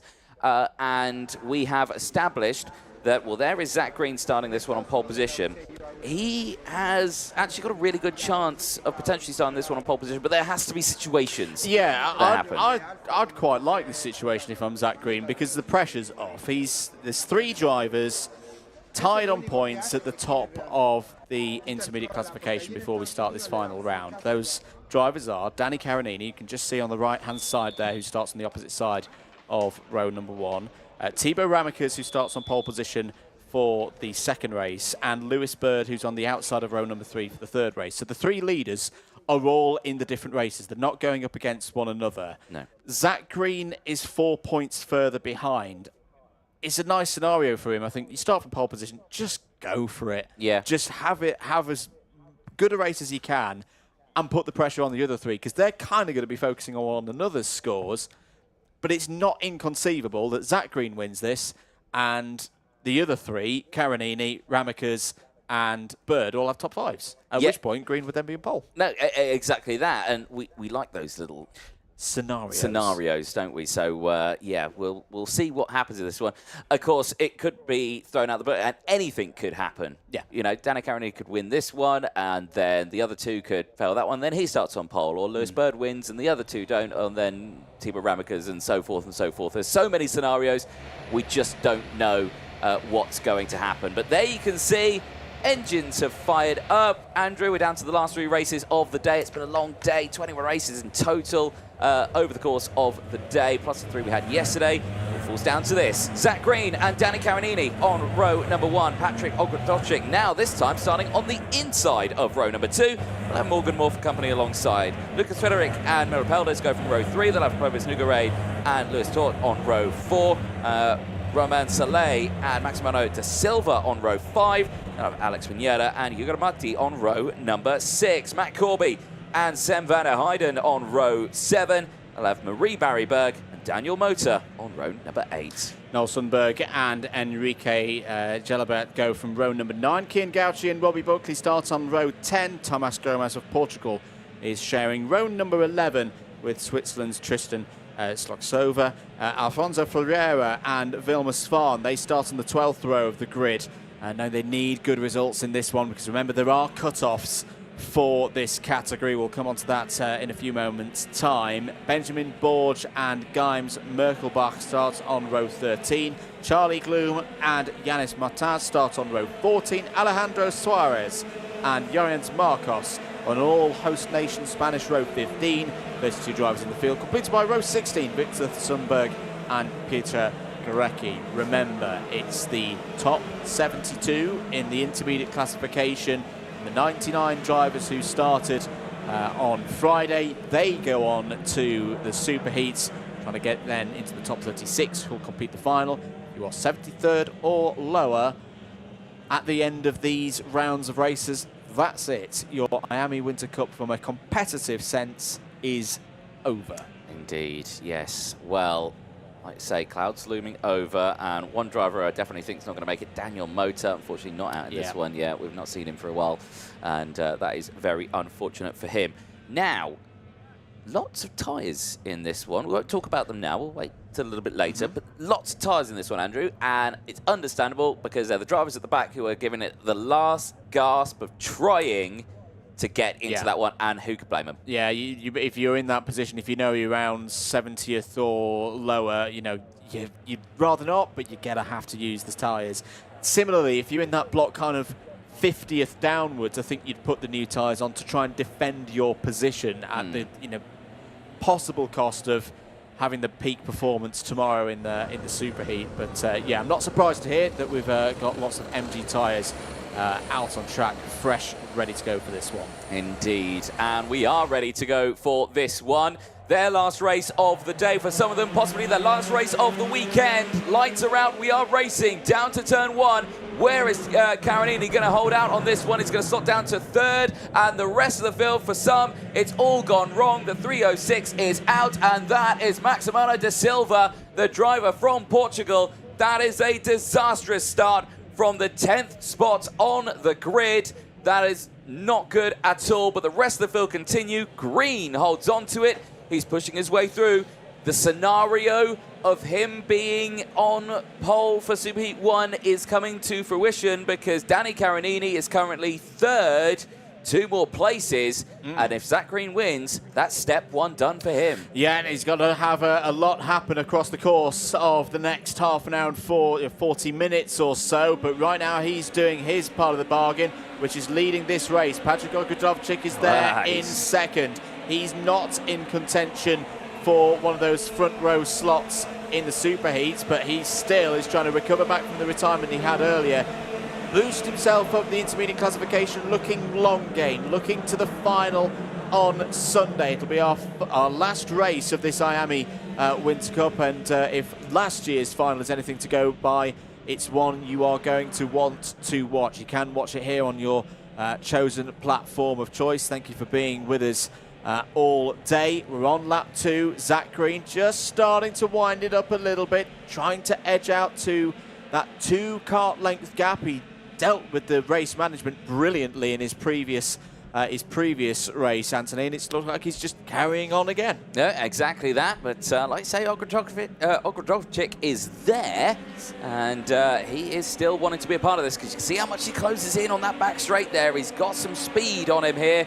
Remember, his tyres are still 1 whole heat fresher than the rest here, so he is in still a very strong position right now. But Danny Carinini is what we really need to see here. Because he's in the fight right now. With him being in 3rd place, that drops him down to 3rd in the points. Then Lewis Bird, who is yet to race, in fact, Lewis Bird is in the last race out today, now gets promoted to 2nd in the points, which means, of course, pole for Superheat 2 tomorrow. But all the meanwhile, there's a lot that needs to happen right now. We'll keep an eye on this one. Green looking so comfortable. Every time we've spoken to him, and he said, yeah, you know I had a little bit of craft to learn or anything like that. It was what he was speaking about, but I knew I was going to be roughly on the pace, and he's not been wrong on that one. He has been on the pace and very strong on it as well. And he's enjoying his racing as well, yeah. Which is, sometimes can just give you a half a tenth a lap if you just feel relaxed and ready to go. And say no pressure on Zach Green, no major pressure, I'd say. Of course there's a little bit of pressure. He's leading a race with some very, very quick drivers behind him, but he's not in pole position yet. He's going to have some acts of the racing gods for that to happen. He's just pushing along now. Fastest time of the race it's been set by Sam van der Heyden at 56.4. And that is understandable because he is one of many drivers who have put on a brand new set of tyres. Now, he's not the highest ranking driver in this one who had done that. Roman Soleil had put on a full, fresh set of tyres as well, but he's only gained the 1 place in this race and still sits in P8, while, like you say, Sam van der Heyden, with the 8 places gained, is into P6. Yeah, that's a good move down the inside of Lucas Friedrich. I think he's now up to 5th place. Yes, he is. Back at the front of the order, there's an investigation flag coming out for 2:45. That's going to be Hugo Marti on the Paralin. He's currently 12th on the road, so we'll update you if we get any more news on that one before the end of this race. We're on lap 5 of 11. Zach Green still your race leader. Patrick Ogrodovchik not able to close up to the back of the JGR 269 at the moment. Danny Carinini is closing in though, just little by little. He took a few hundredths out of Ogrodovchik through the first sector. Let's have a look at a replay. This is looking back from Danny Carinini. Behind us there is Morgan Moore, the Irishman racing once again this season for Premium Karting. And Morgan Moore, currently running in 4th place, could need to deal with Sam van der Heyden soon. who's just gone purple through sectors 1 and 2. I tell you what, not just Morgan Moore might be thinking or needing to think about Sven van der Heyden. I think these three, especially if they start fighting, the Dutch driver is going to be on them like a flash. He certainly will. There again, confirmation of the fastest lap and the qualification points as well. Ramekes and Bird yet to race. Ramekes is in the next one. Bird is in the last race of the day. It's all down to Carinini here in third place. And like you were saying, with Morgan Moore and with Sven van der Heyden all closing in. Sven van der Heyden's on that rear bumper. There's a change for the lead. That will help out Morgan Moore and van der Heyden as well. But Ogrodovchik now leads the way. Now, this doesn't work into the hands of Fred Green, but it might do later on. A lot still needs to happen here. He's going to immediately fight back, and he's going to go back to the lead. Carinini is going to try it as well. Now, Sven van der Heyden's got past Morgan Moore. He will be on these three promptly. Big head pump there from Sven van der Heyden. He can see a chance to take a heat win and make this tyre strategy work. Coming closer and closer. The gap is down to 1.4 seconds between Zach Green, your race leader, and Sven van der Heyden there for KCR Racing Team in the 247. Carinini down the inside of Ogrodovchik. That's a key move. It doesn't put him back to the points tally of Lewis Bird, but it reduces his own by 1. It means that Lewis Bird would need to win his race to stay ahead of Danny Carinini in the intermediate classification. We've got 4.5 laps of this one to go. Looking back from Danny Carinini, Ogrodovchik checks over his shoulder, gives a little bump draft through turn 15. Is there going to be an opportunity for the Spaniard into the chicane? But look at Sven van der Heyden in that yellow, red and white KCR Racing machine. He's absolutely flying. He certainly is. There though, however, I believe that could be Vilma Svan in the pit lane, unfortunately for the Falcon Racing Team, going no further in this one. Eyes on this. Race is coming to an end. We're on lap 8 of 11. Clouds looming once again over the side. It's getting quite dark out there, isn't it, Andrew? And dark clouds mean one thing, but that will leave that one to the rest of them. But this one here, this is getting a little bit exciting here because Sven van der Heyden right on that rear bumper now. This is now 4 karts, one more in the form of Romain Soleil, who has also got a brand new set of tyres on.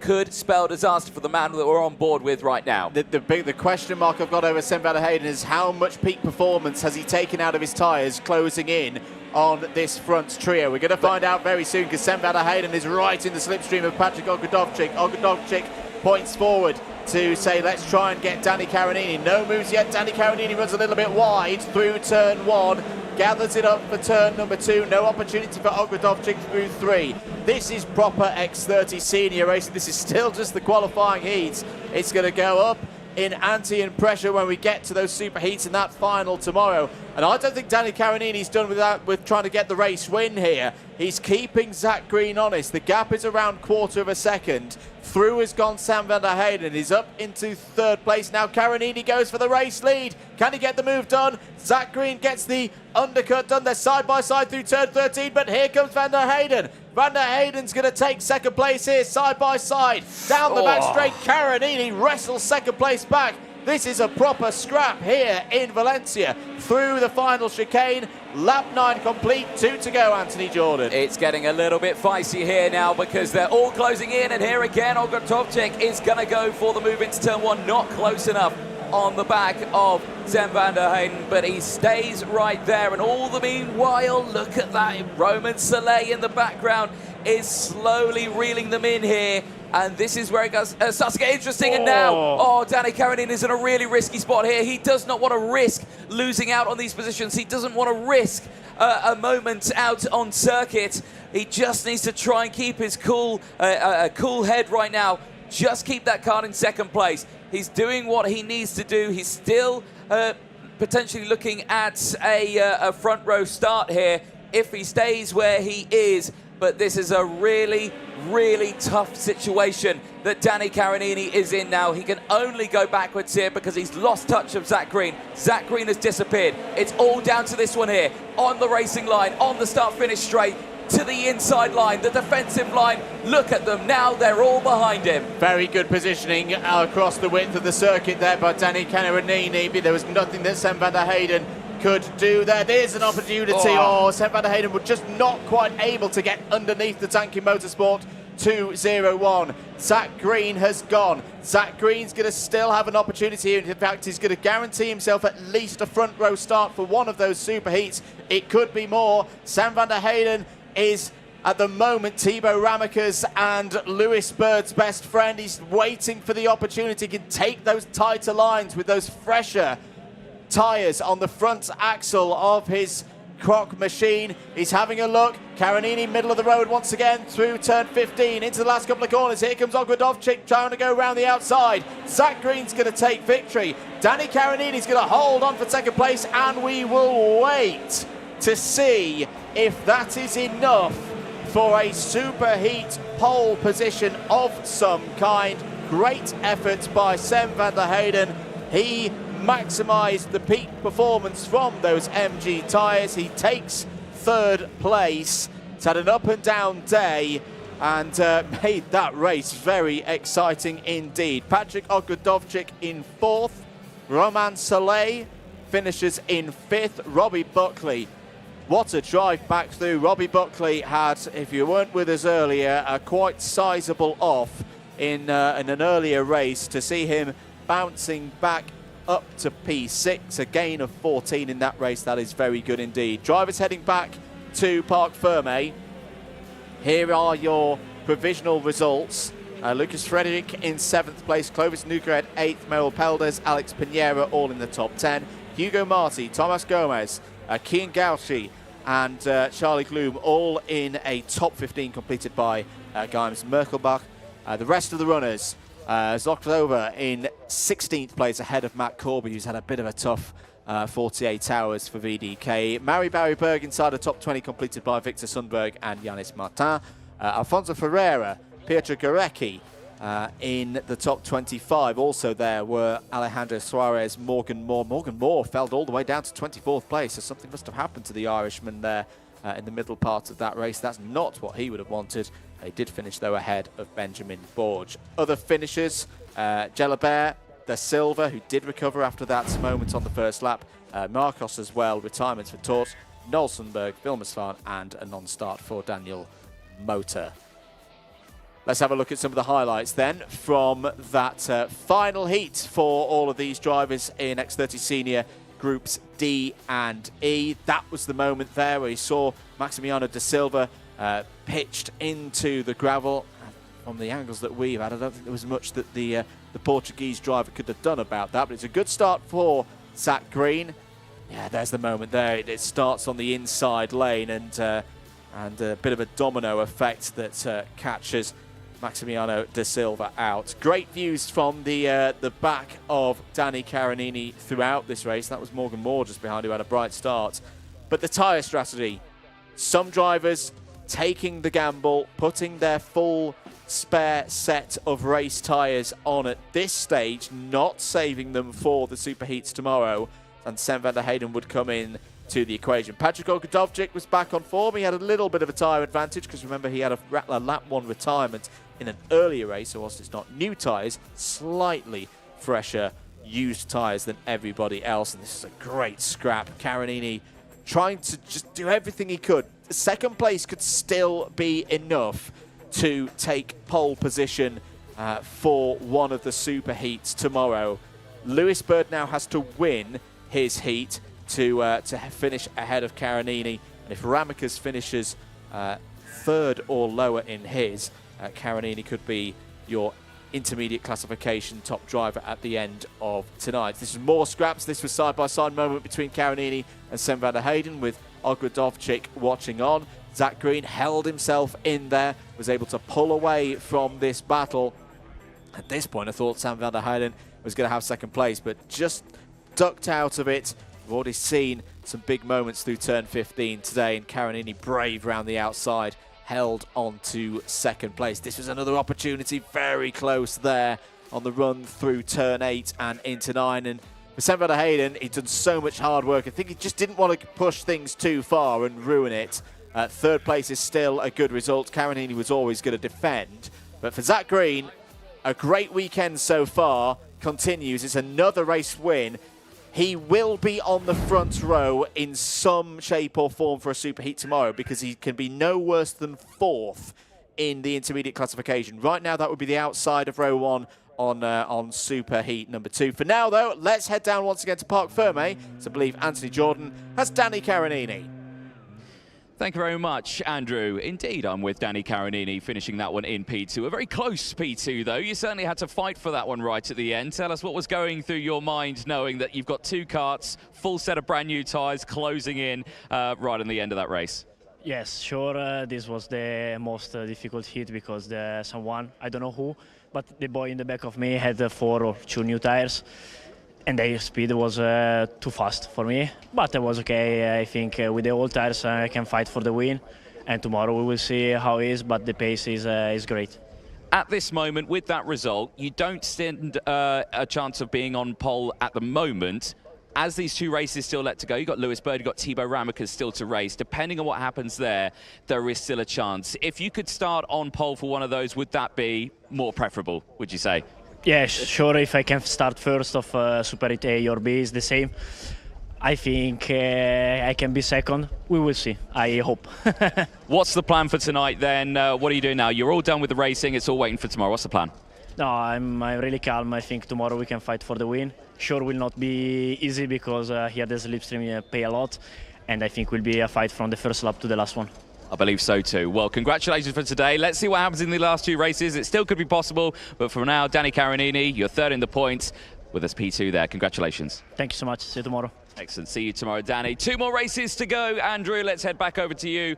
Let's talk you through them.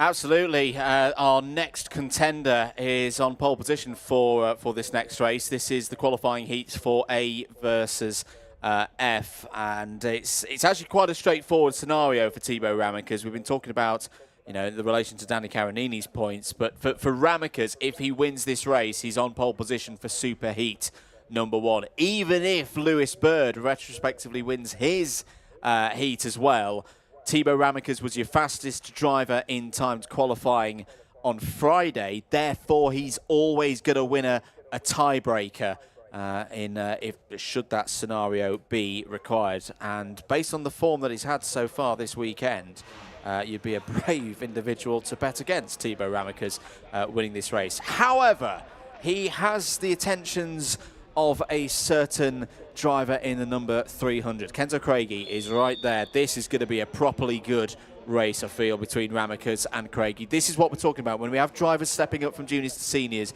you get races and face-offs that we either haven't seen before or we haven't seen for a while. Ramekers made quite the impact on the senior scene in 2024.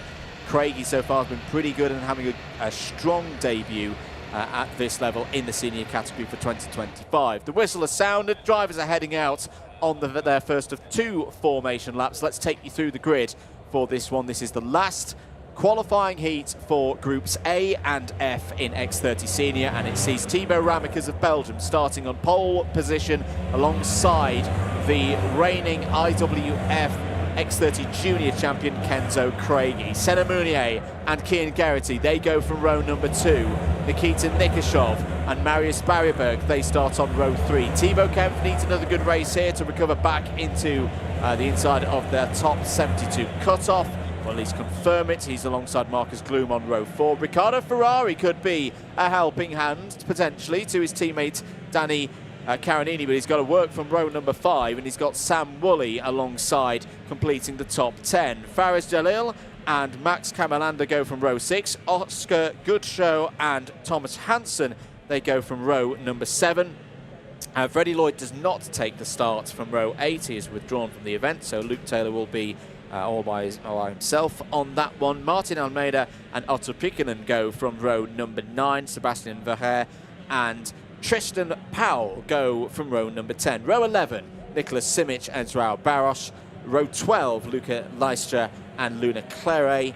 Stylianos Kolovos and Aaron Cavilo go from row 13. Luca Mann and Marcus Shulkuna start on row 14. Completing the top 30, it's Ireland's Sean Hogan for Brennan Tech alongside Belgium's Keanu Bellens. Dylan Patel and Ulysses Crespo Morata start on row 16. It's a 33-strong field completed by France's Victor Adreter.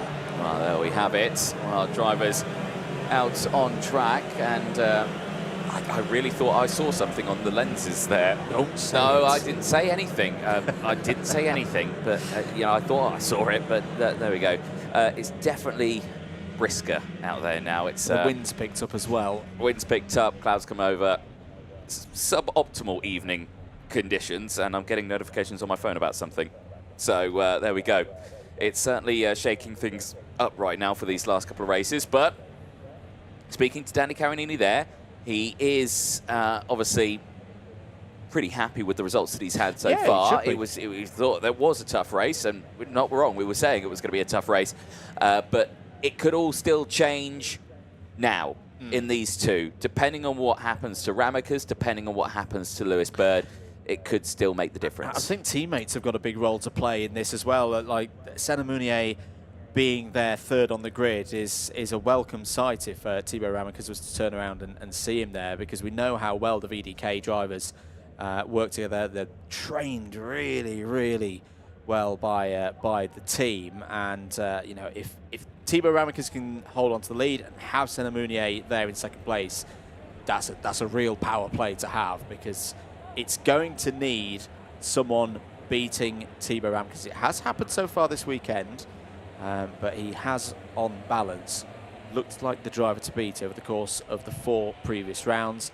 Getting ready then through the cut through into those tram lines. Ramakas versus Craigie here in Valencia. Eyes on those lights. We go racing for the final time today in Groups A and F in X30 Senior, and it's a good start for those on the pole side of the grid. Craigie's trying to hold around the outside of Mounier for second place, but it's going to be Thibaut Ramakas who leads off of turn 2 for the first time in this one. Down into turn 3. It's looking a bit congested there, very congested. There's several carts involved. Someone's lost a bit of a side pod flying up in the air. No problems though for your race leader.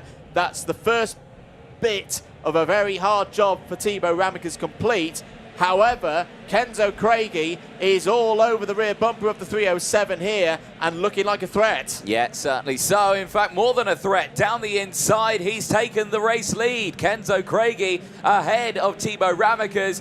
And that's what we mean. It's not over yet for Danny Carinini. He could be on pole for Superheat 1 tomorrow if this gets even worse for Thibaut Ramakas. But across the start-finish line they go. They will be joint on points. And now Lewis Bird is the points leader, but he is out in the next race. So it all still falls down to what happens here. And I've got to say, Cian Geraghty, he's closing in there in third place. Yeah, Cian Geraghty currently 8th in the intermediate classification. He's probably a little bit too far out to be in the discussions for the front row of the grid. He's just lost out there to Marcus Gloom, who's gone through. Now, did I see on our sheets that Marcus Gloom has got a half set of tyres on? Yes, I did.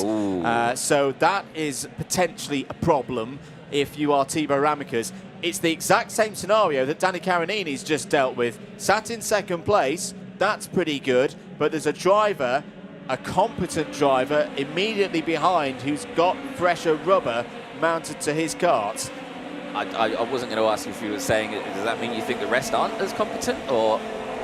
That depends. No, not at all. But no, this is very a tricky situation for Ramakas here now, because like you say, he's waiting to deploy those tyres until tomorrow, isn't he? But in what situation? Is he going to deploy them in the final? Is he going to deploy them in the superheats? We just don't know. And Marcus Gloom right there, another fast enough rate, wasting no time. Now it's definitely in the court of Lewis Bird in the next race. This will affect the points, and now Danny Carinini has a chance of starting this one on a pole position spot. He's got more than a chance. So that would move Ramakas behind Carinini. It would put Ramakas on 9 points. Carinini is locked in on 8. At the moment, you've got to feel for Thibaut Ramakas in a way, because this isn't being decided. Well, it is. It is being decided by this race, but actually the bigger factor is that technical failure that he had right at this point of the circuit. On the last lap of one of his earlier heats, he dropped from 2nd to 6th. That was a difference of 4 points that right now is the difference between him being on the outside of row number 1 to being the inside of row number 1 for that first superheat tomorrow morning. Yeah, indeed, it's a big question. And to really cement it in, one more place loss, and Zach Green then starts to make moves here. So it's really starting to be an issue here, but Luca Lestra with the fastest lap of the race. And I have seen as well that a technical flag has gone out in this race. Dylan Patel, unfortunately, is receiving that technical flag. And I believe it's part of his rear bumper that has come off. It's one of those stickered bits on the edge of the rear bumper. Yes, the rule change that came in at the start of the 24 season, that those blocks just in line with the rear wheels, that quite usefully for us and more importantly for the officials, have to be coloured a different colour. So, for example, on Kenzo Craigie's car, they're the bright red bits. I did see one of those fly off in that melee on lap 1 that was either a reddish or a pinky colour.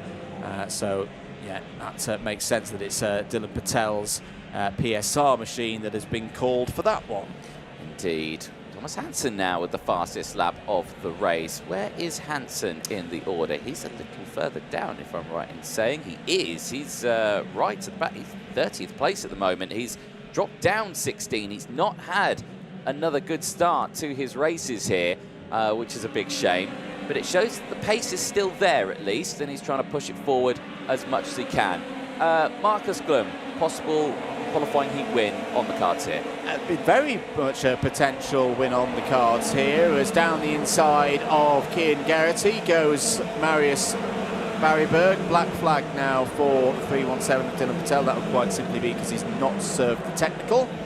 That is the end of Dylan Patel's race. Yes, it is. Never a nice way to end your day with a black flag, but as I say, it's one of those things. The drivers are so focused on the racing, you know, it's tunnel vision, but there is a big, bright, digi flag above the gantry. There's a marshal with the flag and the board, number board on the sidelines. It makes it a little bit hard to see, but I can personally forgive the driver for not seeing it, because tunnel vision is a thing. Yes, you know, it can happen. On to lap number 6 at the moment. I tell you what, Kenzo Craigie's digging deep here. He is. He's really digging deep to try and hold on to this race win.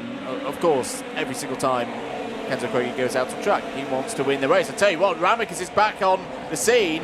Marcus Gloom, I think, has gone through the best of those tyres, that half set. Ramicus is back into P2. The situation changes again.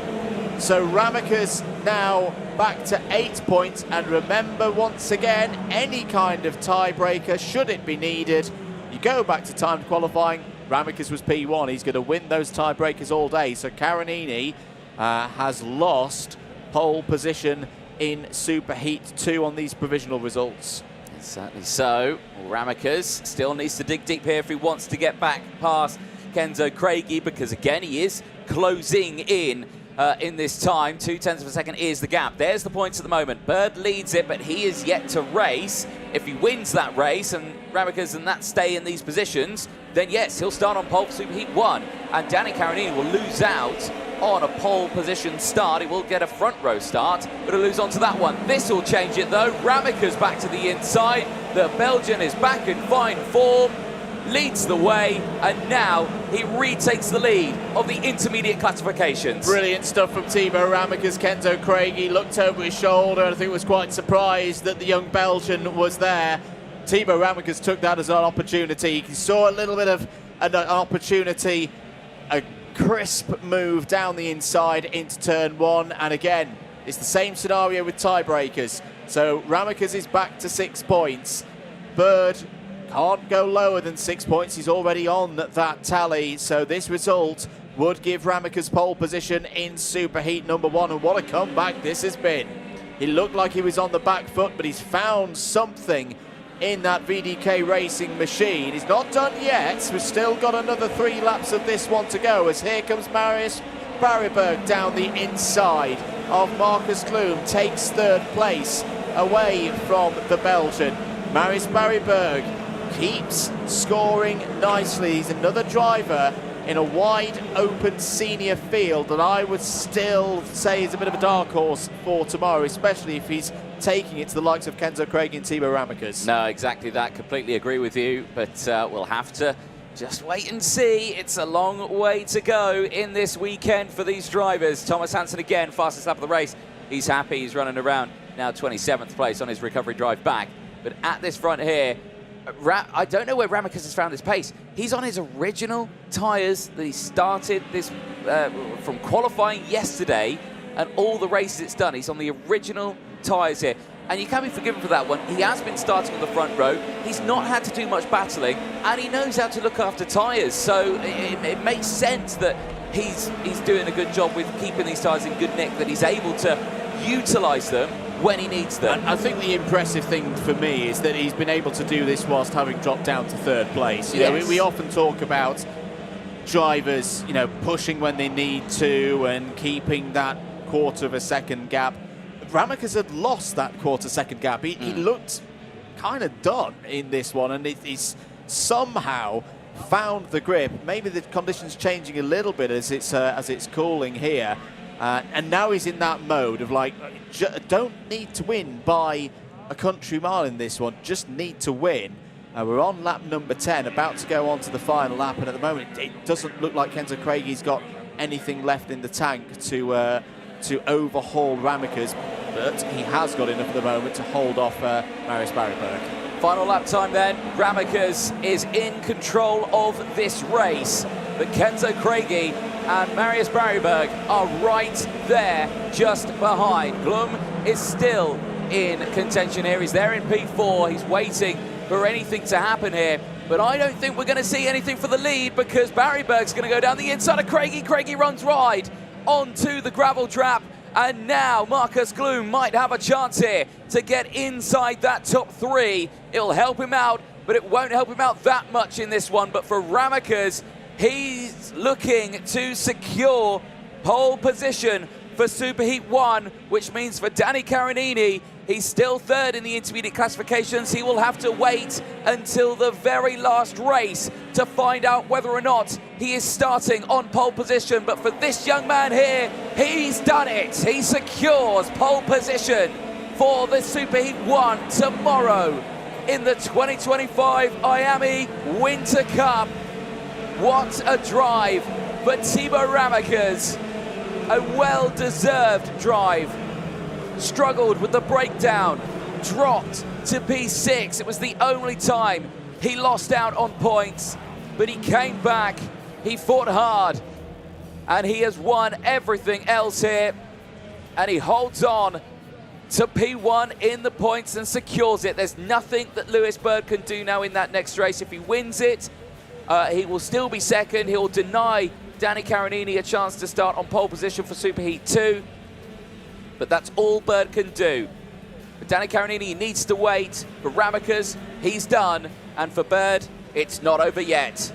They make their way back into Parc Fermé, and we'll go over those full provisional classifications, of course, at the end of this one. But what a race that was, as again those clouds loom off in the distance. Ramicus from Barryberg, Craigie from Gloom, Munier from Geraghty, Woolley from Simic, Huhtinen from Kemp, Cavillo from Hogan, Verga from Nikita Nikshov, and Vidier as well in P15. Riccardo Ferrari finishing that one in P16 from Keanu Wellens. 13 places gained for Keanu Wellens. Sean Hogan 17, and Cavillo with 15 places gained. Simic with 13 places gained as well.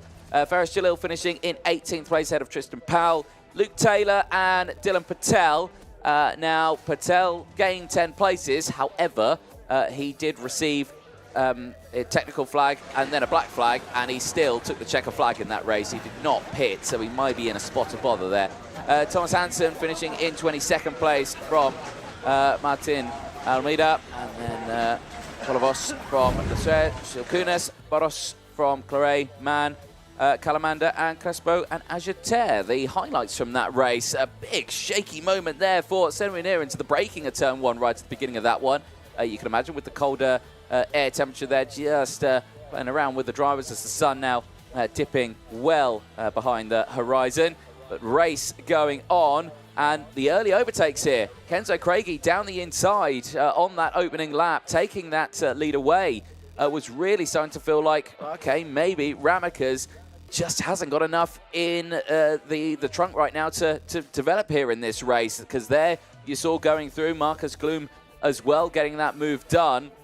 with the overtakes in the background happening as well. This was the likes of Marius Barryberg who would close in. But there, the recovery drive. Down the inside of turn 1. No idea where this came from Thibaut Ramekers. I was thinking those tyres were done. They were cooked. He's been using them all day. But the same as the rest, of course, as well. Craigie not able to defend it. He dropped back. Then Marius Barryberg on the charge here as well. Like I say, he got up into second place at the end of that one. Big dive down the inside. This was a really close moment for Kenzo Craigie. Super, super close there, right on the runoff there on the exit of the infield section. But across the line, Thibaut Ramekers not only takes another qualifying heat win, he secures pole position for Superheat 1 tomorrow. Make sure you don't miss that one. But still, pole position for Superheat 2 is up for grabs. But let's head down to Parc Ferme. Andrew Mather, it's over to you. Thank you very much, Anthony, here with I think a quite relieved Thibaut Ramekers after a really, really tough last heat of the day. Thibaut, talk me through it. The start was good. You held the lead. Kenzo Craigie was on your tail, though, and went for that move. What were you thinking at that stage of the race? Yeah, I was a bit disappointed because I have no good speed, but after that I'm become faster and faster, and I pass the two guys, and I win, so I'm happy. Give us the secret. What changed in the middle of that race? Because you were in third, it seemed like you were on the back foot, and then it suddenly came alive, and you tore through, took the win, and took pole position for the Superheat tomorrow. Yeah, I was a bit nervous at the beginning, and after I calmed me, and it was better, so I continue like that. You're into your second year of racing at a senior level. What would it mean to win the IAME Winter Cup this weekend? It will be great because I already won in junior, so do it in senior will be more great, even better. Getting ready for tomorrow, I'm sure you'll review the data. Will you look at anything from last year's race? You were in the mix. It didn't go your way last year. Is there anything you can still learn from a prior experience? Yeah, we use a lot of data from last year to become faster and faster through the weekend, and yeah, it's helped a lot. Thanks for your time, Thibaut. We've got to go to the next race, and well done. We'll see you tomorrow. Good stuff there from Thibaut Ramekers. Can hear the engines firing up. Last race of the day. Anthony, back to you. Thank you very much, Andrew. Indeed, engines have fired up. They've made their way out onto the circuit. So let's quickly fire you through that full starting lineup for the last race of the day. Elo Gonzalez and Andy Rattel on row number 1. Christian Caballero and Peter Stiller on row 2. Clement Outron and the one driver who has a chance of knocking Danny Carinini off a pole position start, Lewis Bird, starting this one on the third row of the grid in P6. Hugo Besson and Kevin Lantinga on row 4. Adrian Martinez and Arthur Huang on row 5. Harrison Mackie and Alberto Hurtado on row number 6. They'll have Ruben Moya and Johan Aluja on row number 7. Nicolas Garcia and Kevin Bakker on row number 8. Marlon Bayer and Samuel Ifrid on row 9. Mark Granada and Roxanne Lantinga on row 10. Roseanne Den Driver and Guido Bidoldi on row 11. Elias Laman and Isaac Say on row 12. Raul Luis Martinez and Marcel Matievich go from row 13. Morgan Knudsen and Sebastian Shevazov on row 14. Julian Babaka and Ruf Resia on row 15, rounding out that top 30. Daniel Haratse and Michael Gorecki on row 16. Mariano Alatorre and Rafael Uliar on row 17. 34 drivers, all of them are out there.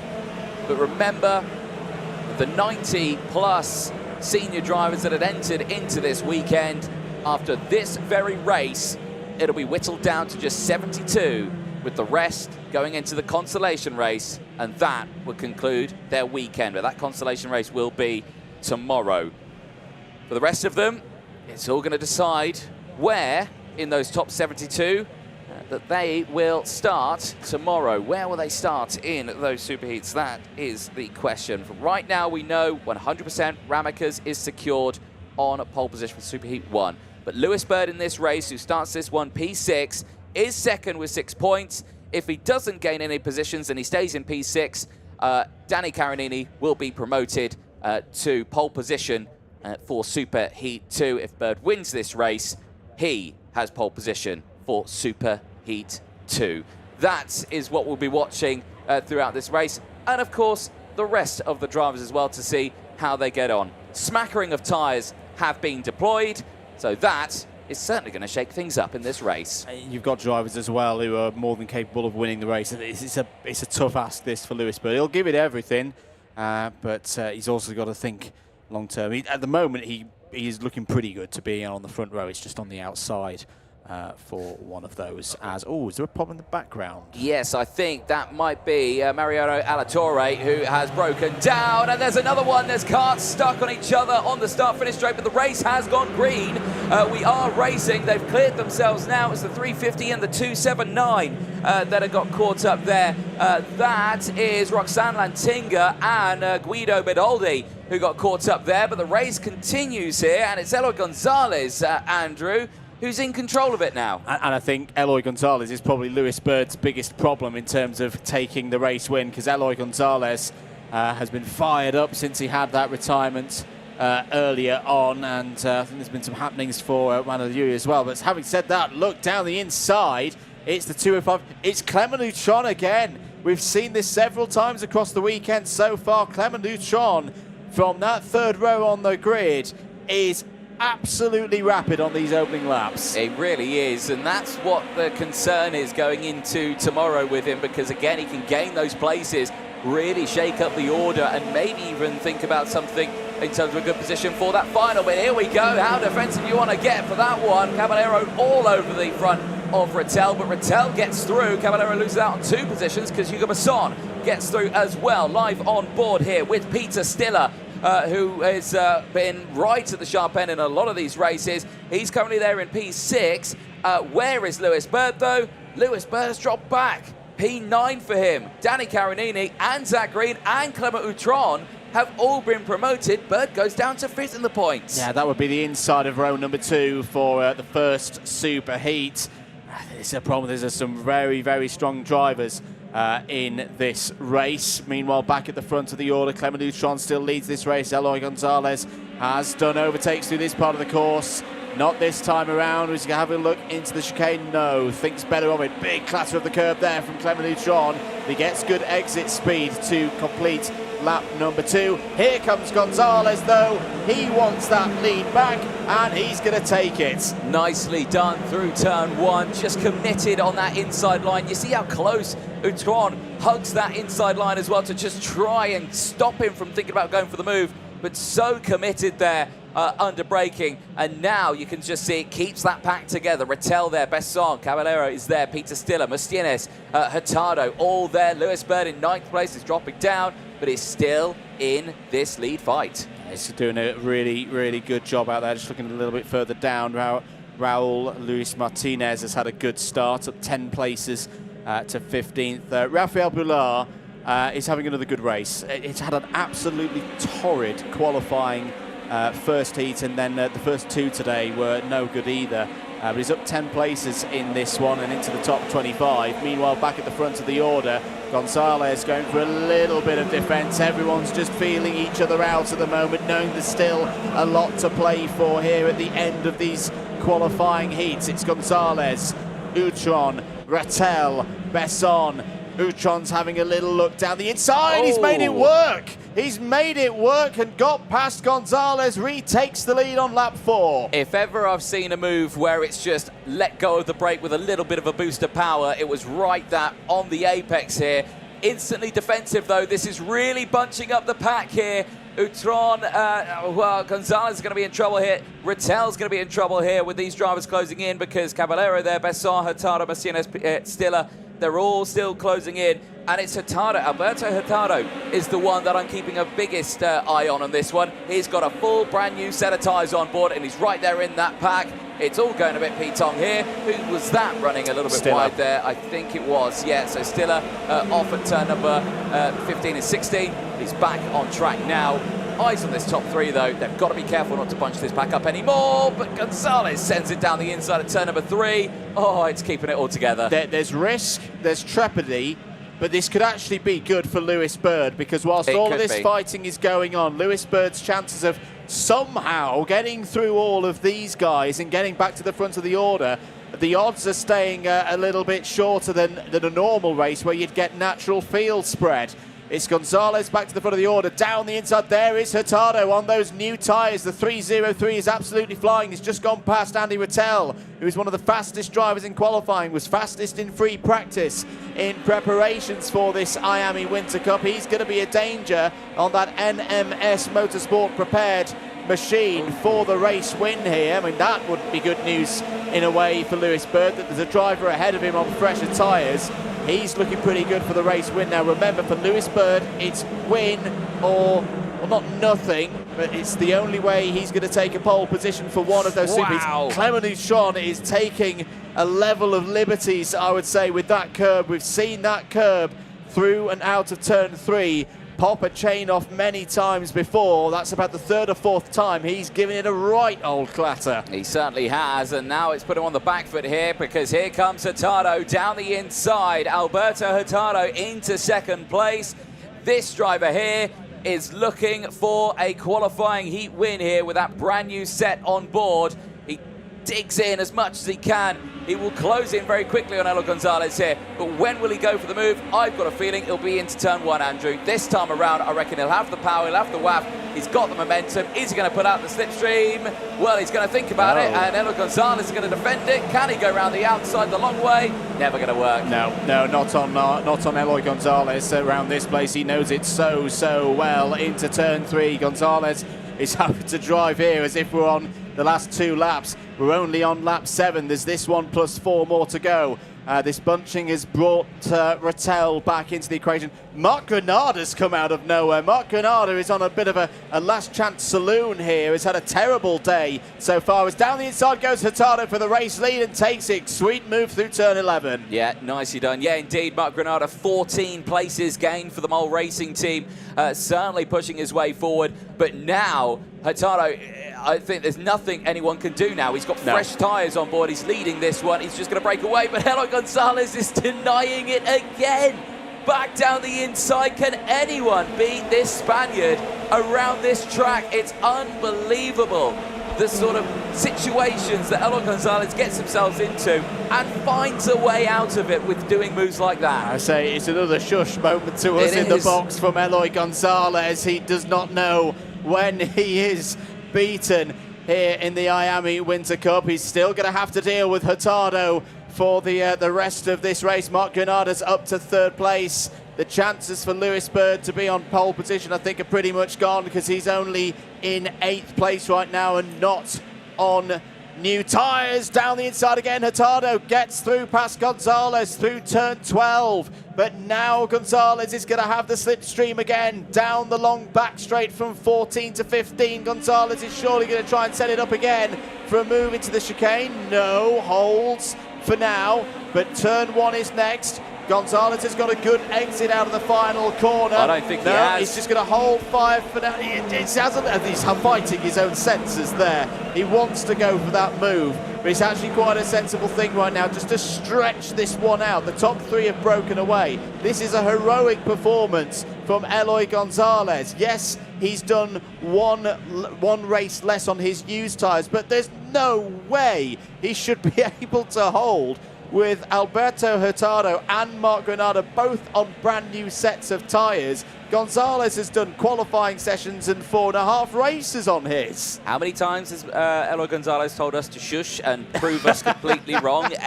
Nearly every single race he's done that. He's doing it again right now, digging it. And you can see Hurtado, he's pushing as hard as he can here, but he can't break away. And that is the incredible thing about the tyres that Gonzalez has got. Because yes, okay, he ran right and he spun and everything with these tyres on the track. He's going for the move now. This is incredible scenes here from Eloy Gonzalez back down the inside. And all the meanwhile, it keeps everything in check.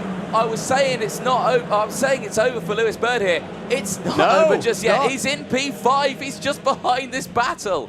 He is indeed. He's coming back through. Marlon Bay has joined the back of the group here. So essentially, this is Gonzalez versus, because I'm assuming Bay is on new tyres as well, because he's had a bad day. May as well throw a set at them. He's having to defend now. Hurtado trying to get him off the racing line whilst not giving up position to Granada. Tighter line for Hurtado. That's the new fronts coming into play. And he goes through. This might be the brave defence of Gonzalez over now, because Granada's going to be up the inside through turn 15. Side by side. Gonzalez is now trying to go around the outside. He cuts over the curb. What a finale we're having to Saturday here at the IAME Winter Cup in Valencia. Final lap, ball is out. Granada's going to try and go down the inside. Bayer throws it in there as well. It emerges with Hurtado in the lead of this race. Bayer down the inside of Granada takes P2. Well, this is kicking off here, and there's Lewis Bird. Lewis Bird is in the play now. As we're on this last lap, I mean, he has to win this race. He has to win this race to get that pole position away from Danny Carinini. I don't think that's going to happen. But right here, right now, Hurtado leading the way. But here comes Bayer. Bayer to the outside line. Can he do exactly what Hurtado did on the last lap? Can he get the switch back here and get that kart down the inside? The answer to that is no. They're wheel to wheel in the background there. Eloy Gonzalez again battling with Marc Granada, and Granada slots down to P4. What's going to happen at the front here? Is Bayer going to go for the move? Bayer has not won a qualifying heat yet this weekend. Can he win one here? Hurtado to the outside, holds the racing line. It's going to be a run to the line. Hurtado's going to take it from Bayer. Gonzalez finishes in third. Wow, what a race. What a way to finish the qualifying heats for the 2025 IAME Winter Cup. Hurtado wins from Bayer. Gonzalez with a heroic performance finishes third. There is the confirmation. Thibaut Ramekes is on pole for Superheat 1. Danny Carinini's second place in his final heat is enough to give him pole position for Superheat number 2. Zach Green will be alongside Thibaut Ramekes on that front row in the first race. Lewis Bird, really good effort from Lewis Bird. I was nearly counting him out fully when he was down in 9th, 10th place with about 4 laps to go. He gave it his all. He gets 5th place, and that does mean he's on the outside of row number 1 alongside Danny Carinini for Superheat 2. Indeed. Brilliant, brilliant stuff for the seniors to wrap up the day here at the Lucas Guerrero circuit in Valencia. Saturday's racing is done. Drivers will be eliminated after that race, but they will get a consolation race tomorrow. But for the rest of them, they all go through to those superheats. There's a look then at the full classifications at the end of that one. Provisional, of course. Hurtado taking the win from Bayer. Gonzalez from Granada. Bird from Rattel. Utron from Stiller. Lucienes from Mackie.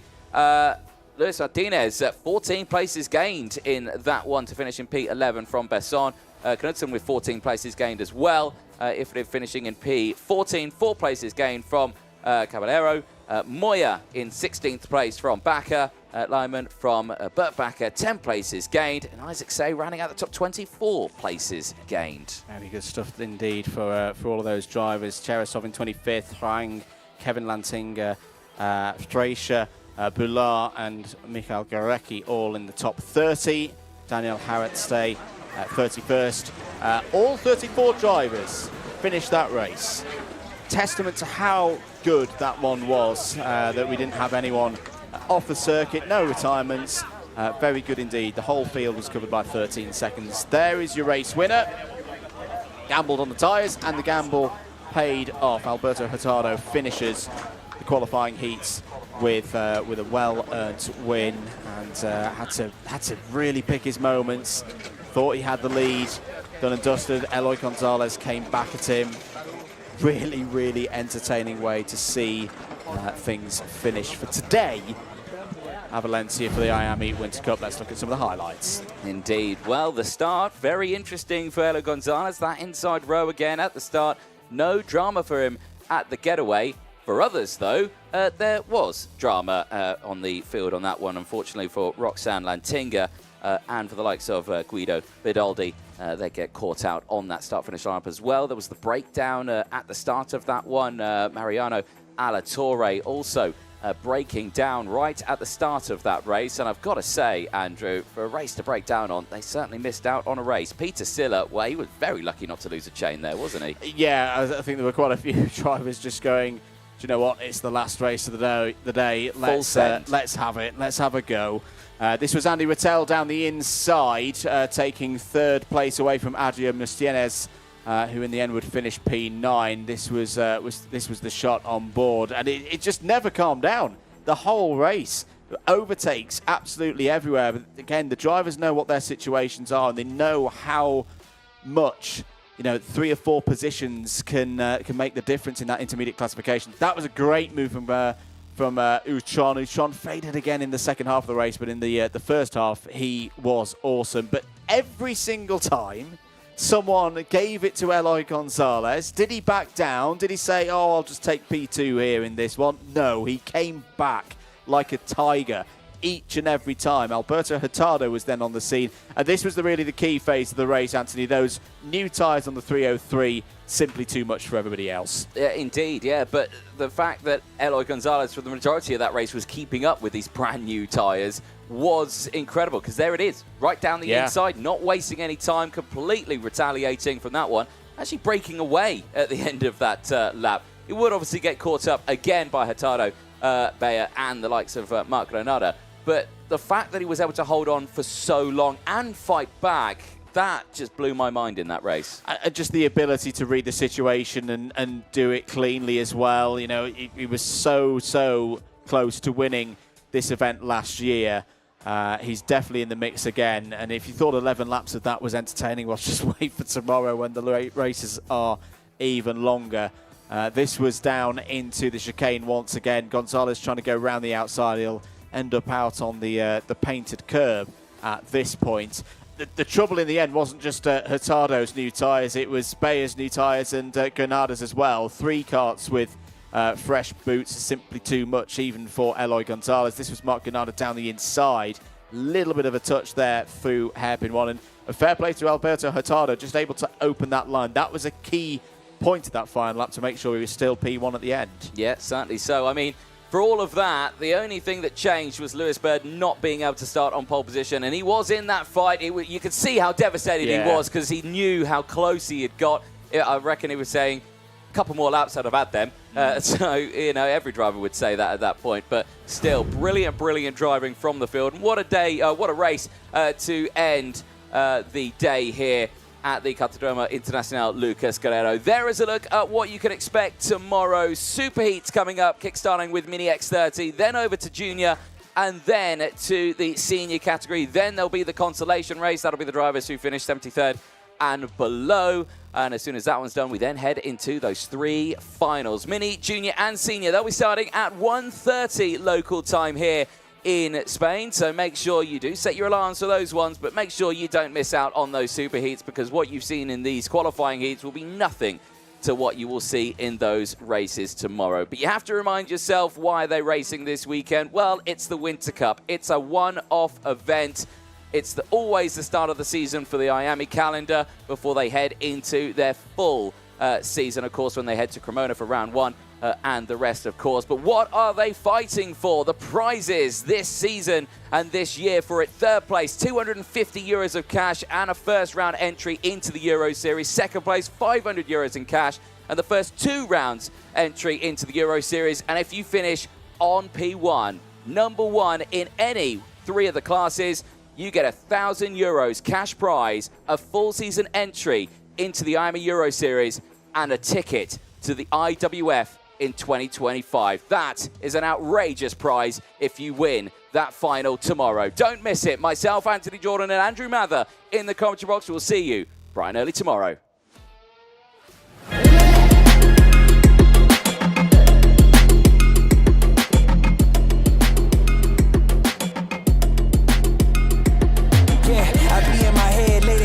Contemplating all of my goals. Look, will I fold or will I chase them? I got adversity, 2 options. I can handle it purposefully or I can let it murder me. But sign up for war, point out the target, show me the giants. Hold your applause, just getting started, sending the lions. Ambition ain't for the weak, I see it before I speak. Ready and willing, is you ready for me? But I'm flying away, with or without your end. Oh, you try to make me stay.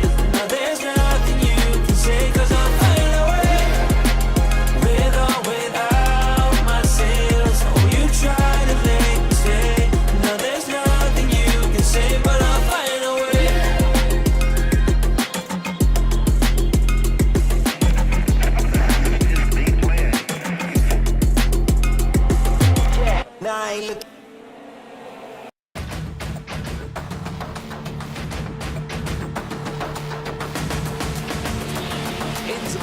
lines, the lights go green.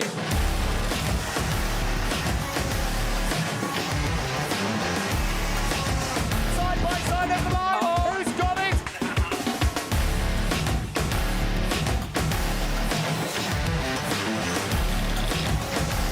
What a finish! Absolutely love it.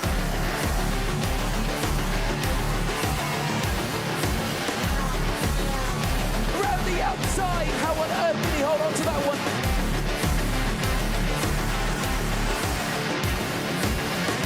What a final, what a championship.